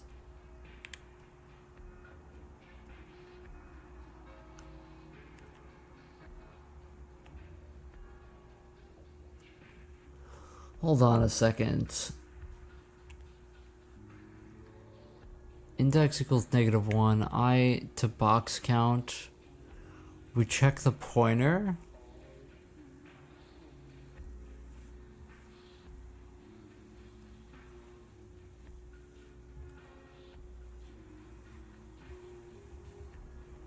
And then we shift. And then we check that. And then we get the index into the ID count. And then we were doing this here already. Did I just copy this code into here and then just had blanked it out of my brain? Is that what happened there? My bad, I guess. Whoops.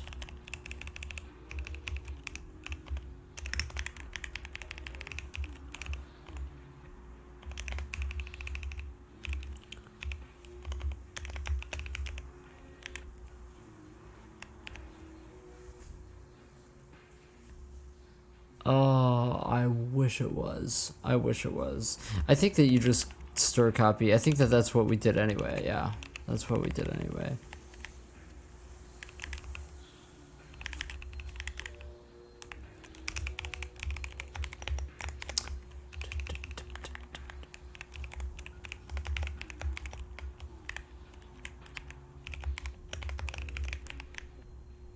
Yeah, I wonder why it's a dead stream today. It might just be because, you know, Tokyo Spliff is live, to be honest. Yeah, so Hero's doing it manually already.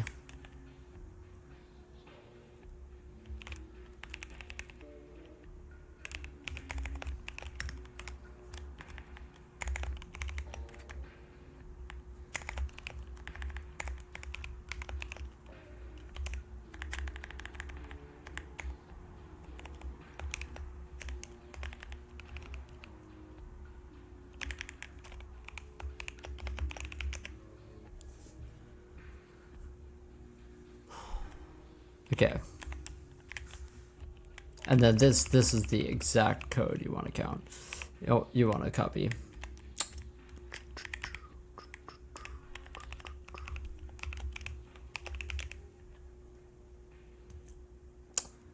Okay.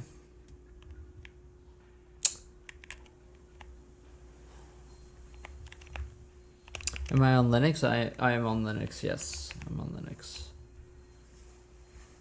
Okay. So hopefully we did all of that correct. I want to also look at load UI from JSON. I want to make sure that what we're doing here makes sense. When we find that we've loaded in a container.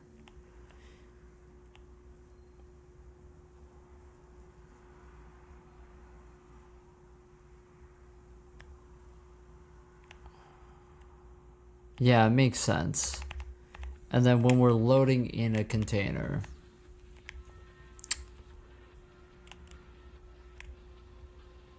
yeah, this is fine. Now when we save it, I want to check, when we save it, we go through the child count, and we check some things. And then if we're valid, then we take, yeah. Okay, should be fine. Brother, use shortcut to navigate between words instead of holding left, right for horizontal scrolling. I mean, I do. I use this. I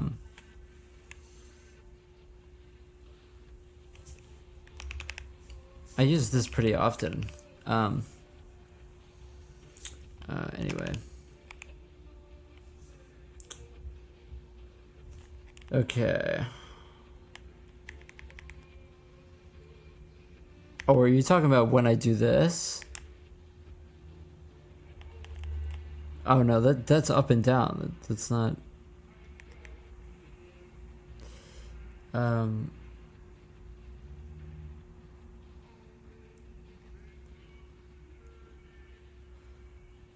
Okay.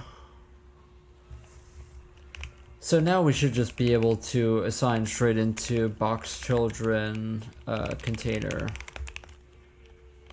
box count plus equals box. Okay. And we are of course going to check for container box count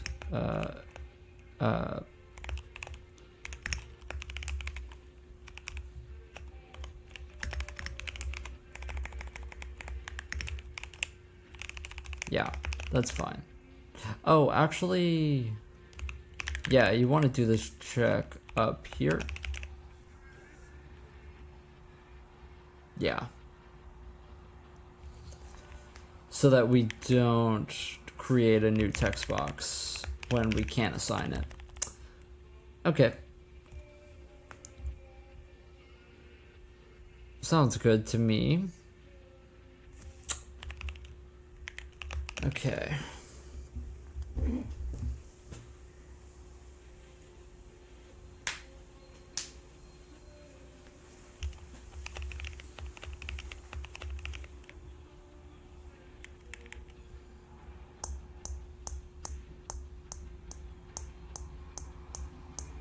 I think that this all looks good to me. I'm down to the definition callback. And go to setup battle log container. Okay. So now we have a UI container with 100 text boxes with the names battlelog.0 through battlelog99.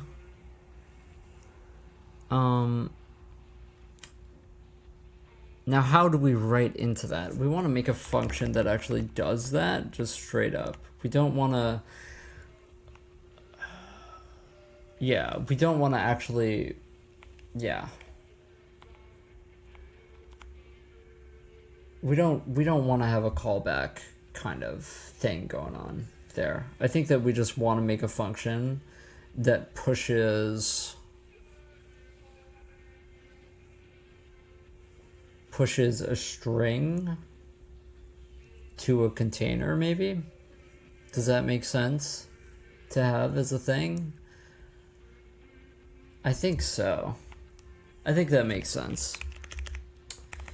Let's not put this with the callbacks. Let's put this under, let's put this under add text box to container. Let's put this underneath here. Push text to container. And this will just take in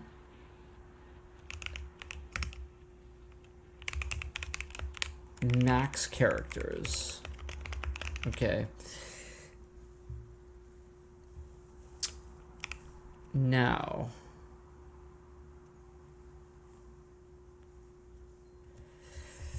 what do we do? Oh, well, we need the container. We need to get the container. I think what we probably want to do is menu, pointer menu. We'll get the menu outside of this function. And we also want to take in container ID.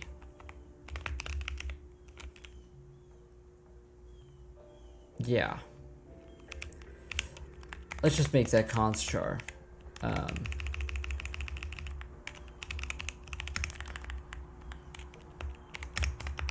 Because that will be already decided. Okay, so first we have to do some tidying here. So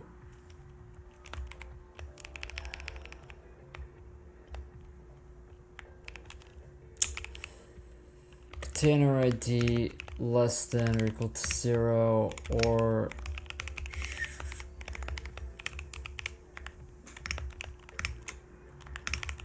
turn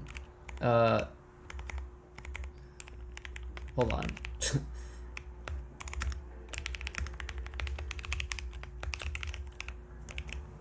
Okay. So we're gonna search inside of the menu for the container.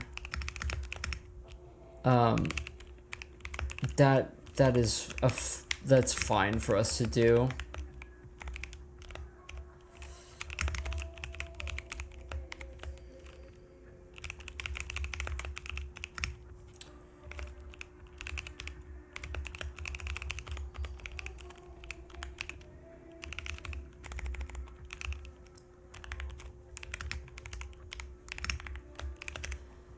Okay.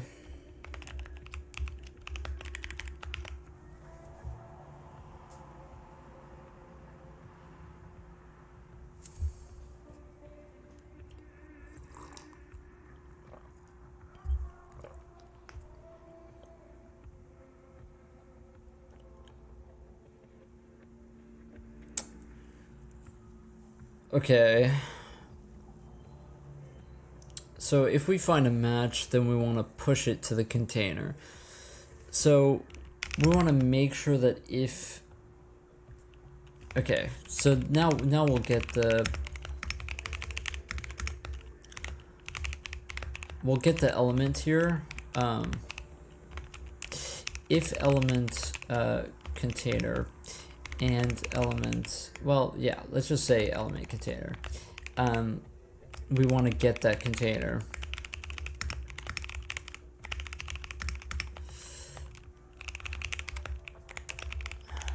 Okay, and then what we want to do is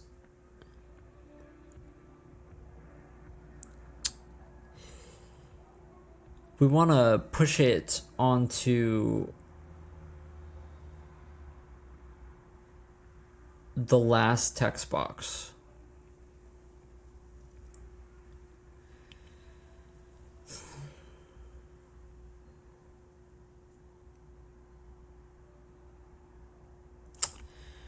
Okay. So there's two cases here. So if container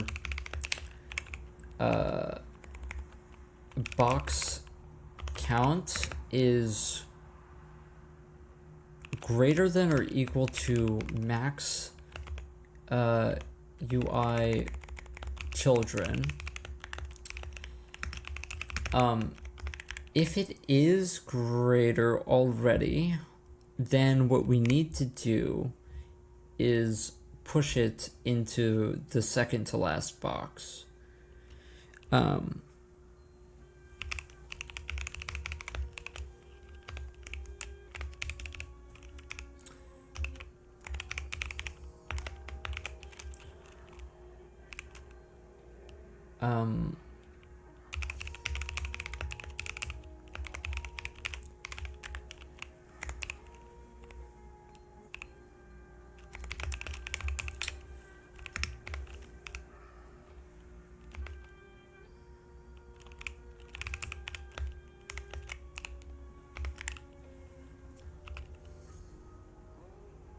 Yeah. And we also want to go straight into display text just to make sure that we're doing it. Otherwise, what we want to do is we will stir copy it into... Actually,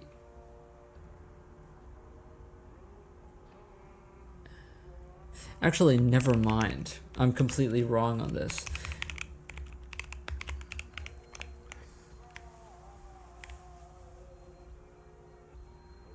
I'm completely wrong on this because we already are setting up 99 actually. Okay, yeah, I was completely wrong there. We don't actually care here.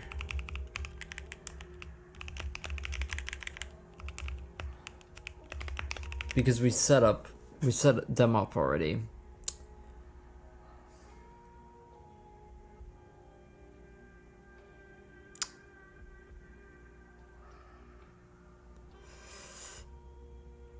Honestly, what we can do, I'm just trying to figure out how are we going to get the most recent one. And I think what we're going to do is I will store within container choice, within container def choice. Actually, it's going to be an element def dot choice. I will store this. Yeah. So element def dot choice. And def dot choice will be the thing that increments. Def.choice isn't being used for anything because it's used for the setup function callback. So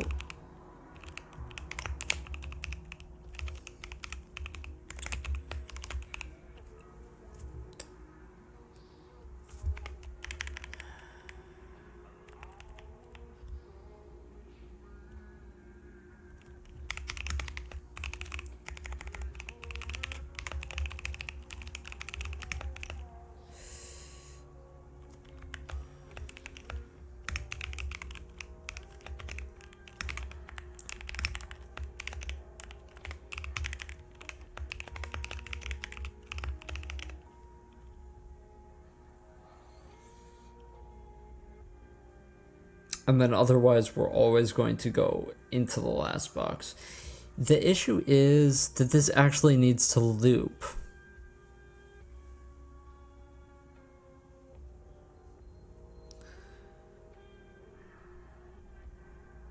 Yeah, this needs to loop. Okay, so instead of plus plus, what you want to actually do is plus equals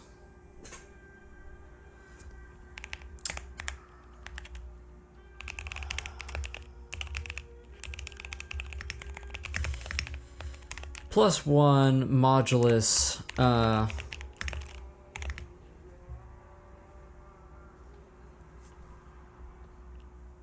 container box count. Am I doing this right? I think so.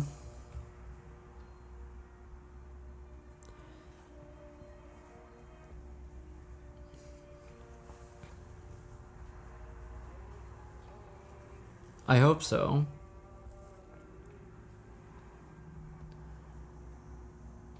Yeah, I think that this is correct. Okay. So that's how we're gonna push our text into our container. And this will loop through all of the boxes for each new text that we push into it. Now what we need to do is call the action function for this element. So if element action dot fn, then we want to call element action dot fn with the element itself. And this is the callback that's going to actually move the text boxes around. And so we can make this callback under action callback here. So let's make a new action callback. Oh, we did make, we started doing this, but we didn't finish it. Okay, then let's do false here because we don't want to actually like care about passing anything into this. So if we have, let's call this container. It just makes it more descriptive. So okay, let's figure out where we're gonna make this function. This is definitely something that I should honestly put in a different thing, but it's fine. So let's do void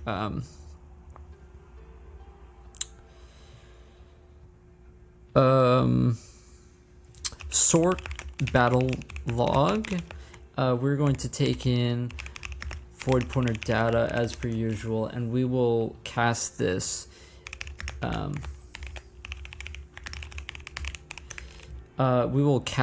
to a UI element.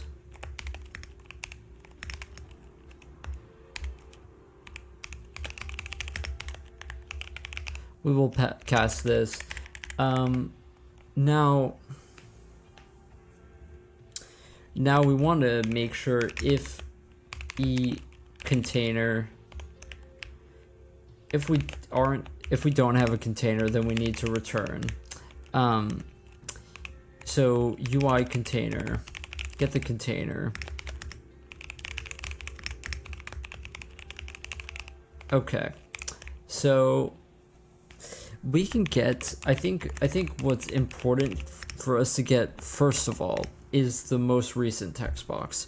So newest box is going to equal the container box children indexed by, we set this up for a reason just a few moments ago, action choice def.choice. Right, this is how we're indexing to find the most recent thing that we pushed. So we have the newest box now.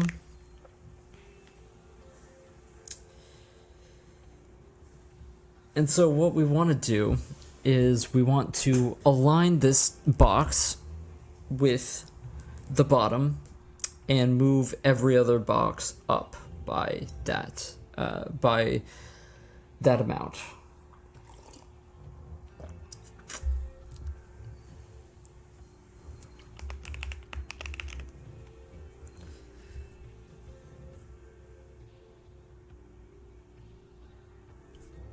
Yeah.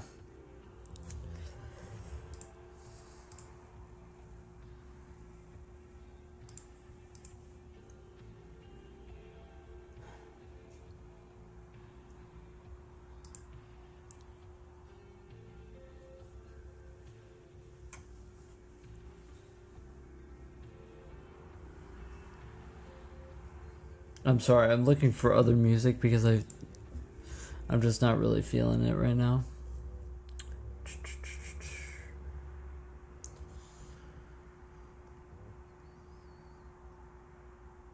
And I also don't want to get taken offline. Suck. That would suck.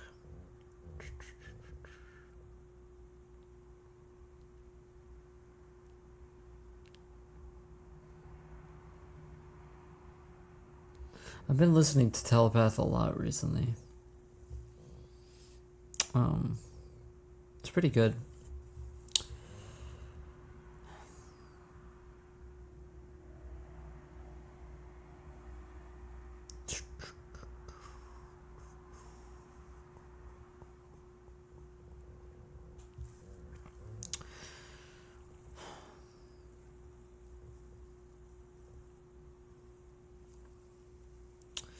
Yeah, I don't know.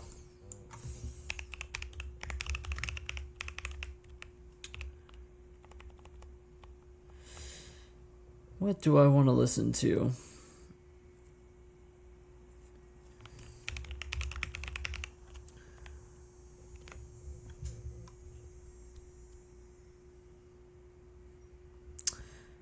Do they have a not illegal version of Brandenburg concertos that I can play? That would be sick. That would be tight.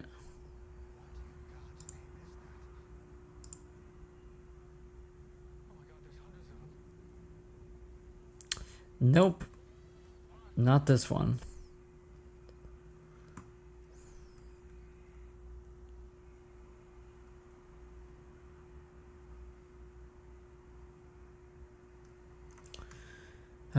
Whatever.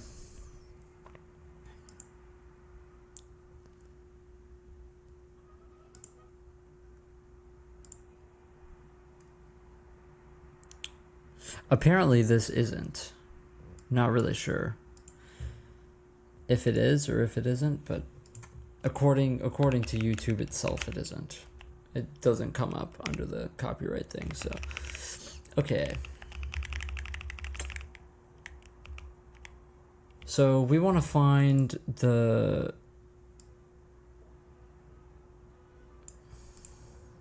I want to find the dimensions of this box.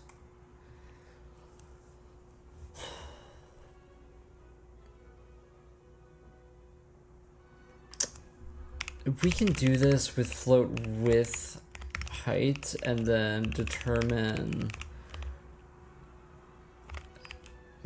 determine text box dimensions.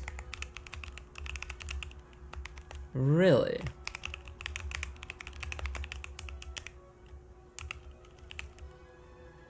This is really this high in the file. No, it shouldn't be. It shouldn't be at all.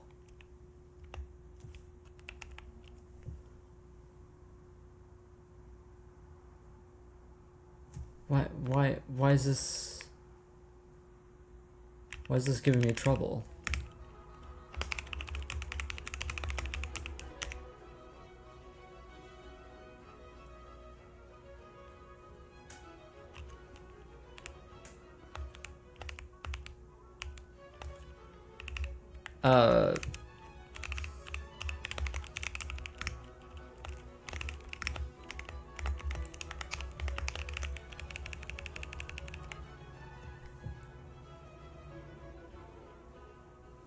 Did I misspell this, or?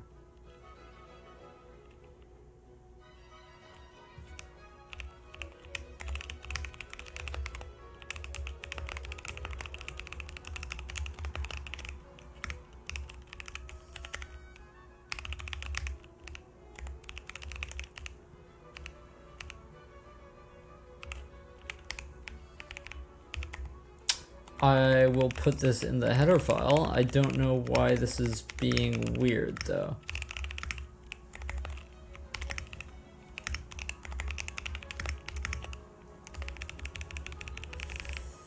What is the problem?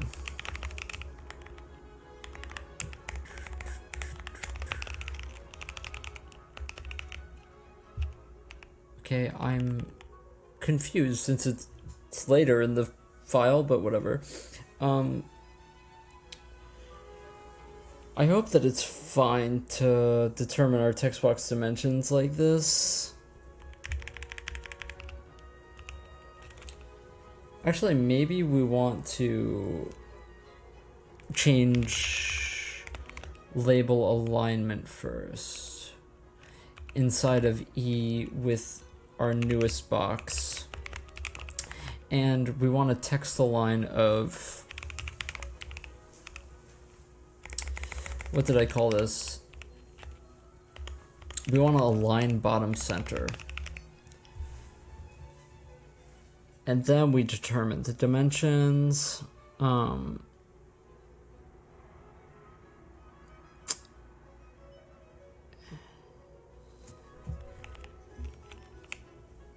so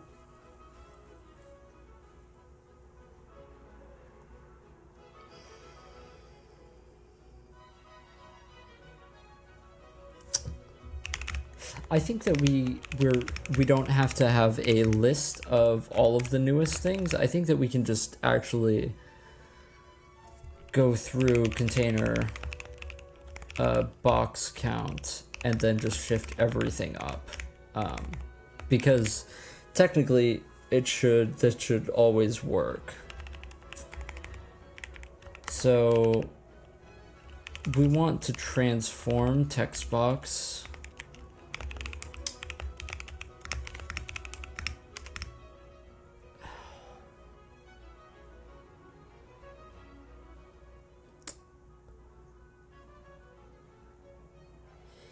Yeah, the annoying thing is that we don't actually...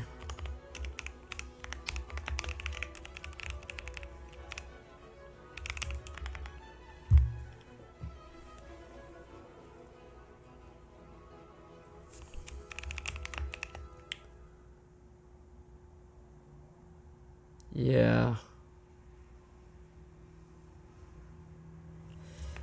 We would need to get text box dimensions for all of these, and I feel like that's really not good.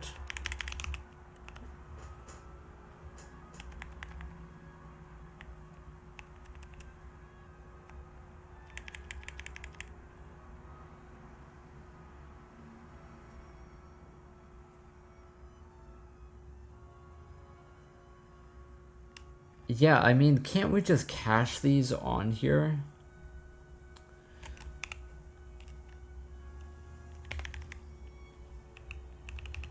Like, I feel like that's what we should be doing, to be honest. We should always be putting text box width equals that, yeah. That's what we should be doing always.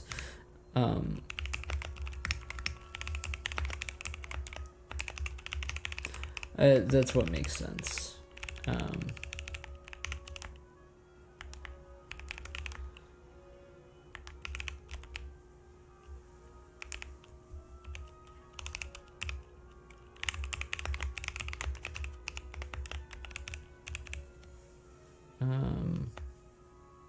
Oh, what the heck did I just do?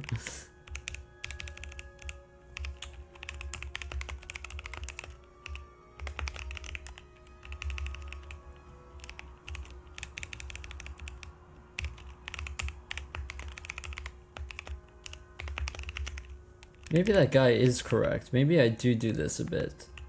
To be honest, I do this because I know that I'm gonna overshoot it if I do this. Because if I do this, then there's no way for me to get in here. Does that make sense? So I just typically what I just do is I just do this because it takes the same amount of time if I need to get into here. Because Helix, you can only go... Yeah. Well, whatever.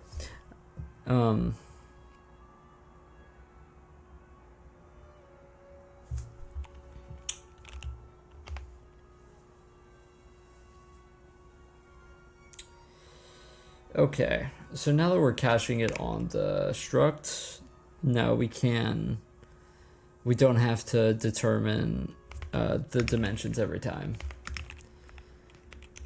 Okay, so that means that we can just transform this naturally. So to be clear here, we're gonna do new width, new height.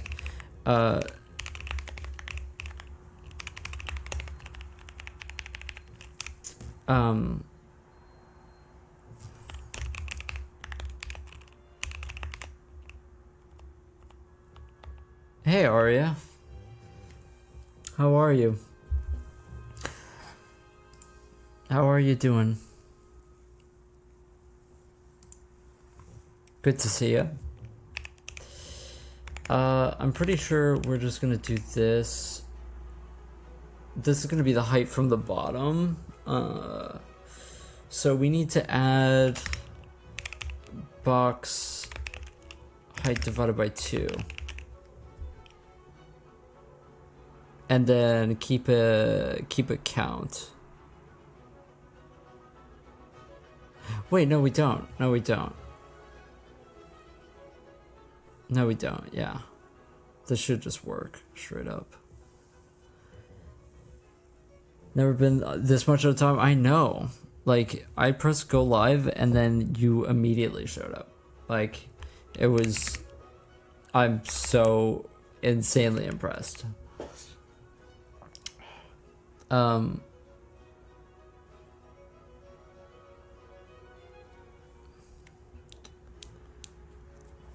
Your internet has been out for the past 12 hours? Damn, that sucks. I really do want to make the joke though and be like, oh, is that the excuse? But, you know, I'm... Did your power go out or something?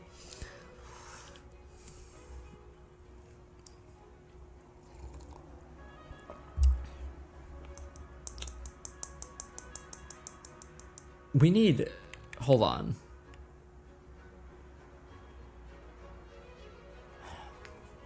No, it's the...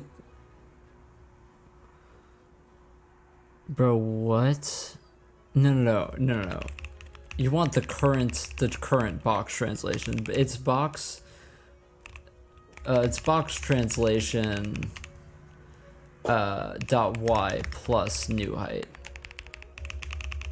Yeah. Now if the power is fine, just the internet? That's crazy.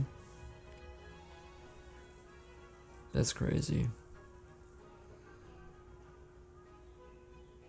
Internet is still out, you're on your phone. Damn.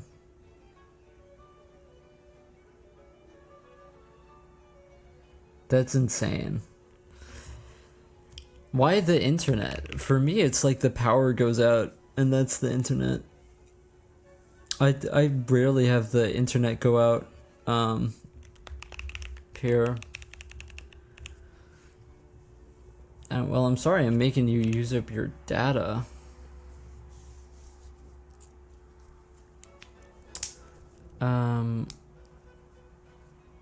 And what X? Do I just keep it box translation.x? Yeah. An angle 0. And we can keep scale 1.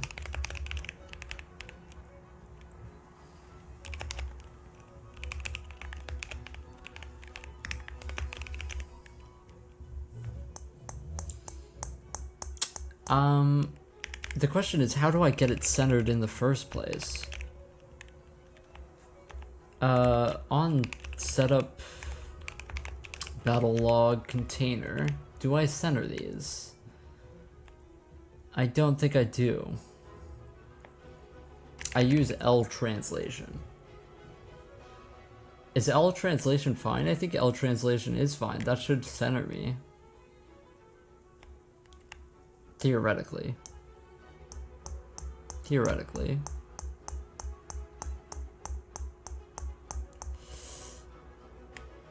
Yeah, let's make sure template.translation, if we're gonna copy box data, has the L translation then. Just so that when we copy the box data, we still get it. Apparently a cable got cut or something, so anyone with this provider doesn't have internet in my city. A cable got cut.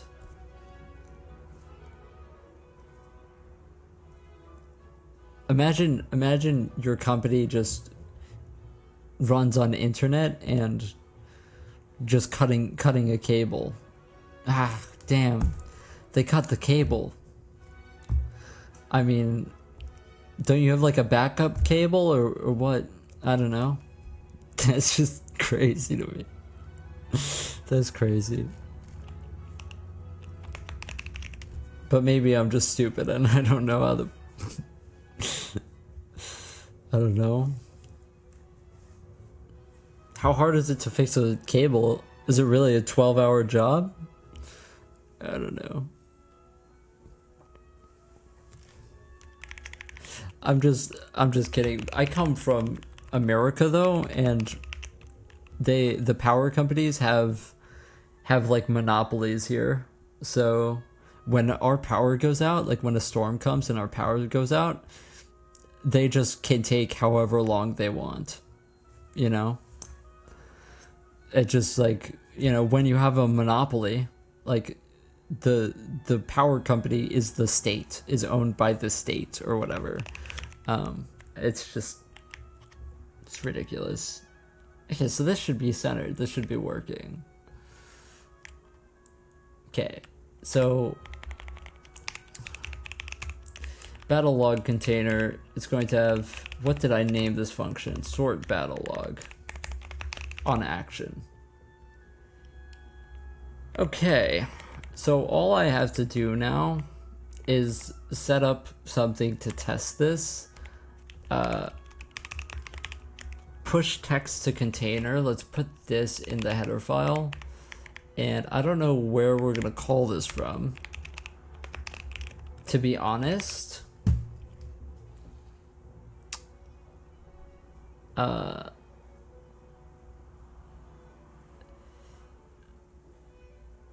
Yeah, we can just make like a fake function that tests this.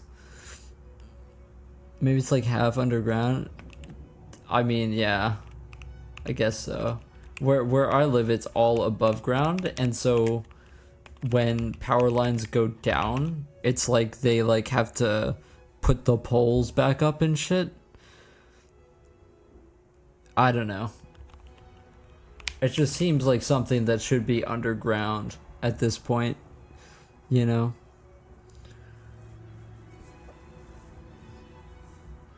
But yeah, that does suck. Test push battle log. What we can do is we can just like double for loop here. I don't care how inefficient it is. Just loop through all of our menus, loop through everything, and find the UI element that is the correct one.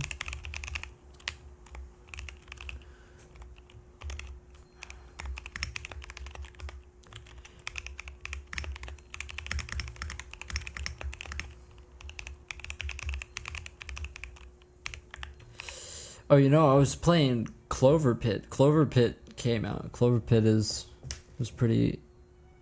That shit got me so overstimulated. I was like staring at the screen this morning, just like zonked out of my mind.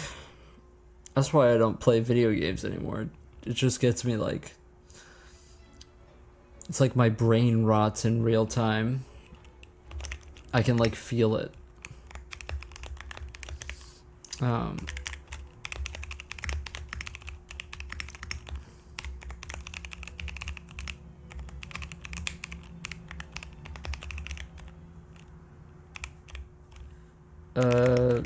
So if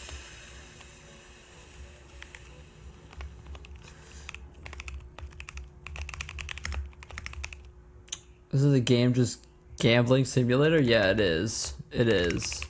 And I'm like a really big gambler person. I think gambling is, it's like the most dopamine. Like it's just like the dopamine is insane that I get from gambling. I mean, you don't. I mean, pulling that lever, man, it's just, I kind of wish the game was longer. I mean, I haven't beaten it yet, but I kind of wish that there was more to it. But I think that the gameplay mechanics are pretty good. There's a lot of like cool little mechanics that they've added. It's a neat little, you know. Well, I hope you will add gambling to this game then. Yeah, it's supposed to be like really luck based is kind of what I want. I want like luck based stuff. Like my my recent wizardry playthrough, I have this monk and he's a martial arts monk and he's like completely luck based, right? He has like maxed out speed stat. So it's completely luck based, but sometimes he hits like 4 to 6 times in one turn. And sometimes he hits 1 time and does no damage. But sometimes he one-shots, you know? That the amount of dopamine I get from that is like next level, you know? It's like the best feeling in the world. Anyway. We are looking for FE action dot. Yeah, let's string compare against that. Let's string compare E action ID to battle log container. Then we will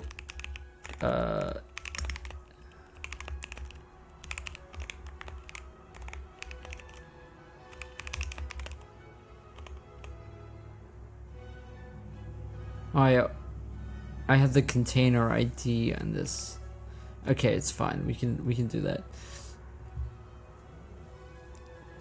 Local gambling addict indoctrinates his subscribers onto also gambling.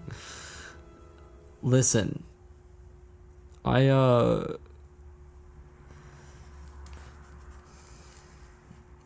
okay, I don't support real gambling. Okay, real gambling isn't fun.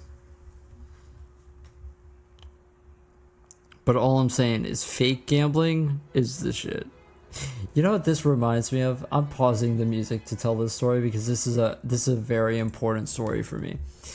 We when we I had this dorm room, right? And we had this, a dorm like with two other guys, and we all had like a friend group with these girls and their friends or whatever, and we used to every Friday night, right? This is what it reminded me of. We used to have poker night. Okay, now we didn't have any money, so we only played with quarters. Okay, it didn't mean that there weren't stakes because, we played with a lot of quarters. Okay, anyway, the quarters were the chips. So we would all like get our money in quarters, and then come Friday we would play, right? Naturally, right? Because we're having a fun time. There was drinking involved, okay? Because that was like the whole point of poker night, is that us and all of our friends get, come over and party and whatever. Except there was one problem with this, is that we had this one roommate, this absolute prick, because he would never drink, okay? And he would stay completely sober, okay? And then he would gloat about winning, okay? He would gloat about winning sober, beating all of the drunk people, and then he would walk away with all of the quarters, and he would always win the pot every Friday night. This guy was such an asshole for that. Man, I will never forget that. I distinctly remember waking up the morning after one of those times, and he was like, oh, guess I won again, like, dude, I don't remember what happened last night, okay? Dude, that guy was such a prick. Oh my god. Oh, getting me in a bad. That's not a funny story to me. That guy pissed me off, man. Anyway,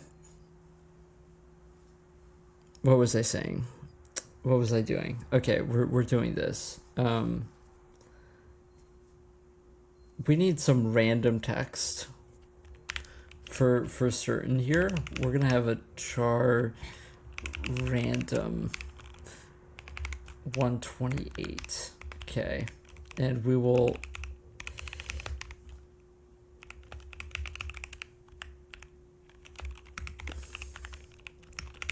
Can we just do this?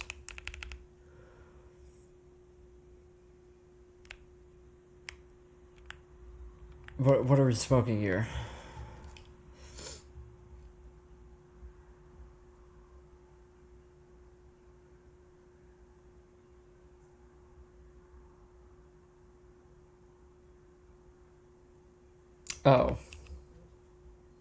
Oh, this is I'm smoking something here. He seems very pathetic. Yes, he was. Yeah. Yeah, that guy was crazy. We had for some reason he would go on Twitter and he would tweet about me and stuff. Yeah, he was not.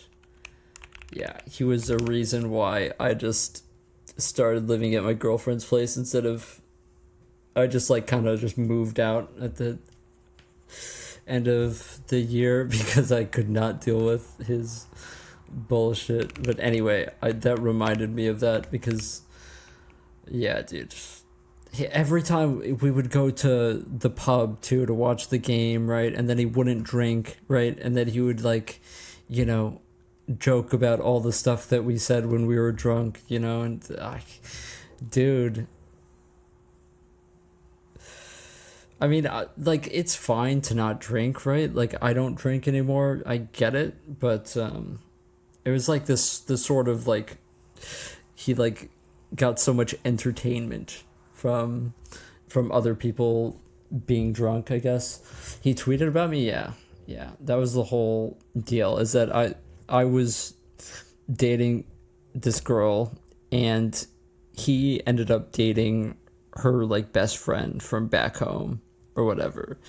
And I think that for whatever reason he got like really like kind of insecure about like my relationship with her, and so yeah, he like tweeted a lot about me. Like he tweeted some crazy stuff. Like when I was getting into chess and when I was like playing chess online and with my other roommate or whatever, he like tweeted, "Chess is for nerds." Dot dot dot. Like he would tweet like shit like that all the time, and I remember he tweeted something that was like, I started a blog, right? Because I was going to school for literature, so I was like, I made an analytical like writing blog, and I remember at the time he posted, imagine thinking, making a blog, saves you from being an irredeemable asshole and an alcoholic. I remember it was something like that he like exactly like that he tweeted. Yeah, I remember I didn't even know about it. It was my girlfriend who showed it to me, who said, "Yeah, I found Benja's Twitter," and yeah. Yeah. Anyway, that was years ago now, but it's still a funny story to tell. Um,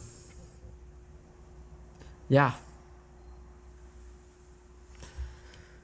Anyway, I'm not going to claim to be a perfect person. I've made a lot of mistakes and done a lot of not great things, to be honest, but I've never been like petty, you know? I've never like come after anybody. That's just not the type of person I am. I just don't understand people like that. Like why am I that important to you that you would do that? It's so weird. Anyway.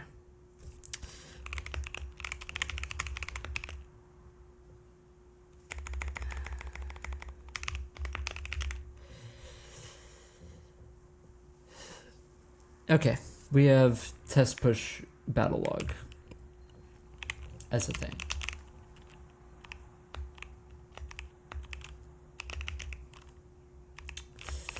That got me kind of riled up just thinking about it, but yeah. Yeah.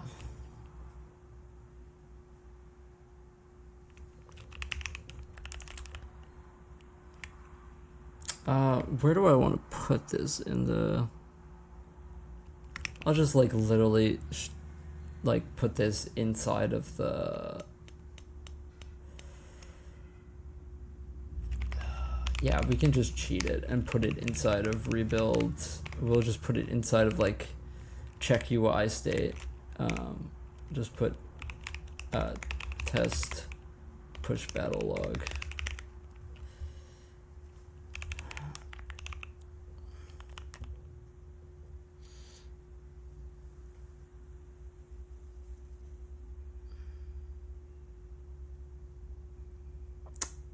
Yeah, this looks okay. I'm just making sure I didn't make a mistake because I was chatting.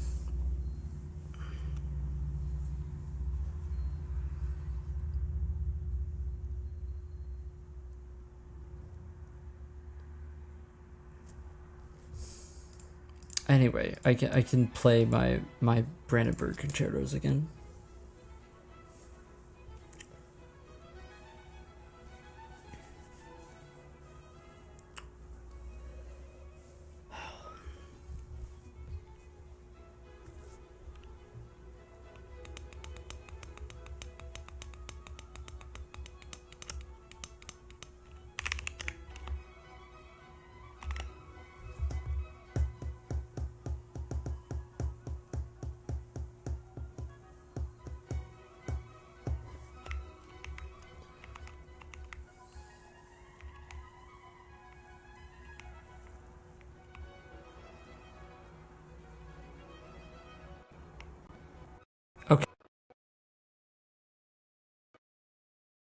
crashing. We're crashing.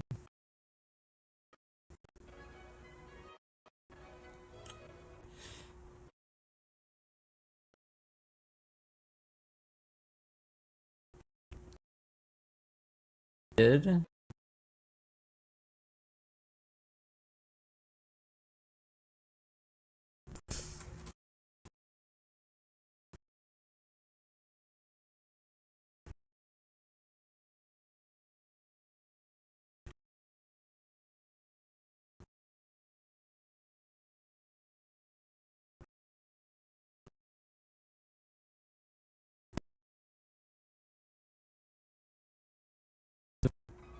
Am I alive? Am I alive? Am I alive?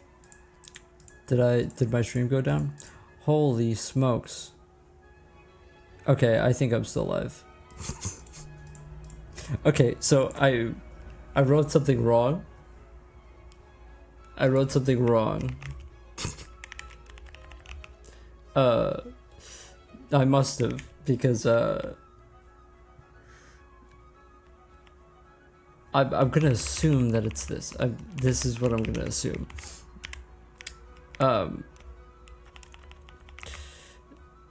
Yeah, that was crazy. That's crazy. I'm going to guess.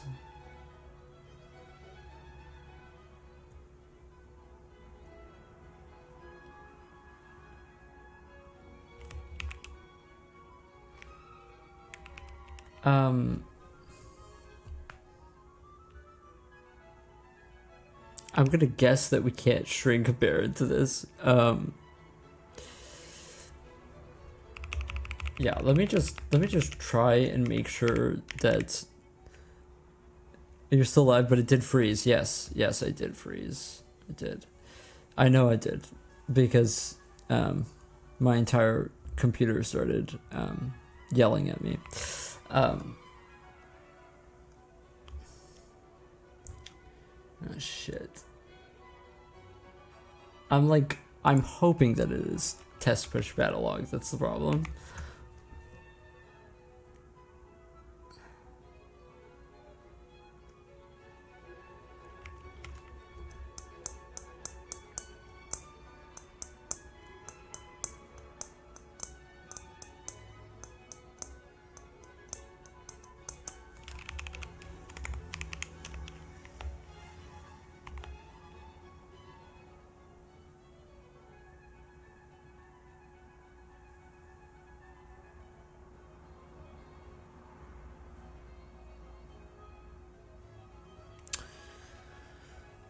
Okay, so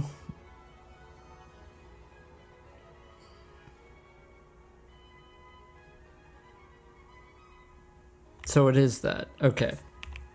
Okay, well, okay, let's not do that then.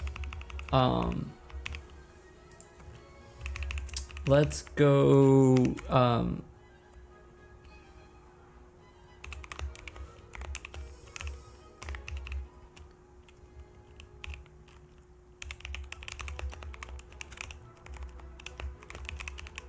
yeah, let's just do that.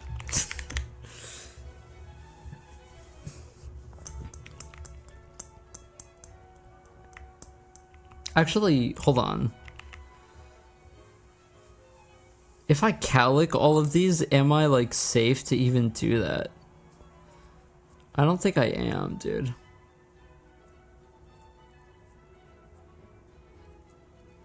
Though if we're only going to element count, then it should only get elements with a default ID, hopefully.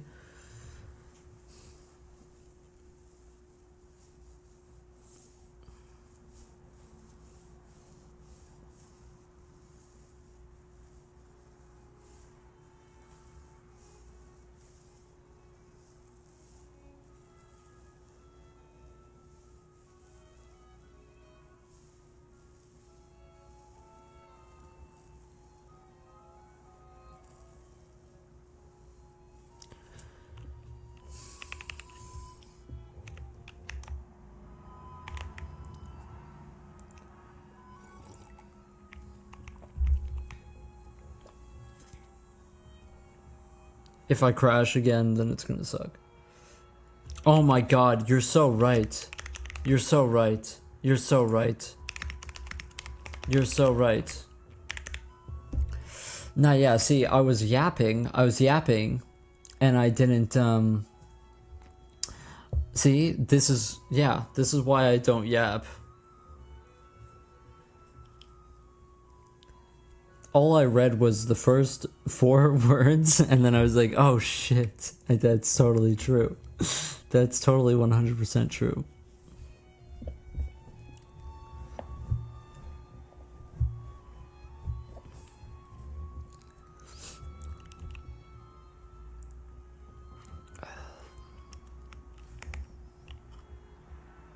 Arya once again sabotaging the stream.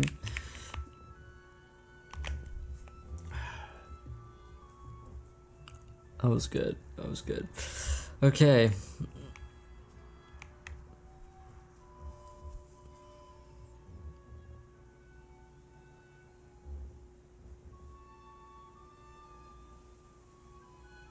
I gotta yap, yeah.